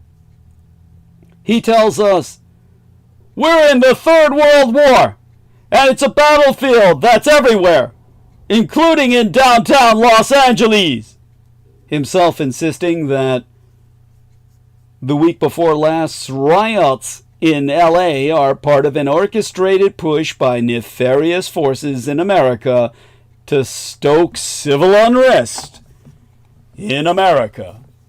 It's Black Lives Matter, the pro-immigration version, 5 years on, and as the American Empire's capital prepares to celebrate the 250th anniversary of the Army, as it did a weekend or so agone, well, that's what brings on the military parades of the 4th of July.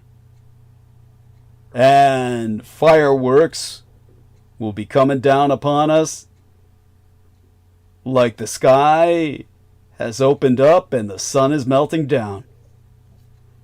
Yet whereas the Trump misadministration let the BLM riots swell in the summer of 2020, Bannon says this time Team Trump should ignore all the cries against authoritarianism and start locking up the political enemies who are stoking the unrest. You see, Bannon claims that we're in for another summer of riots.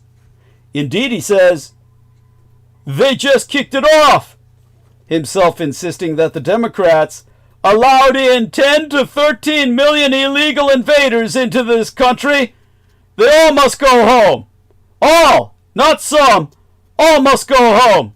They must be deported. They must go home or we don't have a country, okay? They're calling for unrest nationwide, and it's already expanded to San Francisco. The question here is, who told the police to step down? I think there's only 10 arrests. The LAPD allowed that thing to metastasize. Who gave the order? Whoever was the government official that gave that order should be arrested this morning. We need to start arresting government officials, including the mayoress of Los Angeles, Karen Bass, who's stirring this pot up. And if that means suspending habeas corpus, so be it. Bannon stops short of saying Newsom should be strung up, but he thinks he should probably be arrested too. Bannon calls Governor Gavin Newsom, who is defying the Trump administration over the riots, a neo-Confederate, and compares him to John C. Calhoun, the pro-slavery vice president under Andrew Jackson. Andrew Jackson said, hey, if this guy goes against me, I'm assembling the U.S. Army, and I'm going to hang him from the first lamppost. If Gavin Newsom is saying, hey, come on, arrest me, hey, well, if he gets in the way of federal officers trying to sort this mess out, he should be arrested. Bannon is on something of a roll at the moment, having just, in his words, taken out Elon Musk from the Trump misadministration. He calls Musk a dangerous narcissist and repeats the fact that Musk is controlled by the Chinese Communist Party. He feels the techno bros are running scared. Bannon claims the All In podcast, co-hosted by Trump crypto czar David Sachs, didn't air the week before last after he unleashed a torrent of criticism on them, on War Room. Because they're pussies! The Trump misadministration will abuse its illegal powers to bust up the monopolistic power of big tech. To quote as Bannon, we're going to break up Facebook. We're going to break up Google. We're going to break up Amazon. We're going to break, I think hopefully we get to eventually break up Walmart. You've got too much concentration of private power. It's obvious it's anti-populist. It's anti-economic nationalist. So what, I wonder, does Bannon, what does Steve Bannon think of Javier Milei, the man who presented Elon Musk with the chainsaw on stage at CPAC in February?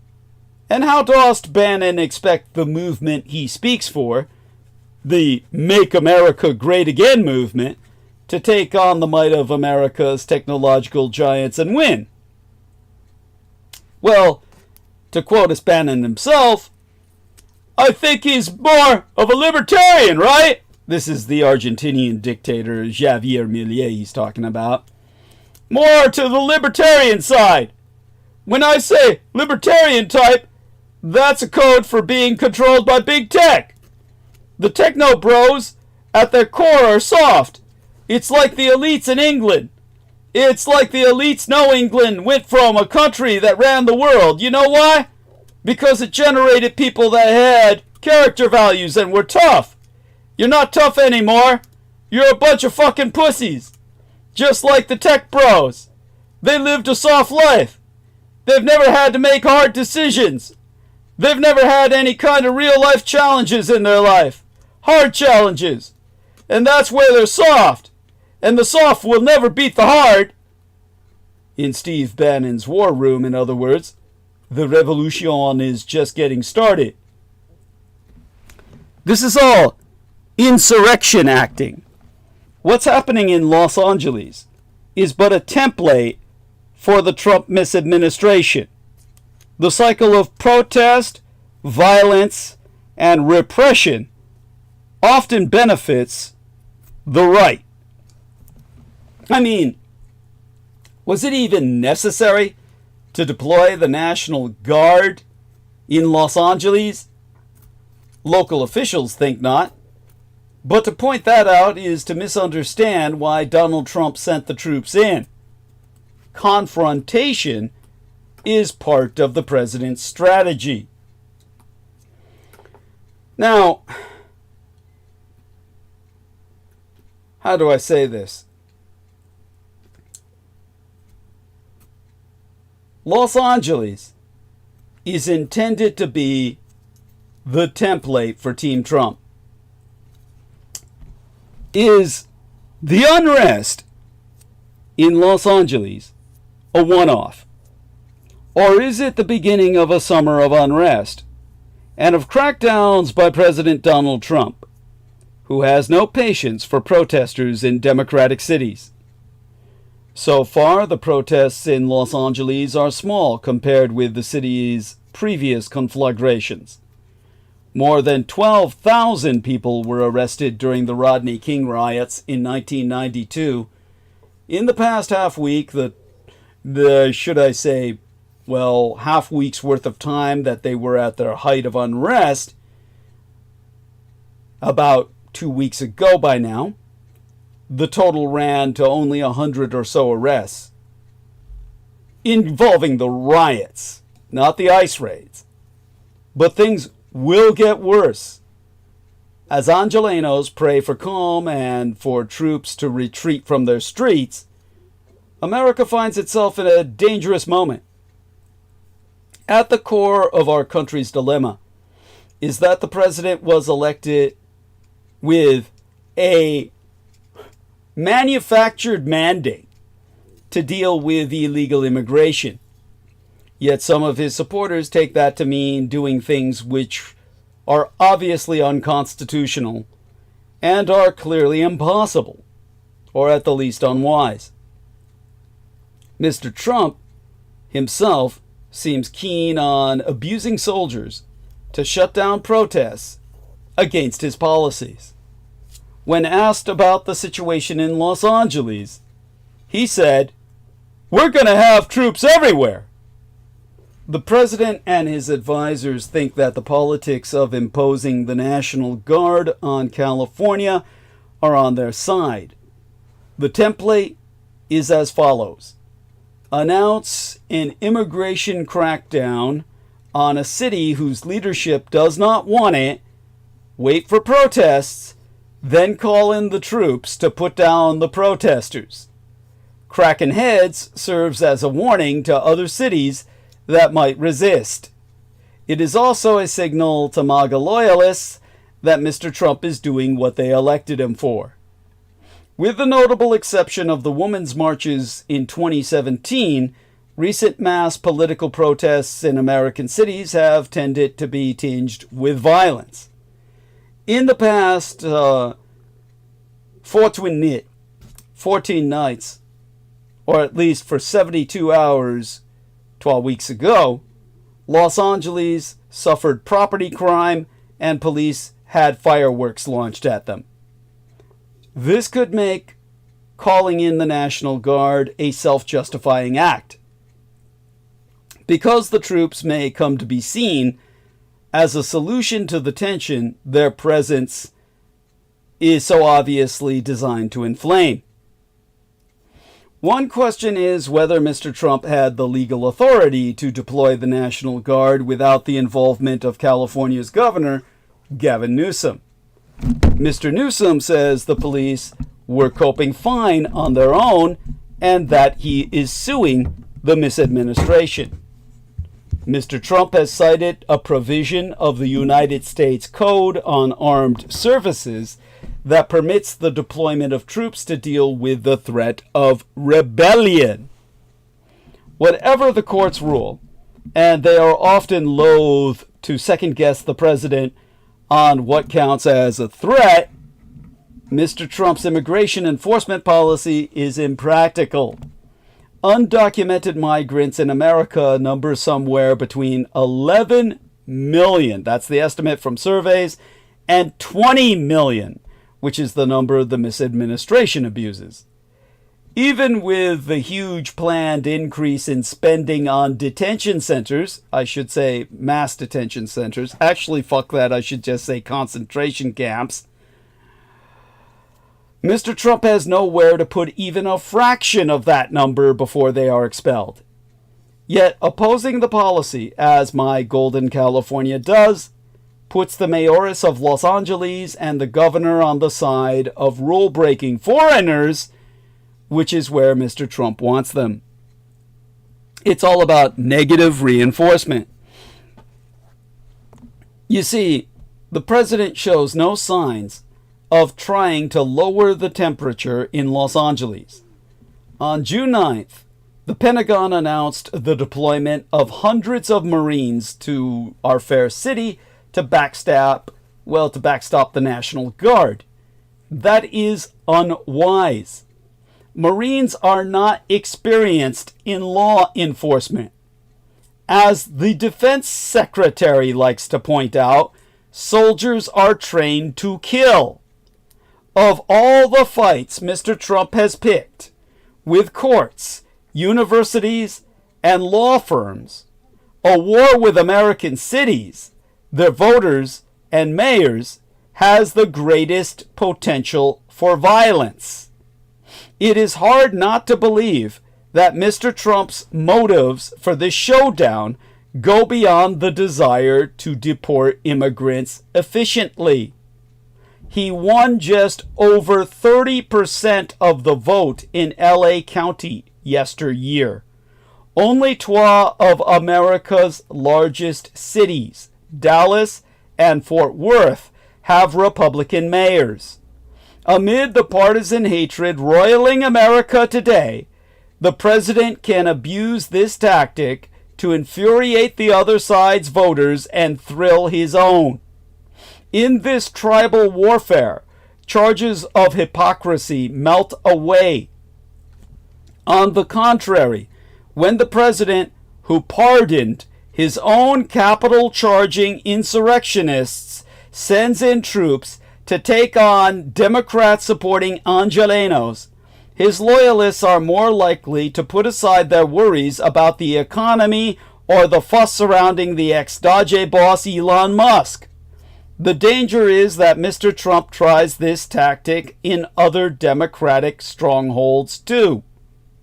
From the riots of the 1960s, that decade into which I myself was delivered into this world, which helped to elect Richard Nixon, the riots not by being born, mind you, to the Black Lives Matter unrest, which seemed to hurt Mr. Trump before it helped him, the cycle of protest, violence, and repression often benefits the political right, even when the unrest is fanned by the government itself.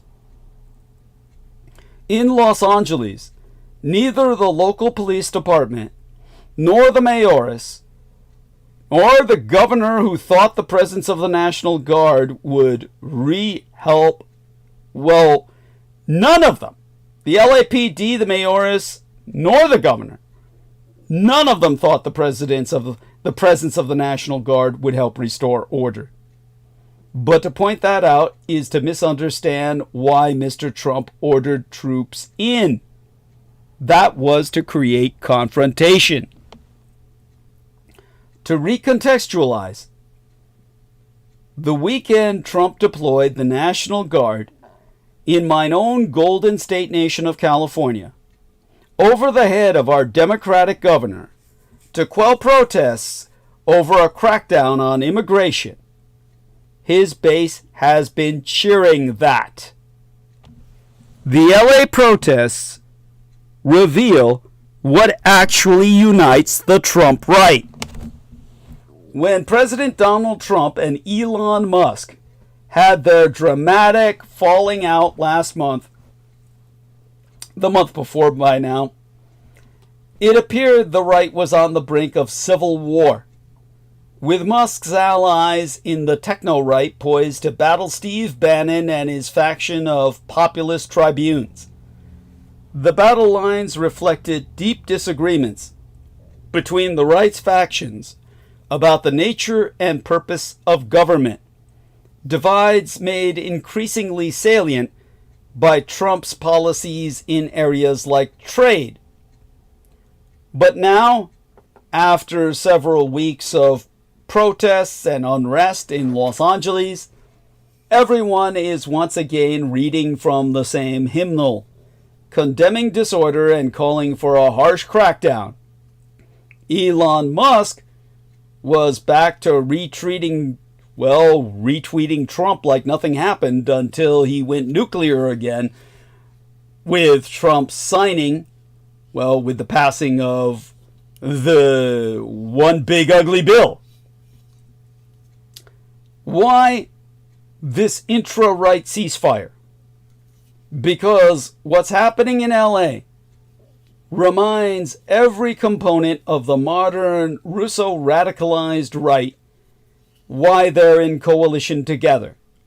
They believe that progressives in general, and the woke left activists in particular, represent an existential threat to everything good about the United States.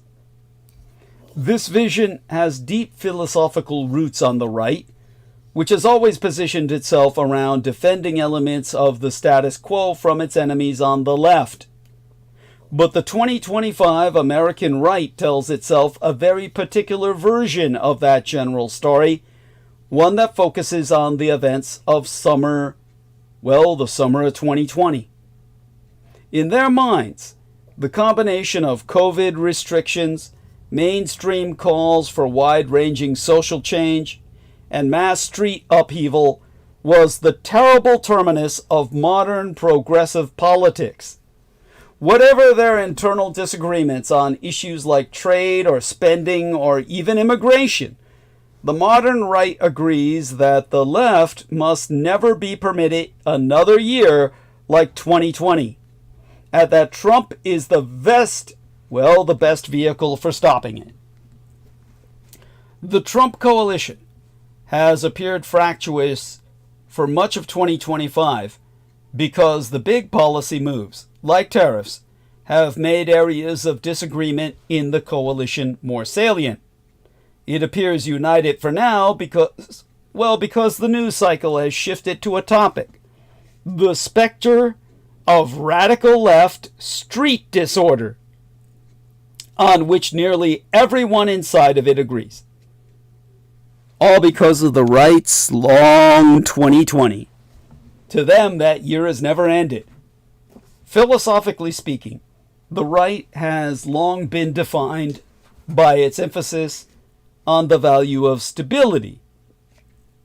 As odd as it may seem, in the era of Trump's radically destabilizing misadministration. Conservative theorists, most notably Edmund Burke, have long maintained that political flourishing depends on the existence of stable social rules developed gradually and from the bottom up over the course of generations. Those who seek to overturn this order, either through sweeping legislation or revolutionary violence, will inevitably do more harm than good. For this reason, the right's pseudo-intellectuals have long positioned themselves against what they saw as instances of leftist street violence. Yet Trump has spent the past 10 years setting the American political order on fire, demolishing our norms, enacting radical changes to long-standing policies, and flagrantly violating our laws. He even incited an honest-to-God insurrection aimed at overturning an election. How could any of this fit with a tradition premised on the values of stability and order? The answer, in part, is that it doesn't. The pseudo-intellectual right has adopted a self-consciously revolutionary mode of politics, seeing the current political order as a fundamentally corrupt system that deserves to be torn down. This is a reactionary rejection of Burkean conservatism, which is why so many erstwhile Burkeans became the Never-Trumpers who publish at places like The Dispatch and The Bulwark. And yet, there's a crucial element of the Burkean emphasis on order that the Trump right has retained, a belief that some specific elements of American life remain uncorrupted, and that the woke left must be defeated for those elements to again become the country's defining traits. Traditional religion, conservative cultural values, a market economy, the notion of national pride, even nationhood itself. These are the elements of the United States that the modern right sees as being under attack from the left and the institutions, like universities, where it is in control. The sense of siege, of a need for counter-revolution, crystallized in the summer of 2020. It wasn't only that there was rioting in America's cities, or that major American cultural institutions were aligning themselves with once radical views on race and gender. It's that both were happening at the same time, suggesting that radicals in the streets were seizing the commanding heights of American public life. Leading right-wing activist Chris Rufo wrote in his 2023 book titled America's Cultural Revolution, and here I read therefrom, "The individual acts of violence, the sacking of urban police stations, the Molotov cocktails thrown at police cruisers, the toppling of historical statues, the wholesale looting of big box stores, were in fact the representations of a long-running cultural revolution. In city after city, Black Lives Matter activists, including its paramilitaries in the black nationalist and anarcho-socialist factions, shut down urban neighborhoods, intimidated residents, and established their ideology as a social requisite.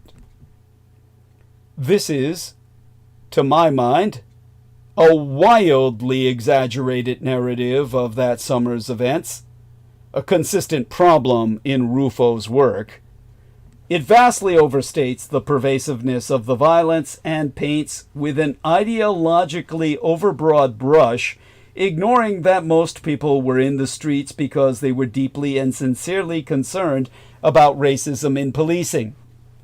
Yet there's some truth as well, as is ever the case with the half-lie.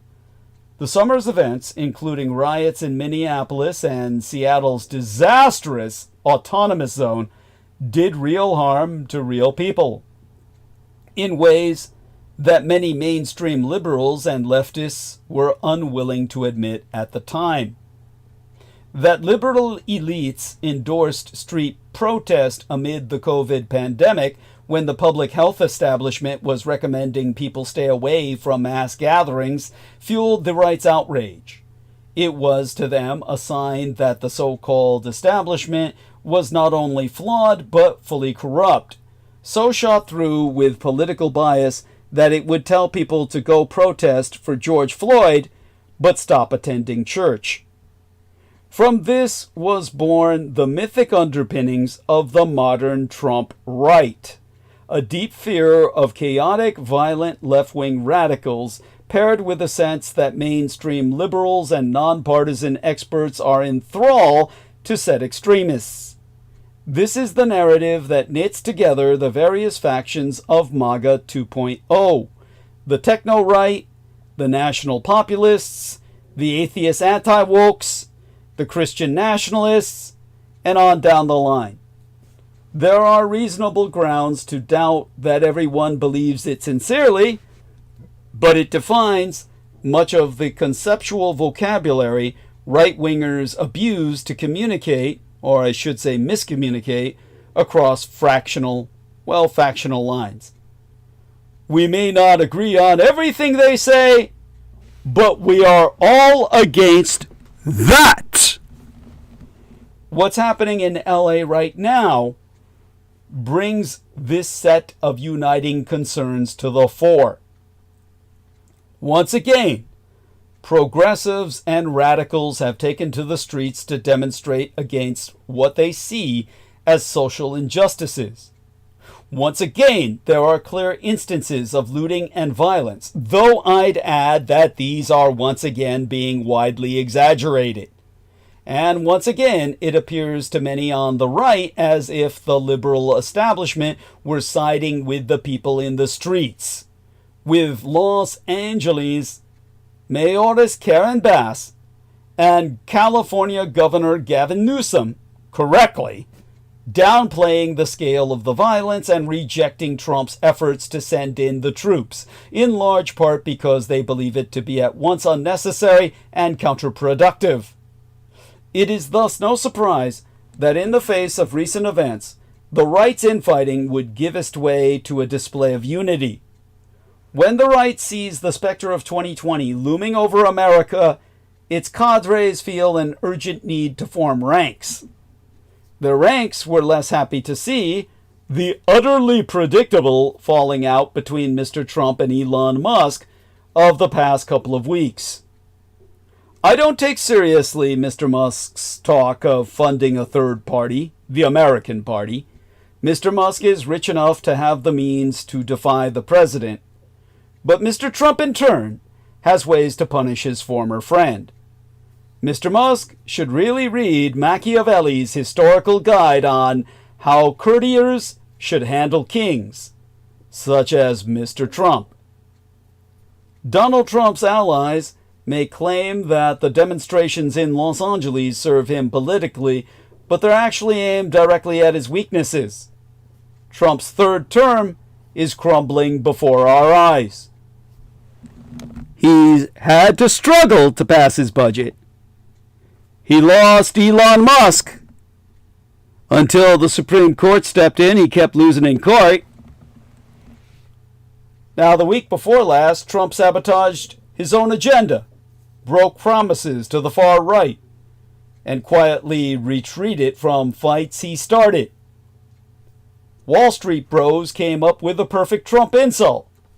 TACO, T-A-C-O, an all-uppercase acronym, acronymous for Trump always chickens out. And over the past 12 months, financial investors have hit upon a new trading strategy based on a simple rule. TACO, Trump always chickens out. America's president threatens to slap massive import tariffs on friends and foes alike, or to remove the Federal Reserve chair, only to back down when the whip of the market imposes its uncompromising discipline. Then he switches back to tariffs, only to back down yet again. It's a pattern that extends beyond the economy. In fact, it's the defining feature of Donald Trump's presidency. But Trump is not just chicken, he is a weak strongman. And America's adversaries obviously understand that better than most Americans. Many Americanos fear Trump, so they imagine that others must too. But no one outside America fears Trump as such. America's friends fear an arsonist, someone who destroys what others have created. And America's enemies welcome the destruction wrought by Trump and by Elon Musk's Department of Government Efficiency. When Musk recently stepped down, Putin's satanic Rasputin, the leading Kremlin ideologue Alexander Dugin, lamented his departure. Budget made a great favor to the entire world liquidating USAID, USAID, United States Aid, Health Department, and Department of Education. Trump is strong in a relative sense, After he destroys institutions, what remains is his presence. But he is weak because, having destroyed the government departments overseeing money, weapons, and intelligence, the United States has no actual tools left to deal with the rest of the fucking world.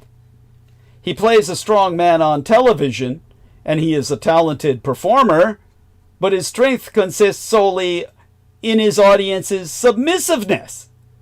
His performance arouses a dream of passivity. Trump will fix it.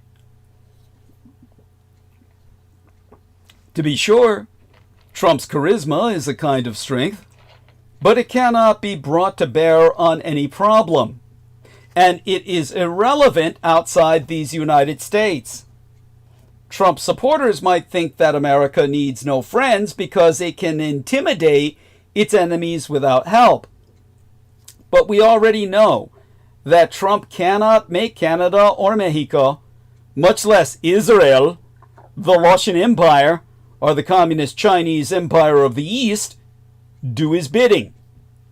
That only works at home. For years, Trump has abused rallies and social media to inspire random violence against his domestic opponents. This has led to a self-purge of the Republican Party and forged a docile cohort of congressional cadres. The people who submit to Trump perceive him as a strong man, but what they are experiencing is their own weakness. And their weakness cannot magically become a strength in the wider world. The capital letters and exclamation points in social media posts that Trump has directed at the Russian dictator Vladimir Putin in recent months, demanding that he stop the war in Ukraine, have no effect on Putin's emotional state, let alone on Russian imperial policy. And inciting stochastic violence won't work on foreign leaders. No one in Irkutsk is going to threaten or harm Putin because Trump posted something on the fucking internet. One could be generous and interpret a Trump post threatening sanctions as an act of policy, but words matter only when there actually is a policy. Or at least the policy, well, at least the possibility that one might be formulated. A policy, that is. But for there to be any policy, there must be institutions staffed with competent people. And Trump's first policy was to fire all those who would be competent to design and implement a policy. Many of the people who knew anything about Ukraine and the Russian Empire, for example, are simply gone from the ranks of his misadministration. In their place came Trump's flailing efforts to make concessions to Russia regarding Ukrainian sovereignty on his own, without Ukraine and without any allies. Well, sans the Ukraine itself, and any allied intercession, it didn't work. His position was so weak that Putin naturally assumed he could get more and duly escalated Russian aggression in Ukraine. Trump is a sheep in wolf's clothing, and the wolves can tell la différence. It's an obvious point, but it must be made clearly. No one in Moscow thinks that Trump is strong. Even if he wanted to, Trump cannot credibly threaten Russia without functioning institutions and competent civil servants. To make sanctions work, for example, he would need more people on the job, not fewer. Moreover, foreign powers would need to believe that the Department of the Treasury is more than an American multi-billionaire's plaything.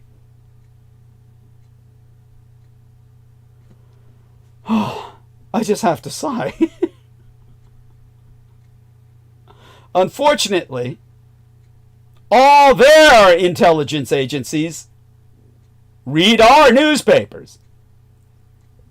Americans can choose to ignore that the state capacity needed to deal with adversaries has been gutted and or entrusted to people whose only qualification is absolute fealty to Donald Trump. But the destruction of the institutions of American imperial power creates a very simple incentive structure for America's enemies. The Russians hope that Trump would return to the White House precisely because they believe he weakens the United States. Now, as they watch him dismantle the CIA and FBI, putting the likes of Tulsi Gabbard, Kash Patel, and Pam Bondi in charge of intelligence and federal law enforcement, they can only think that time is on their side. That is why Putin has ignored Trump's demand for any ceasefire in Ukraine, and why Russia will abuse any ceasefire that may occur to prepare for the next invasion.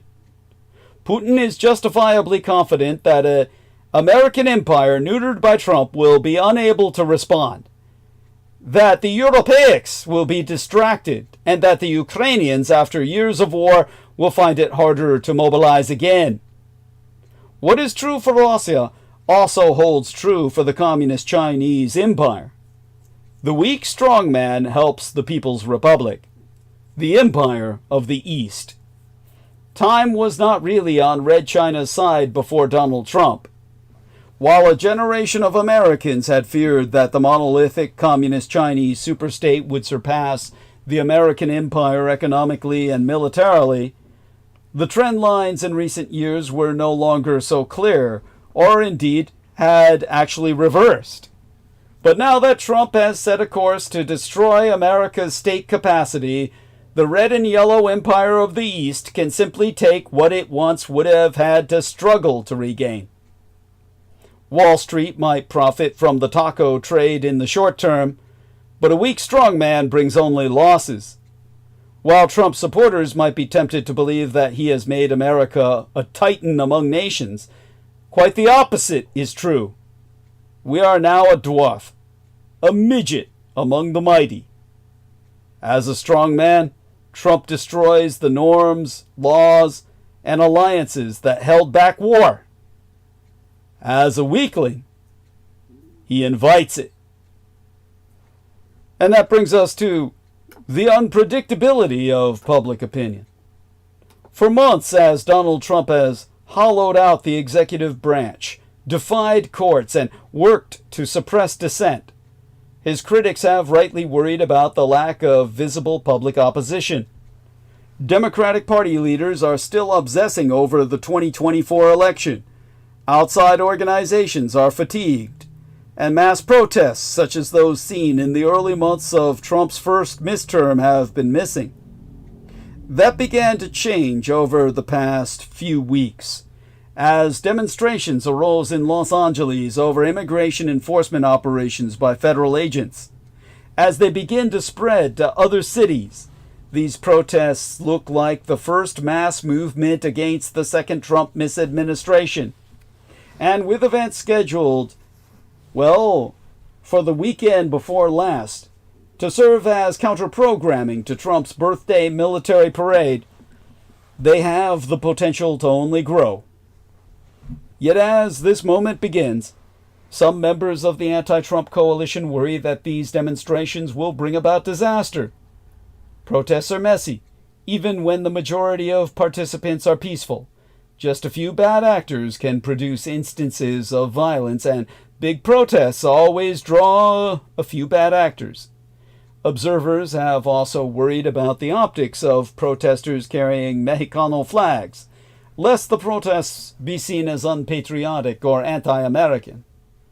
As a defining symbol of our protestation, Mexico's green, white, and red flag has been a common sight at the protests in Los Angeles as demonstrators express solidarity with immigrants and denounce the ICE raids.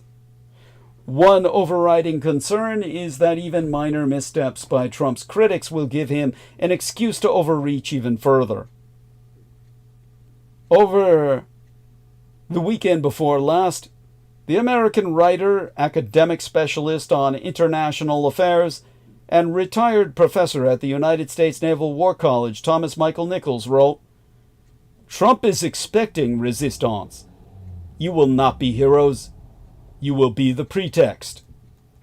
Those concerns are understandable, and they are offered in good faith by dyed-in-the-wool Trump critics who don't hesitate to call him a budding authoritarian. They're correct that Trump is welcoming confrontation. Trying to convince anti-Trump allies about the most effective tactics can feel much more productive than appealing to Trump to respect protests or the rule of law, especially because his actions are frequently erratic and madly irrational. But the focus on specific tactics, or on trying to predict how the president will respond, overlooks how effective large protests have been, not just historically, but also during Trump's first midterm. The same could be true now. None of this is to excuse violent protests, which are dangerous and destructive, and also usually politically counterproductive in America. Actual violence in Los Angeles appears to be limited and small in scale, and Trump's decision to federalize thousands of National Guard members and deploy hundreds of United States Marines is, as I explained the weekend before last, both legally dubious and wildly disproportionate. The most heralded victims so far have been some Waymo driverless taxis, and local authorities blamed scattered violence on provocateurs, who are tangential to the protests. Most protesters appeared to be on the streets simply to witness and to speak out against the misadministration's immigration raids. Take the president's word for it. Even Trump said the situation was very well under control. The existence of large demonstrations, which are spreading into other cities, is itself a sign of Trump's vulnerability. His turn to the military to try to enforce his will, less than 6 months into his term no less, is a gesture of authoritarianism, but it's also an indication of his weak sway over the body politic. Plenty of experience shows that Trump almost always folds. Besides, Trump definitely wins if people disperse because they don't want to provoke him. Peaceful protests can be very effective at changing policy and public opinion, and the biggest win for Trump might be for people to be so scared of what he'll do next that they do nothing at all. As the journalist IN2-88TH noted on the Sunday before last while I hosted Transmission, you would be hard-pressed to find Americans counseling protesters in repressive nations, such as Iran, or Burma, or Hungary, to stop protesting just because their leaders might be spoiling for a fight. Furthermore, gaming out strategy and predicting how things might end, here or anywhere, is very difficult. This applies to everyone involved. Some advising caution are worried that protests will give Trump cover to intensify a crackdown, but he hardly needs any excuse, and his reactions are unpredictable at best. Meanwhile, people around Trump are very confident that they're in a winning position on immigration. Someone close to the White House told Politico magazine, "We couldn't script this any better. Democrats are again on the 20 side of an 80-20 issue." But why should anyone believe them? The story of Trump's career is overreach, followed by public opposition, including on immigration, and sometimes that opposition sways him. During his first midterm, Trump reversed his family separation policy in the summer of 2018 because of widespread horror. Trump and his advisors were also convinced that protests against police brutality, which turned violent in cities such as Kenosha, Wisconsin, and Portland, Oregon, were going to win them the 2020 election, and they were proved quite wrong about that. The backlash has come even faster this midterm. Although Trump won the election with a campaign that focused intensely on immigration enforcement, Americans have been less enthusiastic about the results now that they're experiencing their effects. Lots of people support deporting criminals, but they don't like it when beloved community members such as Carol Wee, a woman whose story became a rallying point for a conservative Missouri town, are removed. She has since been released a la taco! And here's a link to her story so that you can avail yourself of what really happened. And here we put that into the chat. And we also put it into our infinite call. And hopefully people will see that, since everyone's off the fucking call right now. And I don't believe Holly ever got back to me. Oh, well. In April, a Washington Post / ABC News / Ipsos poll found that a majority of people disapproved of Trump's immigration policies. A CBS News / YouGov poll taken before the Los Angeles protests found him slightly higher, but just at 50% approval. The data journalist G. Elliott Morris finds that coverage of the improper deportation of Kilmar Abrego Garcia to El Salvador hurt Trump's approval ratings. YouGov polls conducted since the protests began have found that pluralities of Americans disapprove of Trump deploying both the National Guard and the United States Marines. None of these polls should be taken as gospel, but they should give pause about drawing conclusions as to how the public at large will view what's happening in Los Angeles. They're also a reminder that public opinion is not immutable. It's dynamic and can be shaped. The anti-Trump movement can much more easily figure out what it stands for than it can predict what Trump might do next or how other people will react. But don't mistake chaos for harmlessness. Trump is still dangerous, and the confusion helps his cronies dismantle democracy.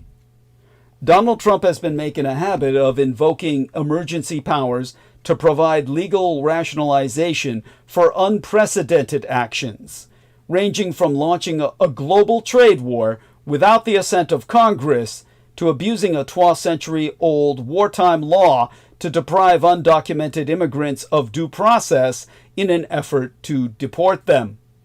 In both cases, legal experts said there was no suitable emergency in the first place and that the misactions violated the letter of the laws being cited. Also, in both examples, litigation ensued that will likely end up before a Supreme Court that's demonstrated a keen willingness to expand presidential power. So when it comes to the Republican president's latest gambit, invoking yet another emergency power to send National Guard troops to Los Angeles, California Governor Gavin Newsom says Trump has gone and done it again. The state said it is suing for the misadministration. Well, our state is suing the misadministration for what it calls the illegal deployment of its troops, which our faux Democratic governor condemned as illegal and unconstitutional. For a full week's worth of days, Los Angeles had witnessed anti-deportation protests sparked by paramilitary-style immigration raids on local workplaces by Trump misadministration agencies. In taking control of California's own troops, Trump issued a proclamation asserting that the protests constitute a form of rebellion against the authority of the government of the United States.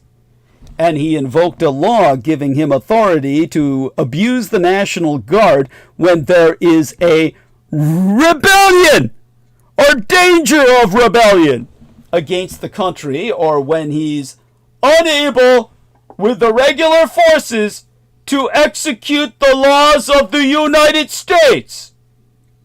There are a few problems with that, as our California Attorney General, Rob Bonta, has explained. In his own words, the language is clear. 1. you need to have a rebellion. There's no rebellion. Or 2, you need to have an invasion. There's no invasion. 3, you need to be unable, with the regular forces, to execute the laws of the United States. State and local officials having repeatedly said no militarized response was warranted to execute those laws, but to no avail. Trump, who has long criticized both California and Newsom, is escalating the situation further, sending active duty United States Marine Corps combatants to our fair city as ill. Because a license to crime is not enough for Donald Trump. Federal district courts are pushing back against the Trump misadministration, and at least so far, up until the Supreme Court's latest misjudgments, they were holding. During May, as reported in Democracy Docket, federal judges dealt Trump an embarrassing 96% loss rate, agreeing with plaintiffs who challenged his overreach in 26 of 27 cases. Federal judges across the ideological spectrum concur that most of Trump's executive orders, along with official actions undertaken to effectuate them, exceed the scope of presidential authority, either by exceeding what Congress has explicitly authorized, or, in the absence of controlling legislation, by exceeding Article 2 authority. Trump's propaganda machine spins these losses as judicial activism, advancing Trump's false narrative that adverse rulings have come fast and furious from activist judges appointed by Joe Biden and other Democrats. Trump mass media claim that these judges have acted out of partisan malice to block President Trump's agenda. But the data doesn't bear that out. According to a recent analysis by Adam Bonica, a political scientist at Stanford, judges were ruling against Trump regardless of ideology. Overall, Trump has lost 72% of cases decided by Republican-appointed judges, compared to an 80% loss rate from Democrat-appointed judges. Given that facts and procedure vary widely by case, Trump's loss rates of 72% and 80%, respectively, although remarkable, are too similar to support any inference of partisan bias. So, unprecedented losses merely reflect unprecedented misactions. Conservatives have advised Trump that he could better shield his agenda from judicial scrutiny by working through Congress instead of trying to govern through fiat. Legislation, after all, could achieve his same policy objectives. Given the abdication of duty on display from Russo collaborationist red Republican insurgent legislators, that's fairly sound advice. If Trump were willing to exert more effort than tweeting threats from the toilet, his legislators, holding majorities in both chambers of Congress, would likely serve him well. Other analysts, including Professor Bonica himself, interpret Trump's judicial losses as pushback to his escalating attacks against the judiciary.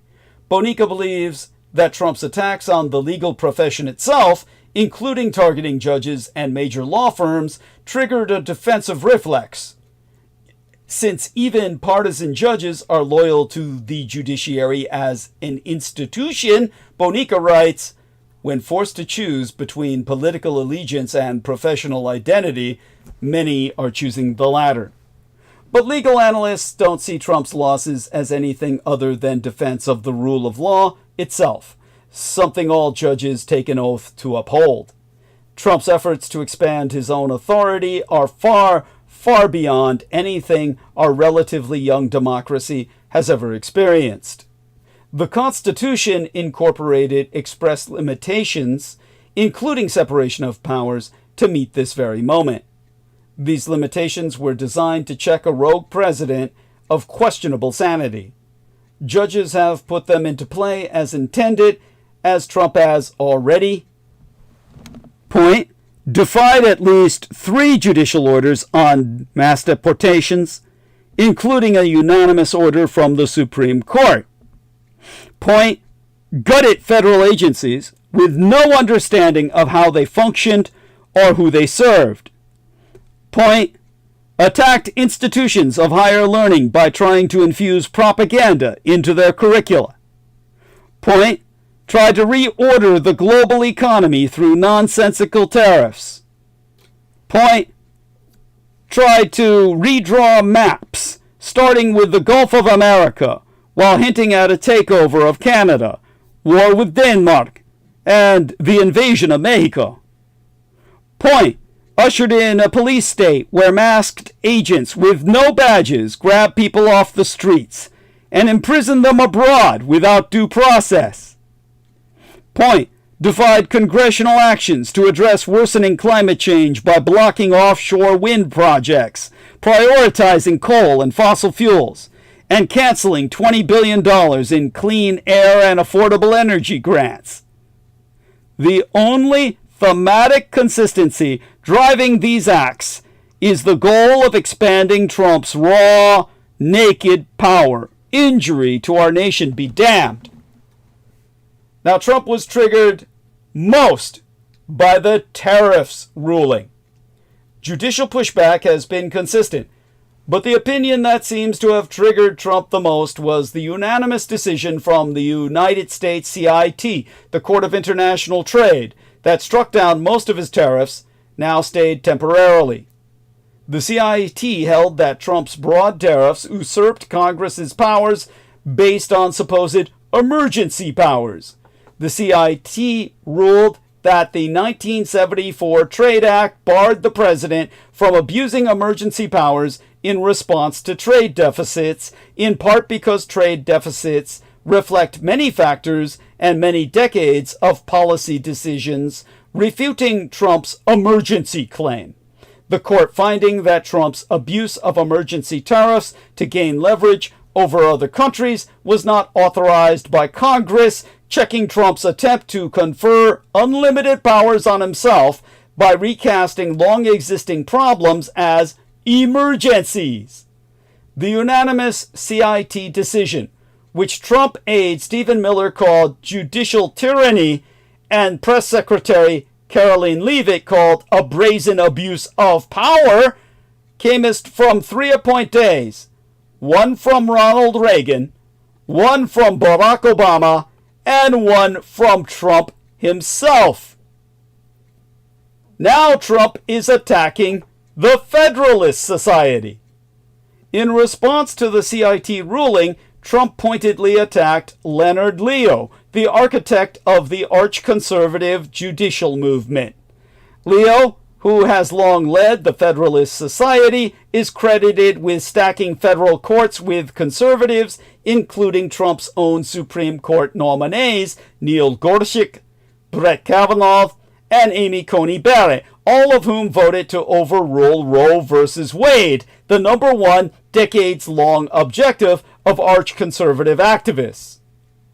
All 3 justices also gutted Chevron to block administrative expertise and joined the legally infirm 2024 immunity opinion that enabled Trump's current crime spree, paving the way for him to solicit gifts from foreign leaders, pursue private real estate deals with dictators, sell presidential assets through a family Bitcoin scheme, and issue pardons for tax evaders and anyone who commits political violence in his name. But a license to crime is not enough for Donald Trump. Trump's attack on Leo proves that he expects his appointed judges to give him carte blanche permission to decimate our Constitution, to so grossly expand his own power that he'll never face legal accountability ever again. Calling Leo a sleazebag and a bad person, Trump claimed Leo probably hates America, projecting his own animus onto Leo in trademark Trumpian fashion. Leo brushed off Trump's insults, essentially noting that with Trump, The Federalist Society got what it came for, and what's a little name-calling among friends. Trump now knows he was Leo's useful idiot. The same lesson he's learning slowly, ever so slowly, because he's a fucking mental retard, from both Vladimir Putin and Xi Jinping. The same lesson he's learning from much sharper negotiators on the other side of the taco. As Trump rails against the power his originalist enablers hold over him, the bitter irony is that if it weren't for Federalist Society judges, Trump would be in prison today instead of gleefully wrecking the country. Okay, that was 5.5 hours. We delivered quite a bit. I've earned my pay.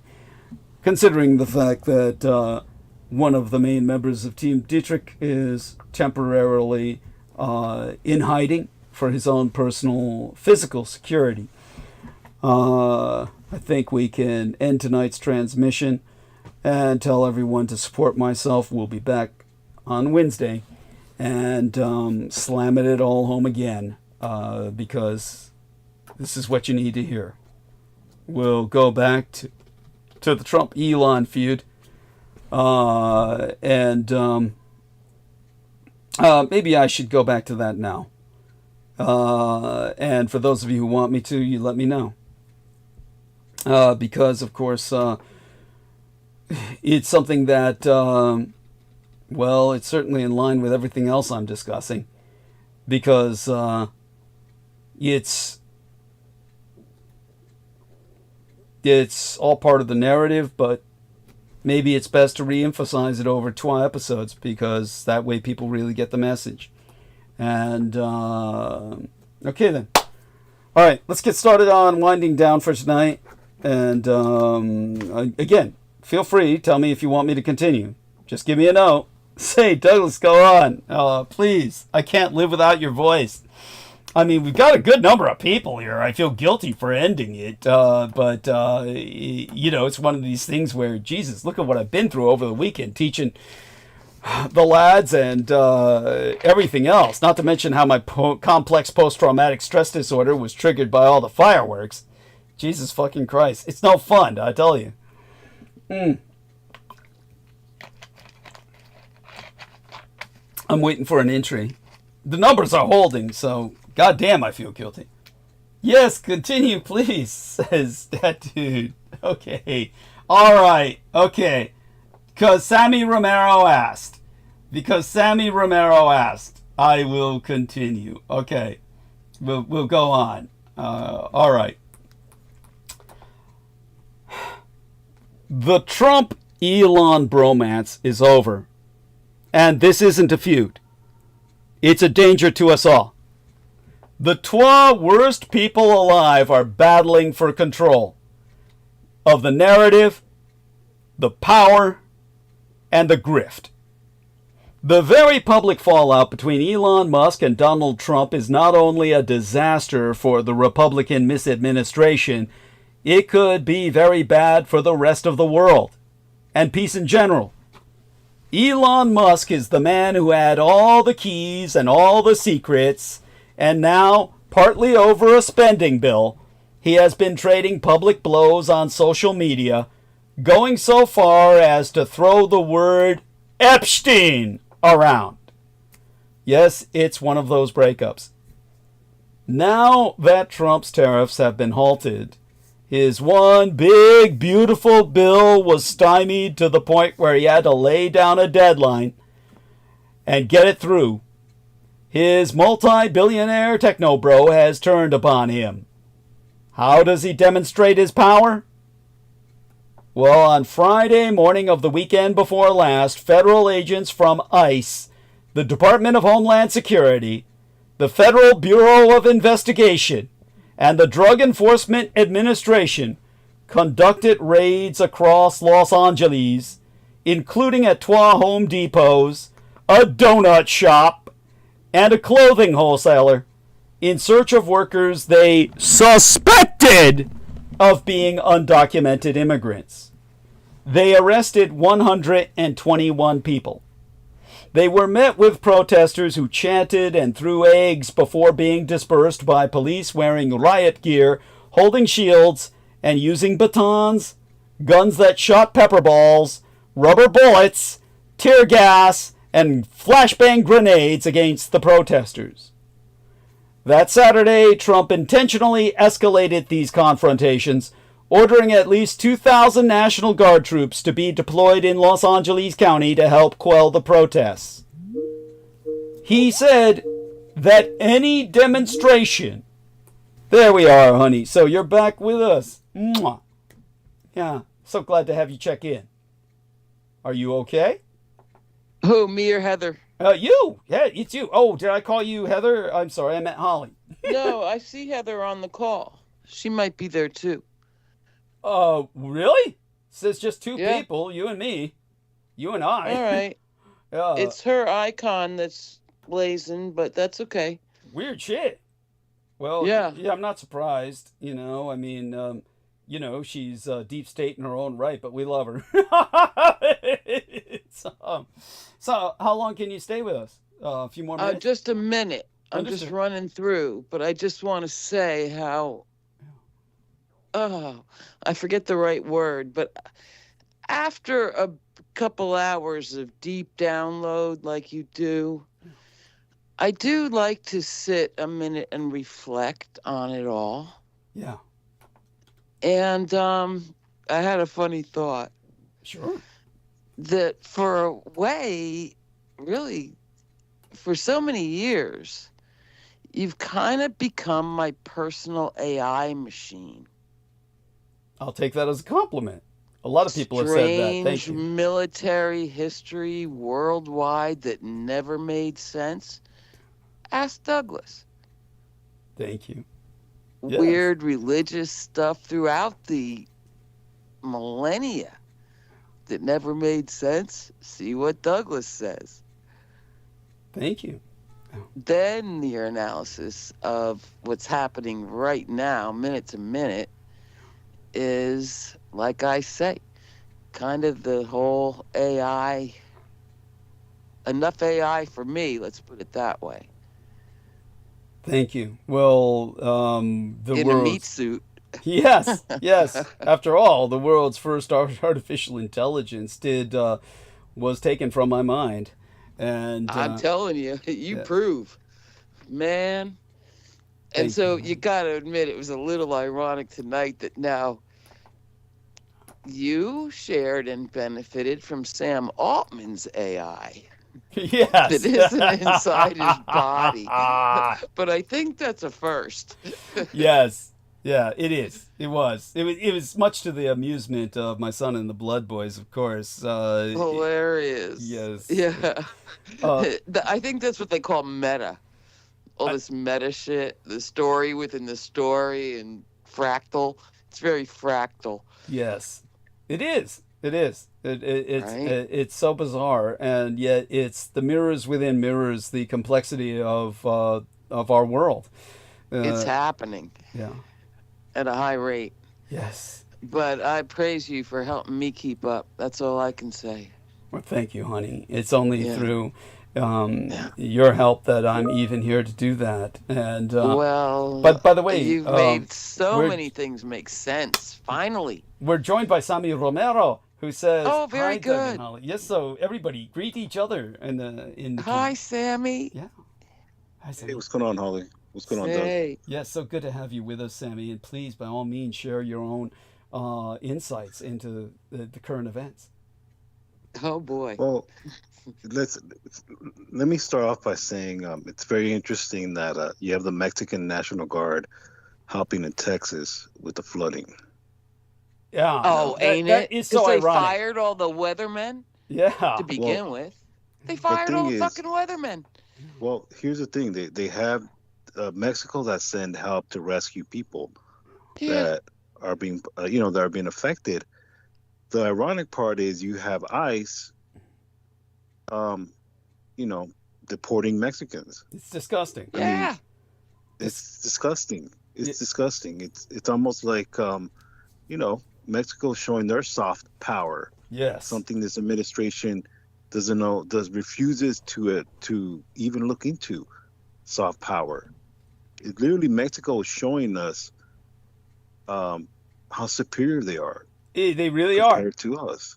Absolutely. Morally and even logistically at this point, where the U.S. government has rendered itself impotent to respond to It's natural embarrassing. disasters, whereas the Mexicano Yeah. government is coming in to save American lives. I mean, this. With some compassion, for fuck's sake. Yes. Yes, and exactly, and it's almost it's just embarrassing, because that very same county, voted for their own demise. They did. They- The whole Texas, the whole of Texas in general, except for maybe Austin in some places, but go on. Right, but it's almost disgusting because, why don't they send ICE agents there? Yeah. I mean, they have the funding. They can train like they're Mexicans. Oh yeah. Oh, And, don't even get me started. Those motherfuckers are capable only of beating people down, and you're talking about they're J6 cultists that found they gave monkey suits to. Yeah. Of course, and I'm being facetious, but it's. I mean, I wonder what Trump's gonna say. Why are they there helping people? Why don't they? I'm surprised they haven't sent ICE to deport people that have been helping them. You know what? And maybe I'm speaking too soon. Maybe they will send ICE to, expel. I would like to Mexican see government. those ICE thugs try to come up against the Mexicano army. I would like to see that. That would be very interesting. That would be, because they're actually doing humanitarian work in the greatest country in the world, or we're supposed to be, quote unquote, Team America World Police, right? Yeah. Like that puppet movie, right? Yeah. We're living in very, very much interesting times, to say the least. But I mean, I did listen to your transmission, not just the previous one, but the one prior, where you talked about, Idaho, that initiative of them trying to expand their influence, or literally just expand. Yes. Well, Idaho is pretty much as red as it gets, in a sense of backwards. Yeah. Cousin marrying, honkies. Yeah. It is what it is. Yeah, it's Crackerland. Incredibly well armed. Right, but they're armed, and I mean, what's new? I mean, we've seen that in other states, like Tennessee has their own militias, and it's very interesting that there's no RICO charges or anything, no RICO investigations for any outright white supremacist militia. There's never an investigation. In fact, they're supported. They're funded for this type of domestic terrorism, to the point of now they're, quote unquote, on ICE. Yeah. They're working now as, quote unquote, government workers, but just and like I'll tell you this, how, fireworks aren't made in America, period. Whatever that was that blew up in YOLO. right. There's no such thing as American Fireworks, Inc., right? Well, That was some kind She's thinking it was some militia stash of ammo, but go on. Yeah. I think they're manufacturing Yeah. Honestly, I really ammunition without any record. Yeah, no, and I agree. It's just a lot of it too, to me, is incompetence. Because if it is an American-made fireworks, I wouldn't want an American-made fireworks. I wouldn't. And to tell you the truth, what Doug was alluding to earlier, about almost 5 years ago, okay, LAPD, in their own genius ways, decided to detonate safely, and I put this in quotes, detonate a couple of blocks away where I used to live in South Central, okay? I used to literally live in the hood, okay, in very urban area, okay? A couple of blocks away from me, they blew illegal fireworks that they confiscated. Now, I can support that. I'm against illegal fireworks. I frankly, as older as I get, the more I realize how pointless it is because uh, the U.S. doesn't know shit about explosives. We don't even know how to detonate an actual atomic bomb without, you know, I mean, we literally ingest radioactive material, and then someone had to shit it out to make, one of our atomic ordnance, and that probably did help, Japan, because it probably did affect the way it exploded. But I know I'm going off on a tangent, but For those to of make a you long who don't know, he's referring to Don Mastic, who inhaled the right, entire world's supply of plutonium and then was forced to shit it out so they could put it back into the fucking bomb. Yes, so go on. Yes, go on, Sammy. Yes. but as far as what I'm talking about in South Central LA, they detonated, they overpacked the device or the containment where all the illegal fireworks are. They overpacked it and they blew it in a residential area. God Okay, damn. How could somebody be that stupid? they blew it. The explosion was so massive that the whole entire block, all their windows shattered. Yeah. You had people that were injured. You had people, with just very serious injuries. Glass particles flying, Oh, that God. fast. I mean, you had people almost decapitated. Well, from what I read, they finally decide to, pay out a settlement of, the LA City Council. But as far as the LAPD, they pretty much didn't want to disclose their identities because, they were in fear of their lives. As well, they That should was their be. excuse. But What fucking idiots? But they deserve to be in fear of their lives, of course. of course, but they kept their jobs and they kept their pension, and they can go back to working. They can go back to their lives, and they obviously most law enforcement in LA either live in the Valley or in Orange County, or pretty much in the IE, if that. But no LAP. Most cops don't even live in LA, to tell you the truth. But Yeah, that's true. it's very interesting that that would have happened in the West Side. That wouldn't happen in the Pacific Palisades or Palos Verdes or any of these, obviously areas that are you know, historically are not, minorities. Yes. And the only minorities that work there are, illegal, like any other rich area. But, that's just my 2 cents. No, well, it's very valuable and it's very important. And I'm so glad you came on to confirm that story. Listen, well, Holly has a few minutes and you have a few minutes. Let me take advantage of this to take a short break, if that's okay Yeah. with both of you. Go Hold the ahead. stage. I'll be right back. I'm just going to go mute for a few minutes and I'll be back as soon as possible. And when I get back, we'll go back to talking. But both of you, you can hold the stage with Sammy, right, Holly? Oh, you bet. Okay, I'll be back. Any night. Excellent. I'll be back in a few minutes. Thank you.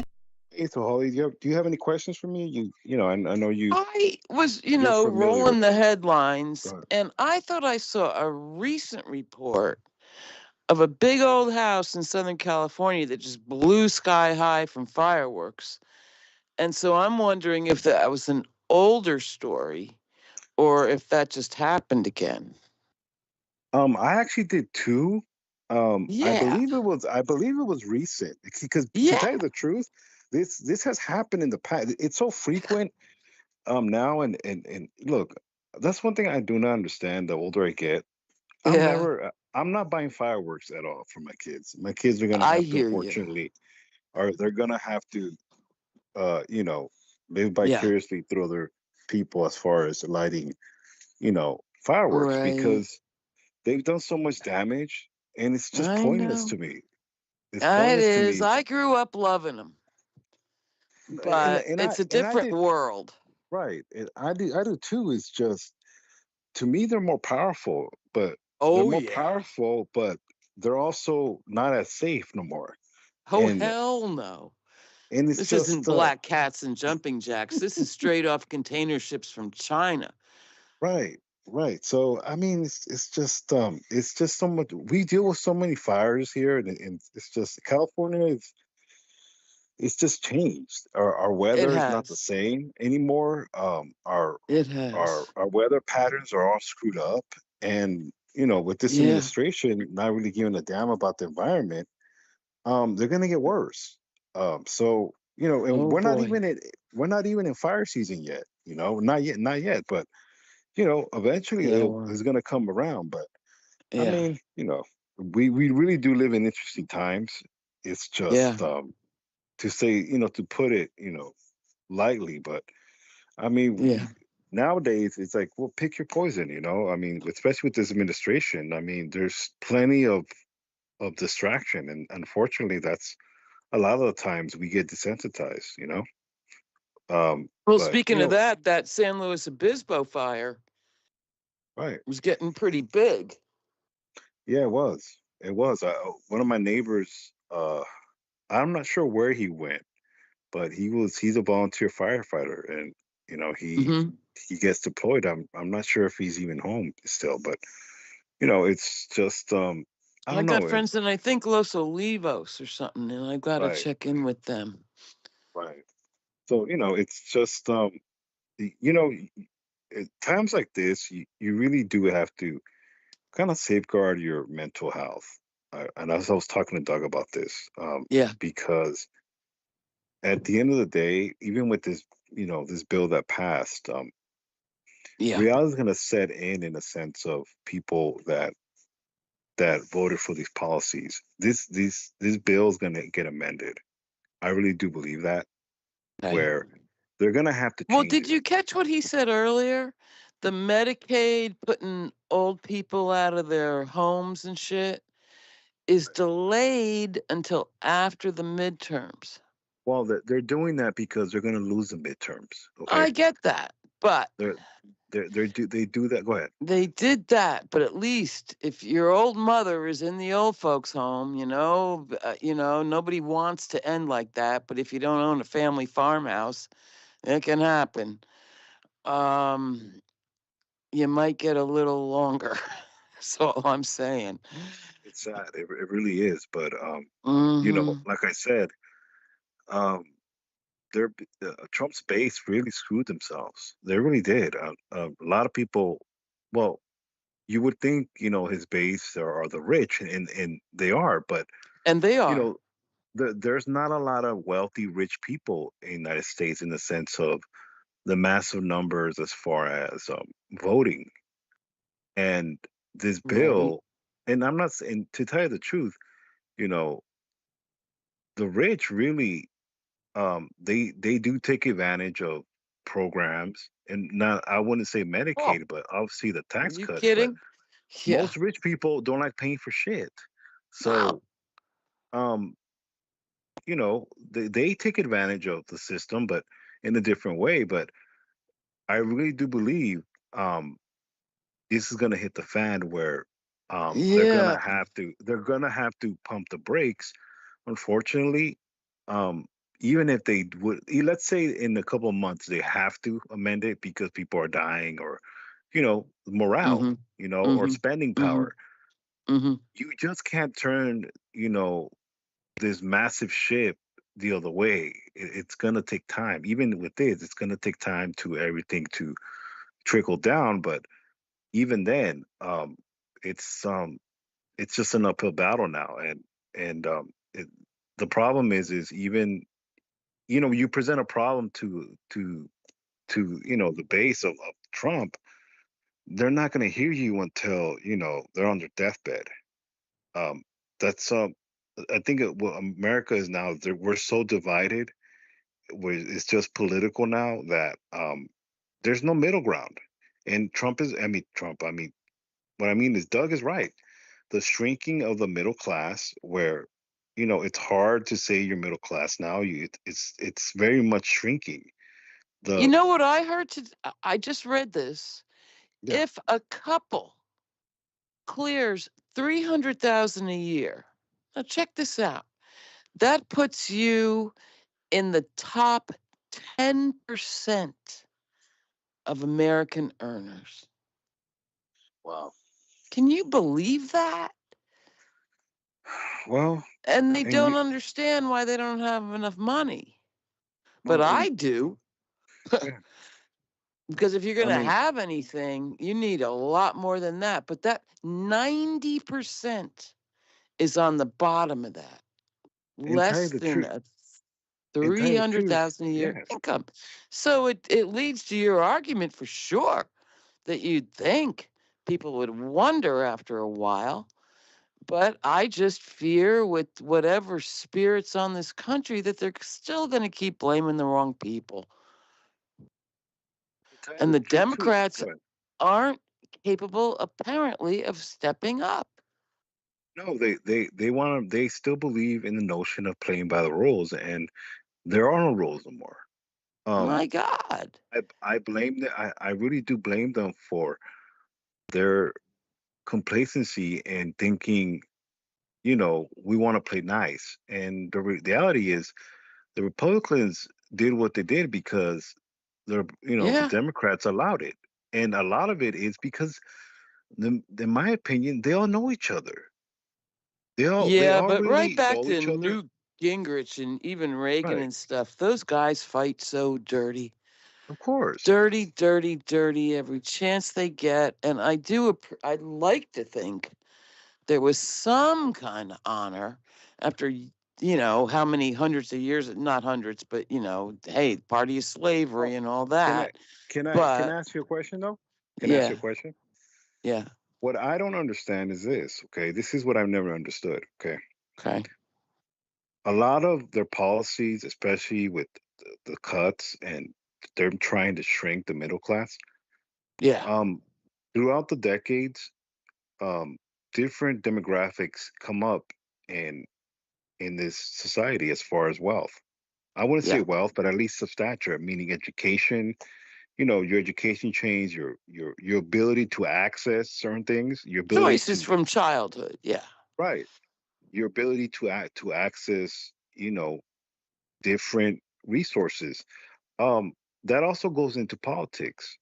People once you see someone that looks like you get into politics, what inspires you? Okay, and if you look at all the faces in Congress, how many of them don't have melanin in their skin as far as a darker shade? Hell no. 95% of them don't look like me. Okay. Hell Now, no. that's one of the things that I've always talked about and thought Doug's Sure. talked about, that Sure. the United States, a lot of the biggest problem is people relating to their constituents. Okay. Mitch McConnell does not relate to someone like me. Hell, he doesn't relate to someone like you. You know. Imagine if you were a black woman. Well, exactly. But Like Omar. Jesus Christ. let's I'm and let's amazed she's still right. carrying on. Let's God. just take age into effect. Why isn't there an age limit, or Yes. an age limit of retirement with these elected officials? Thank Really, you. in my opinion, the age limit should be 50 years old. Wow. Why? Pelosi's had so much surgery, she looks like the fucking Joker. Yeah. That's my point. And I'm that's saying. my biggest gripe with this government, including the Democrats. It's been, Yeah. in fact, especially the Democrats. Thank you. Yeah. Thank you.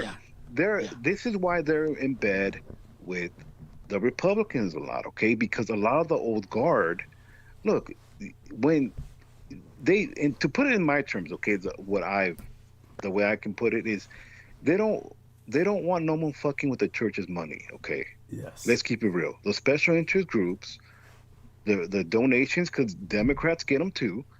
Do you really think they want to relinquish that? No, they don't give a fuck about democracy or fairness. I mean, you have Ocasio-Cortez is pretty much labeled a radical, and I can say, I don't agree with everything, but at least she's shaking up the place in a sense of thinking. Yes. As far as this country being an empire, a lot of these, representatives, especially on the Democratic side, they need to leave.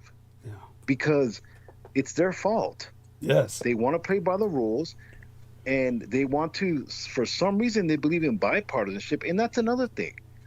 If I would make the rules, I would literally make a law where the congressmen have to make at least 5 bipartisan laws, or else they get their check garnished.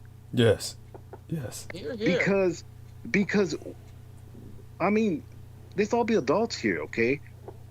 We can all hate each other in unity. Like I don't have to.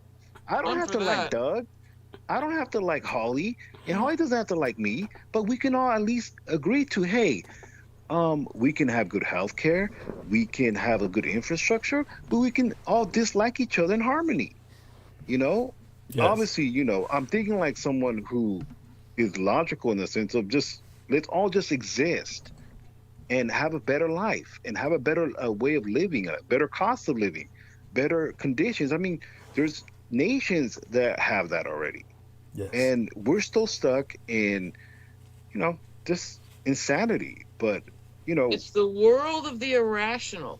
Yes. Right. We have to figure out how to deal when we're faced with the irrational, because the brain doesn't do irrational. and to tell you the truth, Doug made a model of this where Thank you. the United States it's segregated by, you know, people. Yes. He's Right. made models of this, and it Yes. works. The problem is, you know, you're talking logically. You're talking solution based, and it's not. Right. This government is not just solution based. isn't. Yes. And how to navigate that world remains the challenge. Yes. How to navigate the world Well- with no more shared reality, no more consensus, no more objective truth. Well, this is, of course. What'll we do? Well, as Brendan said to you before, Holly, you're talking to the solution. But that being said, without personalizing it in my case, what I can say is this much. We cannot navigate that. Because we cannot navigate Yeah. that, we're going to come to the collision course, the confrontation, and someone is going to have to prevail.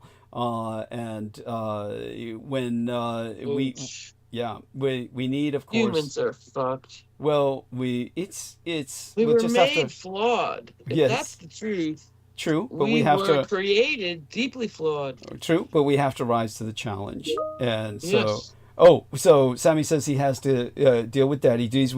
Say goodnight to everyone if you can, Sammy. Otherwise, we love Good you night. dearly. Okay, thank Good you. night, everybody. Sammy. Okay. Hey, good night, Holly.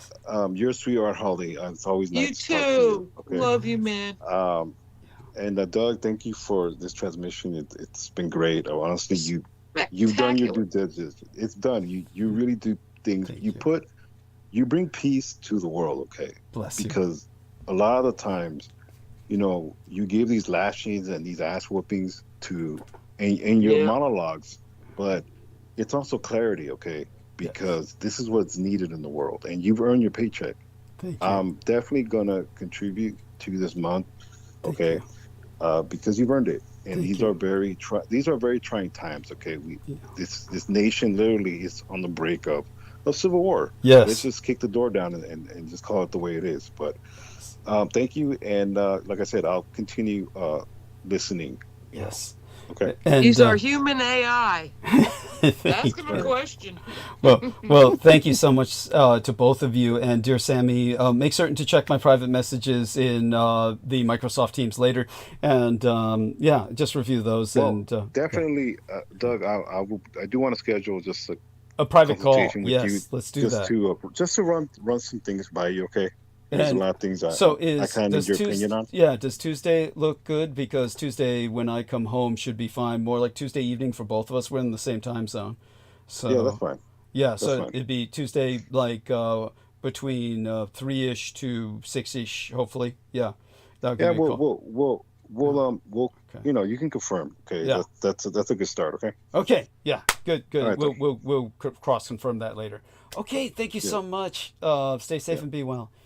And Likewise. yes, bless you. So that's dear Samuel Romero, and Holly stayed with us for longer than I had hoped. And so, dear Holly, anything else before you retreat into the gentle night, as you said? dear lady? No, I was going to let you get back to chainsawing away on reality.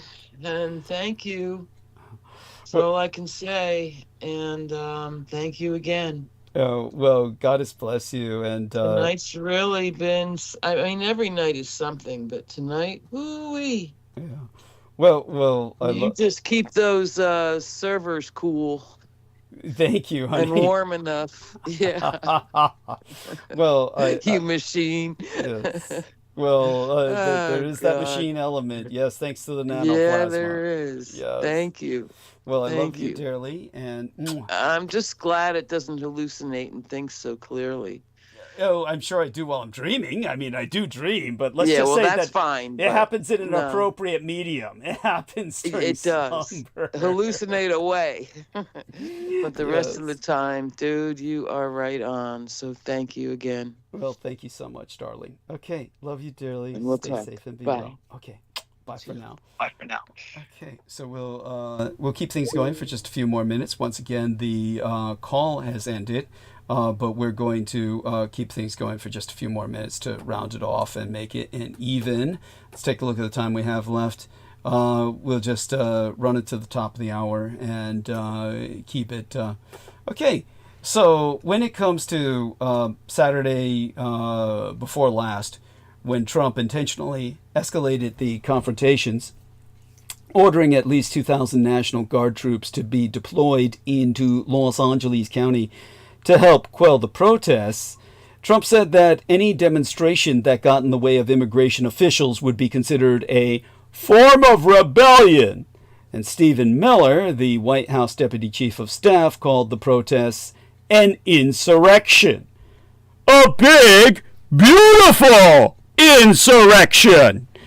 Stephen Miller is leading a public war against the Republican Party's libertarians as he reframed the one big, beautiful bill to being the key that unlocks President Trump's mass deportation agenda, going mainly after libertarian-leaning lawmakers such as Senator Rand Paul, the Republican from Kentucky, and Representative Thomas Massie, also a Republican from Kentucky, who have brought up concerns about the megabill's deficit impact. The White House Deputy Chief of Staff and Chief Architect of Trump's anti-immigration agenda is taking a sledgehammer to what remains of the libertarian conservative fusionism that was prominent in the pre-Trump party.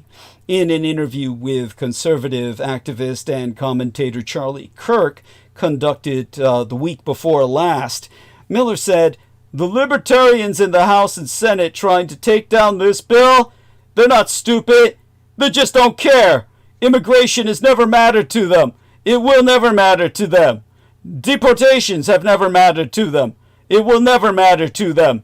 You will never live a day in your life where a libertarian cares as much about immigration and sovereignty as they do about the Congressional Budget Office." On the social platform X, Miller seethingly posted, "While ICE officers are battling violent mobs in Los Angeles, Rand Paul is trying to cut funding for deportations and border security."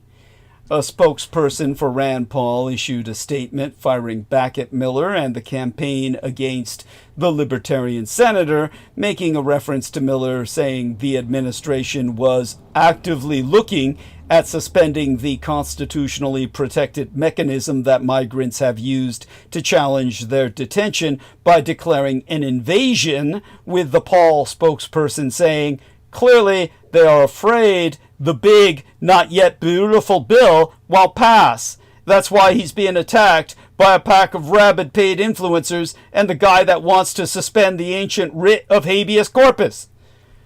And even though that all came to pass, the big ugly bill that is, this betrays yet another reason to send National Guard and Marines into Los Angeles, a brokered crisis to get a ruinously flawed bill passed intact instead of having poisonous chunks lopped off in the Senate.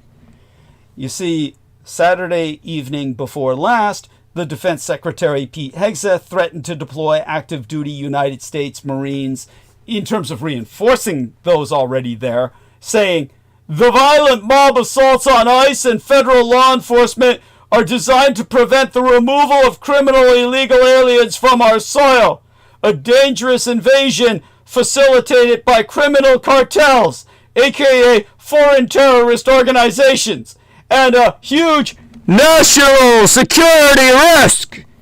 Under President Trump, violence and destruction against federal agents and federal facilities will not be tolerated.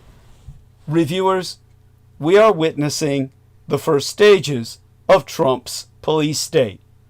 Now, the week before last, raids in San Diego and Massachusetts, in Martha's Vineyard and the Berkshires, led to standoffs as bystanders angrily confronted federal agents who were taking workers into custody.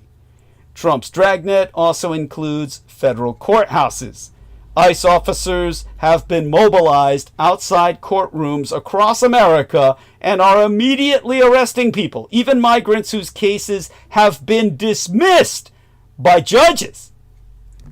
History proves that once an authoritarian ruler establishes the infrastructure of a police state, that same infrastructure can be turned on anyone.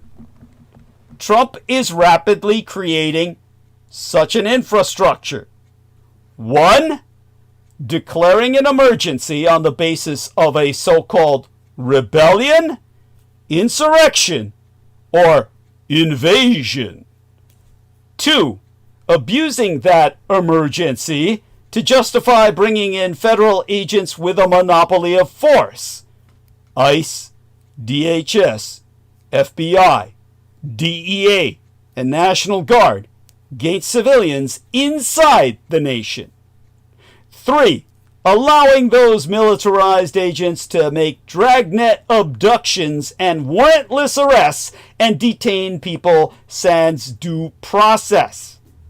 Of these 5 points I'm now making, that's my fuck you finger point. 4, the pointer finger point, creating additional prison space and detention camps for those detained, and, by now reaching my opposable thumb, 5, eventually, as the situation escalates, declaring martial law. We are not at martial law yet, thankfully, but once in place, the infrastructure of a police state can build upon itself. Those who are given authority over aspects thereof, the internal militia, dragnets, detention camps, and martial law, seek other opportunities to invoke their authority. As civilian control giveth way to military control, the nation splits into those who are most vulnerable thereunto and those who support it. The dictatorship entrenches itself by fomenting fear and anger on both sides. Right now, our major bulwarks against Trump's police state were, until the Supreme Court's latest misjudgment, the federal courts, and broad-based peaceful protests, such as the one that many of us engaged in on Saturday as dated June 14th. Just, well, almost a month ago, on the No King's Day of action. Now, because they're still organizing further protests, I'm giving you their homepage. Make certain that you visit them and become a part thereof. We need as many volunteers as possible. And let me see, it's homepage-individual. You know what, I need to go there and then get the link again. So let's do that. Click on that and see if I can get the indivisible.org. And that may be all you need. So let's try that out. So how do I do this? Get onto the call. Oh yeah, I'm not doing it on the call. Infinite call. Here we are. See if that works. Okay, that looks like it'll work. All right, let's see if that gives us something. At least you can hit it and it works. Okay, good. Now let's do that with the chat. And after that, we'll pretty much soon be calling it a night. Okay, yeah, first delete that useless one. Remove that useless message.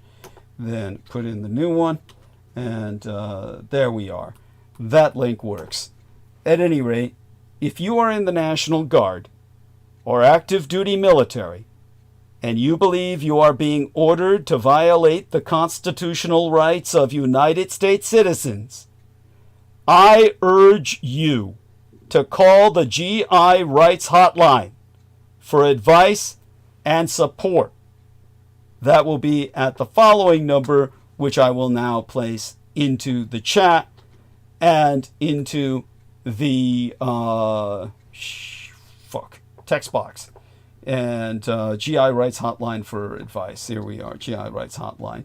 And once I give that out, by all means, dear people, again, if you're in the military and you feel that you're being asked to do anything unconstitutional, that you're violating the rights of the average United States citizen, by all means call them and ask for help. Don't be afraid to ask for help. The strong know when to ask. It is imperative that we remain peaceful, that we demonstrate our resolve to combat this tyranny, but do so nonviolently, and that we let America know about the emerging infrastructure of Trump's police state and the importance of resisting it. These are frightening and depressing times.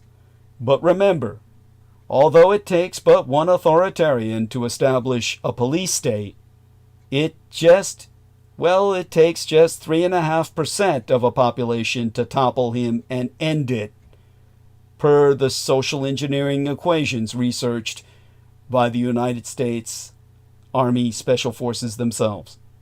Just 3.5% of a population. Because this isn't a sideshow. It's a hostile takeover. Musk wants to amplify lies and crush the truth. Trump wants to jail critics and silence judges. The rest of us suffer as our democracy is tattered to shreds. And it's all over since Elon Musk has gone nuclear. We'll get back to the world's richest man and the President of the United States openly fighting on Wednesday night. We've crossed the 6-hour threshold here. And as our dear Sammy Romero has said, I've earned my pay. We'll start with the juicy shit on Wednesday night again and get back into the fray. For now, all of you who support me, I love you all. And kisses to the ladies, hugs to the guys, and be back here at the same time on Wednesday night. It'll be midweek before you know it. All right then, ending stream.